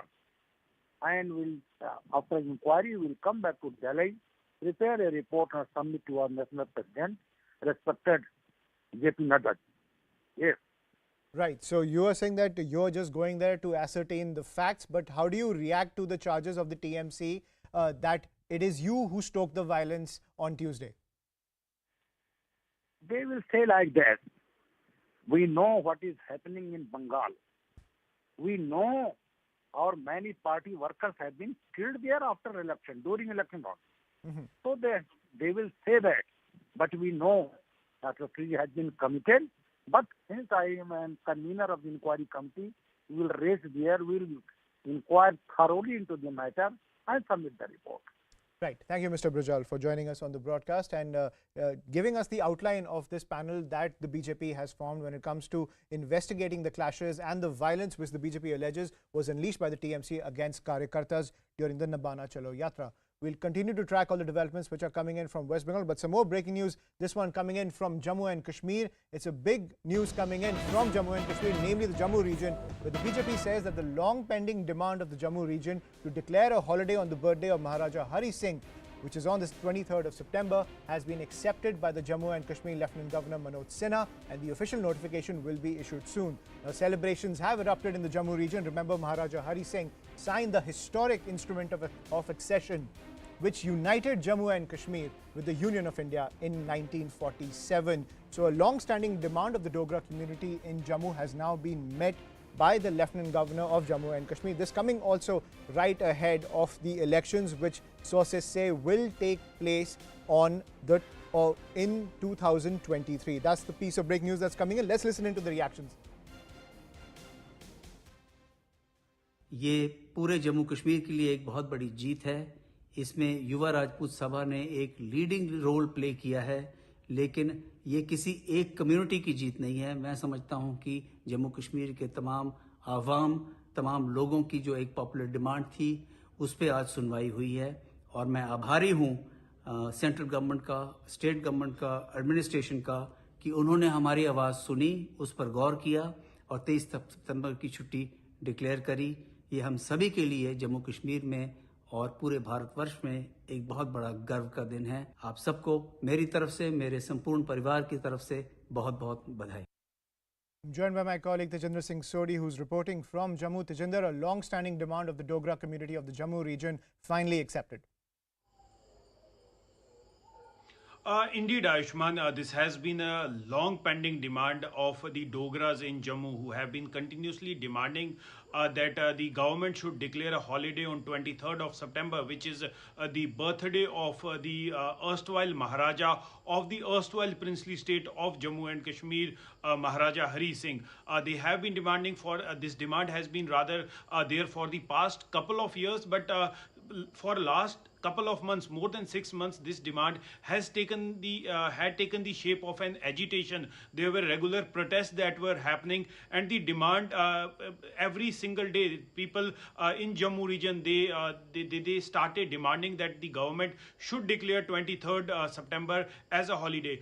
Today, a delegation of the senior BJP leaders from Jammu, they met the Jammu and Kashmir Lieutenant Governor Manoj Sinha, and soon after, when they came out after meeting the Lieutenant Governor, they made this announcement that during the meeting, the Lieutenant Governor has agreed that September 23rd would be declared as a holiday in Jammu and Kashmir. You see, not only the Jammu unit of the Jammu and Kashmir unit of the BJP, but also the Union Home Minister during his recent visit to Jammu and Kashmir had shown his support for the demand of the people in Jammu region. He had appreciated the role of Maharaja Hari Singh by terming him a nationalist who was instrumental in exceeding the erstwhile princely state of Jammu and Kashmir with the Union of India. So Maharaja Hari Singh, a nationalist figure. So this is a rather not only the win of victory of the people of Jammu region, but the victory of all nationalist forces who wanted to honor Maharaja Hari Singh for his role and contribution in making the erstwhile princely state of Jammu and Kashmir as the crown of the Union of India. Yes, Ayushman. Absolutely. He was the king who signed that historic instrument of accession which united Jammu and Kashmir with the Union of India. And on that note, I'm joined by former Deputy Chief Minister of Jammu and Kashmir, Dr. Nirmal Singh, on the broadcast. Dr. Singh, a fitting tribute to a man who was instrumental in uniting Jammu and Kashmir with the Union of India, especially during the invasion, the brutal invasion of Pakistan. Yes, I congratulate all the people of Jammu and Kashmir as well as the whole of India, because the national hero who was instrumental in signing the instrument of accession on 26th October 1947 and made Jammu and Kashmir as a state of India, thereby making Jammu and Kashmir as a crown of India. His services have been recognized after 72 years. That's the message. We were struggling. We Jammu people, we Jammu Kashmir nationalist people were always struggling for declaring 23rd September as the national holiday. But our demand was not acceded. During our tenure, when we were in the government, we could pass this resolution in the upper house, in the legislative assembly. That was unanimously passed. But when it came to the cabinet, it was opposed by PDP. The PDP leadership, we struggled there, but we couldn't succeed. But it's a happy occasion that at least during this LG rule, when there is a center rule, there's 23rd September has been declared as a holiday. It's a recognition of a national hero. He was not only a national hero in the sense that he signed the instrument of accession, but he was a great reformer. Absolutely. He was the person who allowed the Harijans, the scheduled caste, in state temples in 1932. I think he was one of the few rulers, who was able to allow these Harijans to enter the state temples. He is known for this agriculture reforms. Absolutely. To the tillers, to the tenants, he gave all the powers. He was instrumental in this spreading education amongst the Muslims. Maulvis were appointed in the schools, government schools, to teach Quran to the Muslim students, because Muslims were not attracted to the education at that time. So he was a great reformer. Sharda Act was passed during his tenure. So he was a great reformer, but his services were not recognized during this Congress rule. And it was due to the fact that National Conference was deadly against him. So now, after 5th August 2019, when 370 is abrogated, Article 35 is abrogated, now all those national symbols, national heroes, they are being recognized in Jammu and Kashmir, and it has given a very good message to the people, and whole of Jammu is rejoicing over this great decision of the LG government in Jammu and Kashmir. Absolutely. It's a big moment for the Dogras of Jammu and Kashmir. Thank you, Dr. Nirmal Singh, for joining us on the broadcast and sharing your views on how it was the Kashmiri parties who for so many years stopped the portrayal of Maharaja Hari Singh as a national hero and as a symbol of unity in Jammu and Kashmir. But now, ever since the abrogation of Article 370, the status quo has changed, and now a long pending demand of the Dogra community in Jammu has been met. Shifting focus to some more breaking news which is coming in. This coming in over the tussle in Goa in the wake of the Sonali Fogart murder case. The big news is coming in. This is over the Curly's demolition row before the Supreme Court. Now, the Goa Coastal Management Authority has opposed Curly's owner's plea seeking to halt the demolition. Now, the authority says that there was no permission taken to carry out commercial activities at this very popular restaurant, adding that all norms were flouted. That's the pitch coming in from the Goa Coastal Management Authority. That's the piece of breaking news that's coming in when it comes to the entire scandal that has erupted in the wake of the Sonali Fogart murder case. Now, what we are learning is that the Goa Coastal Management Authority has opposed Curly's owner's plea seeking to halt the demolition. I'm joined by my colleague Ananya, who's getting us more details when it comes to the pitch of the Goa Coastal Management Authority against Curly's. Ananya, over to you. Well, yes, the Goa Coastal Management Authority, the Goa Coastal Zone Management Authority, the GCZMA, has clearly said that there was no license prior to 1980s to show that till 1991 there was a permanent structure that Curly's had, and hence the CZA rules actually apply to it. And in fact, Curly's has flouted all the laws and the CZA notifications that were passed by the Goa Coastal Zone Management Authority. And in fact, that is why this is unauthorized construction. In fact, it has also been said that the bar licenses that were required have not been produced for the particular date, and hence this is the commercial activities that were going on were not legal in nature. In fact, it has also been stated by the GCZMA that the demolition shall take place because this is a permanent structure that has been built without prior permission, and in fact no laws have actually been taken into account. And they also go on to say that completely a flouting of rules have taken place by the owners. And in fact, even after adequate opportunity was given to produce all of this and to take part in the inspection that was carried out by the authorities, they did not do so and clearly skipped the inspection, and hence they are opposing the petition seeking to stop the demolition. Remember that the Supreme Court had earlier last week, when the matter was urgently mentioned before it, had stayed till tomorrow the demolition of this particular place, only of Curly's. However, it had said that any other property, if found in fact under unauthorized construction near Curly's, can be demolished. However, Curly's was given a little breather, but then now, as we see the response of the Goa Coastal Management Authority, it seems that there is a lot of flouting by the Curly's owners. So a big affidavit coming in from the Goa Coastal Zone Management Authority, and in fact a strong stance put forward. Right. Thank you, Ananya, for getting us that piece of breaking news. We're getting some more news that's coming in. This is in connection to the Lakhimpur Kheri horror, where 2 Dalit girls were raped and murdered. Now, 5 suspects in the case have been sent to 14 days judicial custody by a POCSO court. The 6th suspect, who was injured in an encounter with the police, will be presented in court later. That's the piece of break news coming in. A horrific crime coming in from Uttar Pradesh. But now, in 24 hours, all the 6 accused were taken into custody. And what we are learning is that 5 of the suspects have been sent to 14 days judicial custody by a POCSO court. The 6th suspect, who was injured in an encounter, will be presented in court later. So that's the latest update coming as that investigation continues. We're going to take a short break. More news and updates on the other side.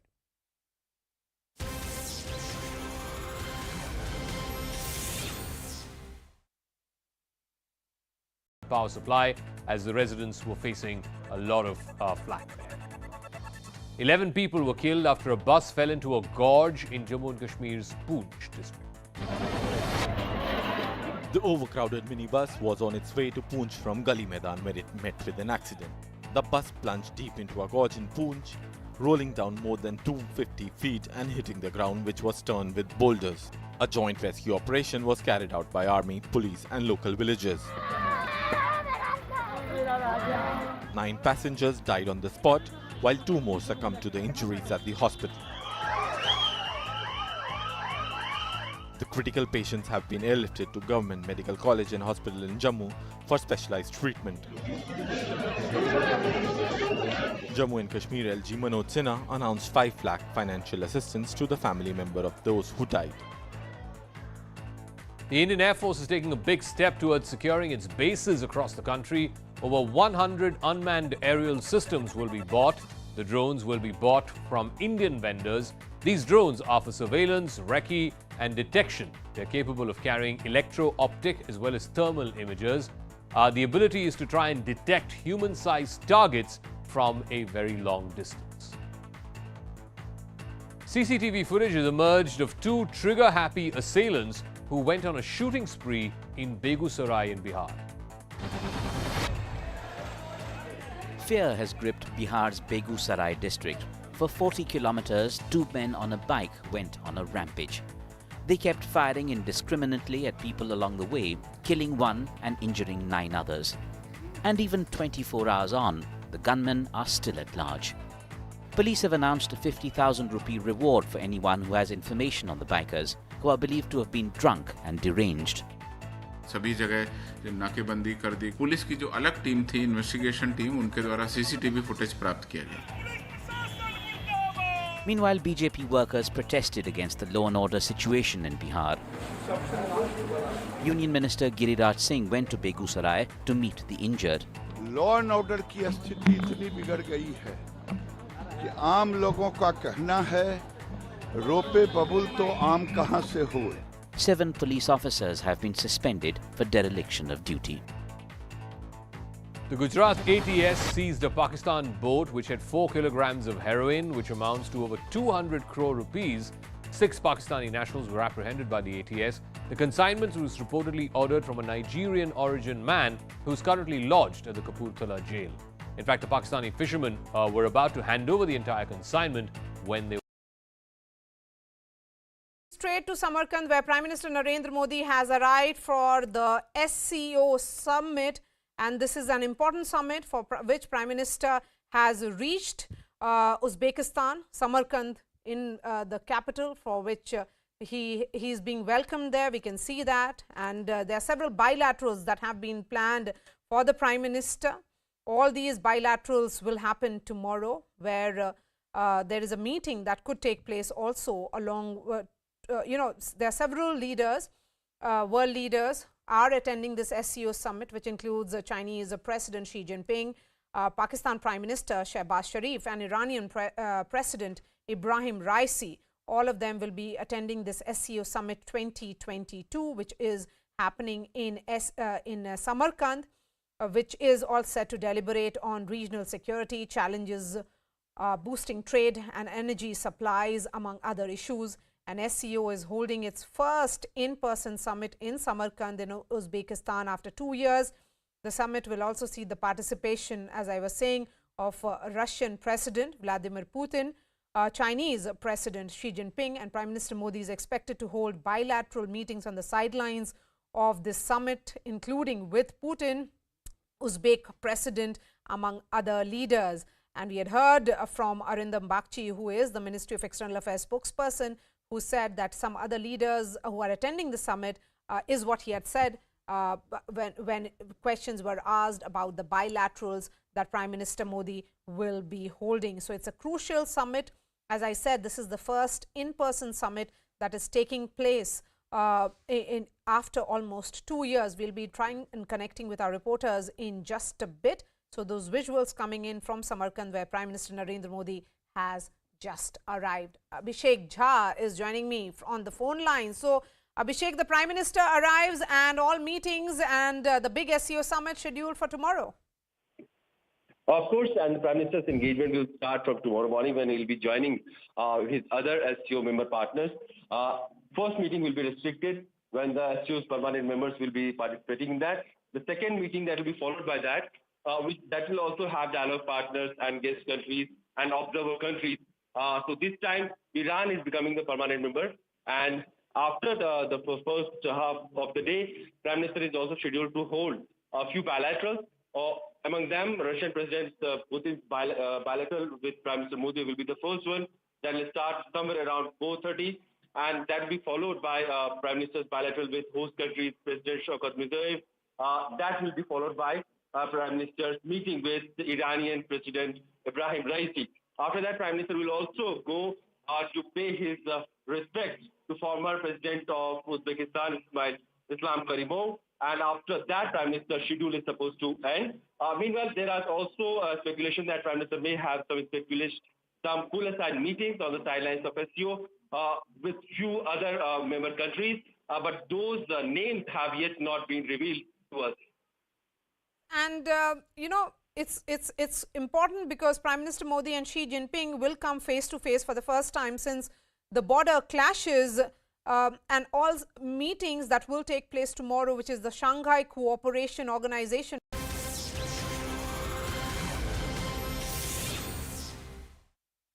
Welcome back. Roger Federer announced that he will be retiring from the sport after the upcoming Laver Cup. We leave you with this tribute to the tennis legend.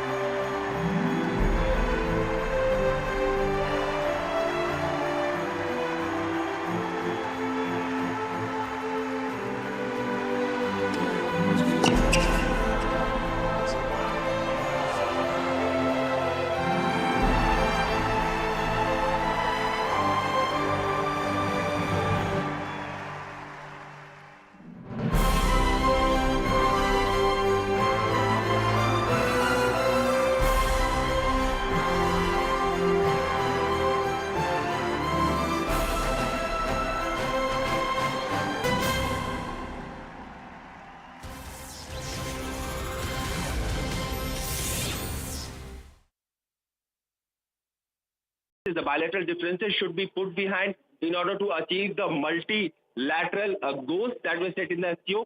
That will be interesting to see, and this is something that we can expect will be the part of joint communique that will be issued once the meetings of multilateral meetings of the leaders will conclude. Straight to Samarkand, where Prime Minister Narendra Modi has arrived for the SCO summit, and this is an important summit for which Prime Minister has reached Uzbekistan, Samarkand in the capital, for which he is being welcomed there. We can see that, and there are several bilaterals that have been planned for the Prime Minister. All these bilaterals will happen tomorrow, where there is a meeting that could take place also along. There are several leaders, world leaders are attending this SCO summit, which includes Chinese President Xi Jinping, Pakistan Prime Minister Shehbaz Sharif, and Iranian President Ibrahim Raisi. All of them will be attending this SCO summit 2022, which is happening in Samarkand, which is all set to deliberate on regional security challenges, boosting trade and energy supplies, among other issues. And SCO is holding its first in-person summit in Samarkand in Uzbekistan after 2 years. The summit will also see the participation, as I was saying, of Russian President Vladimir Putin, Chinese President Xi Jinping, and Prime Minister Modi is expected to hold bilateral meetings on the sidelines of this summit, including with Putin, Uzbek President, among other leaders. And we had heard from Arindam Bagchi, who is the Ministry of External Affairs spokesperson, who said that some other leaders who are attending the summit is what he had said when questions were asked about the bilaterals that Prime Minister Modi will be holding. So it's a crucial summit. As I said, this is the first in-person summit that is taking place after almost 2 years. We'll be trying and connecting with our reporters in just a bit. So those visuals coming in from Samarkand, where Prime Minister Narendra Modi has just arrived. Abhishek Jha is joining me on the phone line. So Abhishek, the Prime Minister arrives and all meetings and the big SCO summit scheduled for tomorrow. Of course, and the Prime Minister's engagement will start from tomorrow morning when he will be joining his other SCO member partners. First meeting will be restricted when the SCO's permanent members will be participating in that. The second meeting that will be followed by that, that will also have dialogue partners and guest countries and observer countries. So this time, Iran is becoming the permanent member, and after the first half of the day, Prime Minister is also scheduled to hold a few bilaterals. Among them, Russian President Putin's bilateral with Prime Minister Modi will be the first one. That will start somewhere around 4:30, and that will be followed by Prime Minister's bilateral with host countries President Shavkat Mirziyoyev. That will be followed by Prime Minister's meeting with the Iranian President Ibrahim Raisi. After that, Prime Minister will also go to pay his respect to former President of Uzbekistan, Islam Karimov. And after that, Prime Minister's schedule is supposed to end. Meanwhile, there are also speculation that Prime Minister may have some pull-aside meetings on the sidelines of SCO with few other member countries. But those names have yet not been revealed to us. And, it's important because Prime Minister Modi and Xi Jinping will come face to face for the first time since the border clashes and all meetings that will take place tomorrow, which is the Shanghai Cooperation Organization meeting that's called SCO, which will happen tomorrow. It will be about exchanging of views on topical, regional and international issues is what the Prime Minister said in his statement. The expansion of SCO and on a further deepening of multifaceted and mutually beneficial cooperation within the organization. The big takeaway certainly would be on trade, economy, culture, tourism is what we are picking up. Quickly from you, Abhishek, so will we be seeing some joint statements as well tomorrow? There is a tradition that after the meeting there will be a joint statement from all the member countries. This time around, we'll also have to know that SCO has been founded on the principle of more people-to-people engagement and opening up of trade routes among the countries and giving access to markets through the member countries to the other countries. So on that note, Prime Minister has been focusing on increasing connectivity and opening new trade routes and enhancing people-to-people connect also among the member countries. Also, what should be the new ways to do it and how the differences, the bilateral differences should be put behind in order to achieve the multilateral goals that were set in the SCO. That will be interesting to see, and this is something that we can expect will be the part of joint communique that will be issued once the meetings of multilateral meetings of the leaders will conclude. Straight to Samarkand, where Prime Minister Narendra Modi has arrived for the SCO summit, and this is an important summit for which Prime Minister has reached Uzbekistan, Samarkand in the capital, for which he is being welcomed there. We can see that, and there are several bilaterals that have been planned for the Prime Minister. All these bilaterals will happen tomorrow, where there is a meeting that could take place also along. There are several leaders, world leaders are attending this SCO summit, which includes Chinese President Xi Jinping, Pakistan Prime Minister Shehbaz Sharif, and Iranian President Ibrahim Raisi. All of them will be attending this SCO.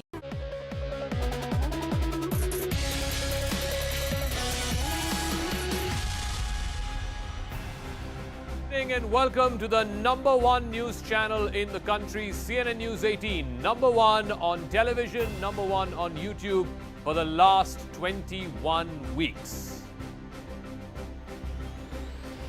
Good evening, welcome to Viewpoint. I'm Zaka Jacob. The Karnataka anti-conversion bill was tabled today in the Legislative Council amid a roar from the opposition, both the Congress and the JDS, who are claiming that this will become a tool for harassment and that there is no need for such a piece of controversial legislation barely 6 months before the state goes to polls. The government, on the other hand, in its contention is, why should there be forced conversions at all? And this law is absolutely essential. It is needed to curb the social evil of conversions, whether it is through allurement, inducement, or even force. But in the backdrop of elections, has this piece of legislation, which should be a legal matter, has it become absolutely political, and is the bid, politically speaking, to try and polarize ahead of the assembly election?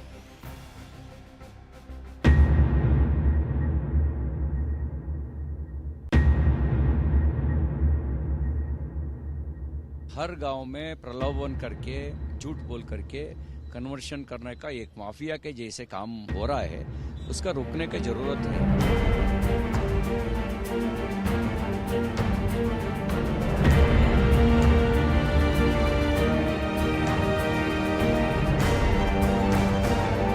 What is the urgency of doing these things? They want to polarize. They want to polarize the sake of elections. You are running the government.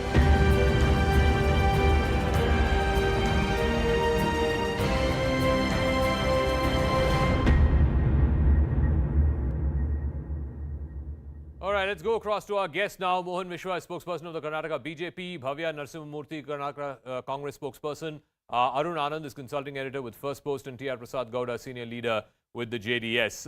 Mohan Mishra, let me start with you. What is the compelling need when we know that the elections are due in the next 3 to 6 months? What is the compelling need to bring in an anti-conversion law at this stage? Because both the Congress and the JDS are saying this is simply an attempt to try and polarize the electorate. There is no compelling need to bring an anti-conversion law at this stage when the government is at its fag end.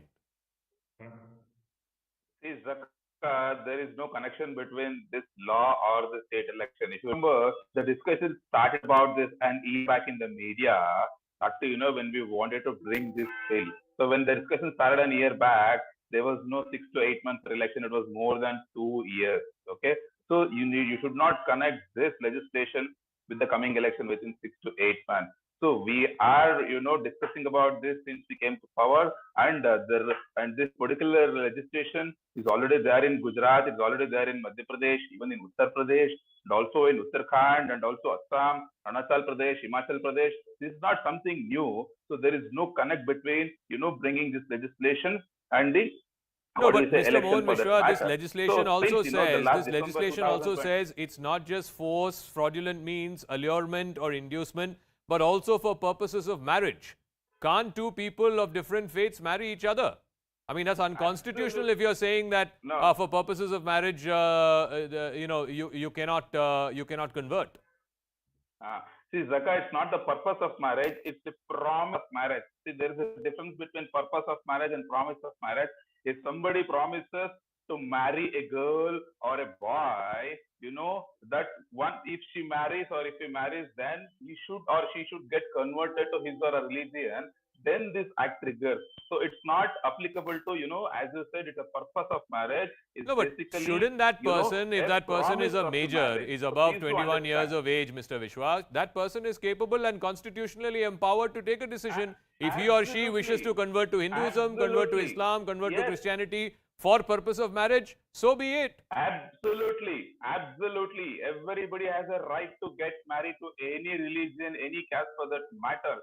The question here is the forceful inducement, the forceful misrepresentation, the forceful, coercion. So when that triggers, then only this particular legislation triggers, then only penal provisions are applicable. No, If so nothing there of such- again, such no, sort is there, I'll go to Bhavya provisions are also Narasimhamurthy. there. I'll go to Bhavya Narasimhamurthy. There again, there is the contention that, who is going to decide whether it was forceful inducement or allurement? Should it be the person in question, or should it be her family members, relatives, anyone who can take objection to the fact that he or she converted to another religion for whatever reason? But Bhavya Narasimhamurthy, what I want to ask you is, when your government was in power, the Law Commission at that time had proposed the draft of this legislation.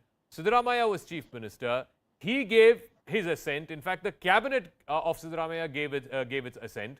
Why are you now opposing this legislation, something that you had given assent to when your party was in power and when your Chief Minister was in power?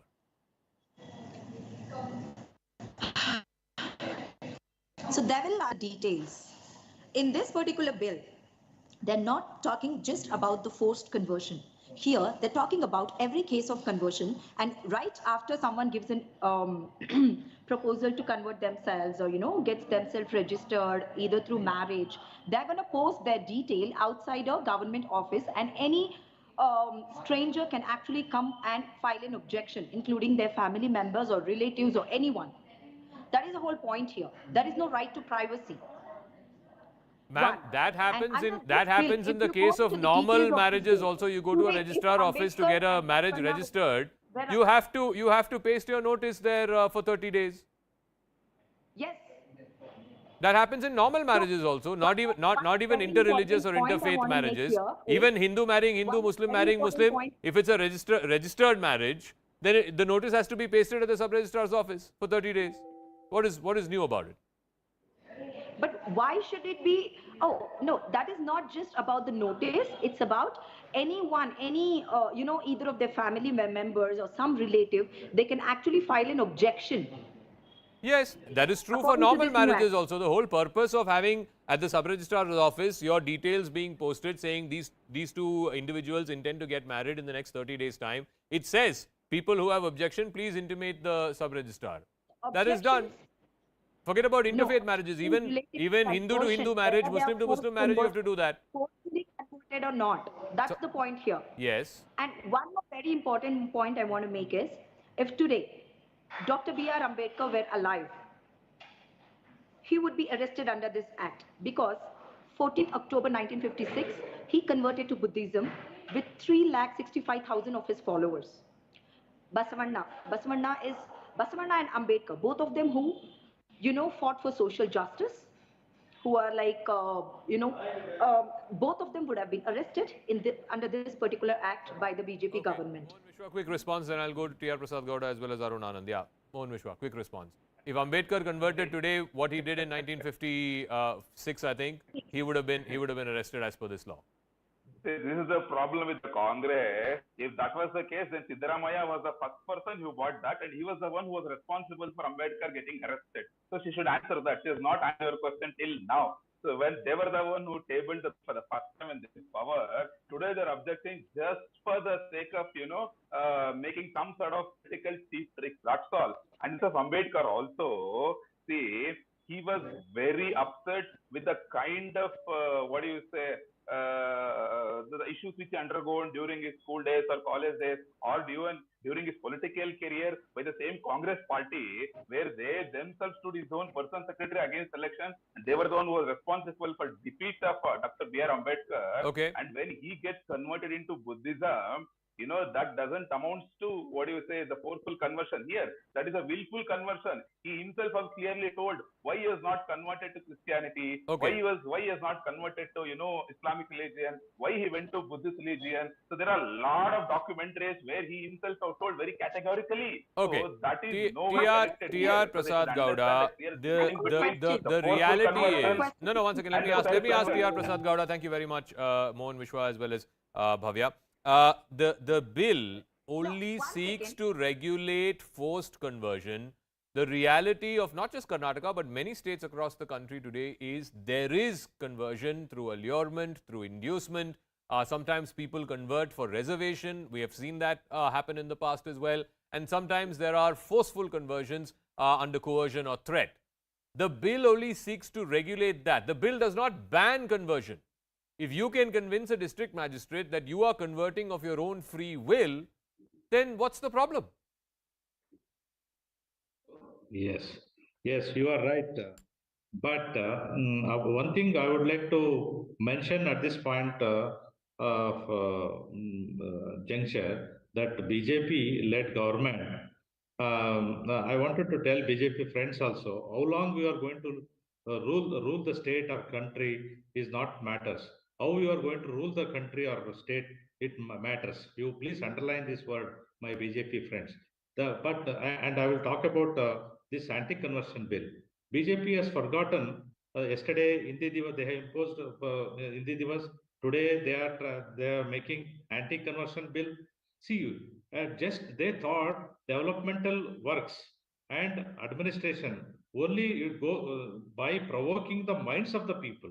By minds of the people, they thought it is a developmental activity. No, sir, these are all political arguments. I'm asking a very specific question. I'm asking a very specific question. What is your problem with this bill? Sir, what is your problem with this bill when this bill only seeks to regulate forced conversion? Please talk about the bill, not political arguments, please. Mr. Gowda, please. Thank you. In terms of infrastructure,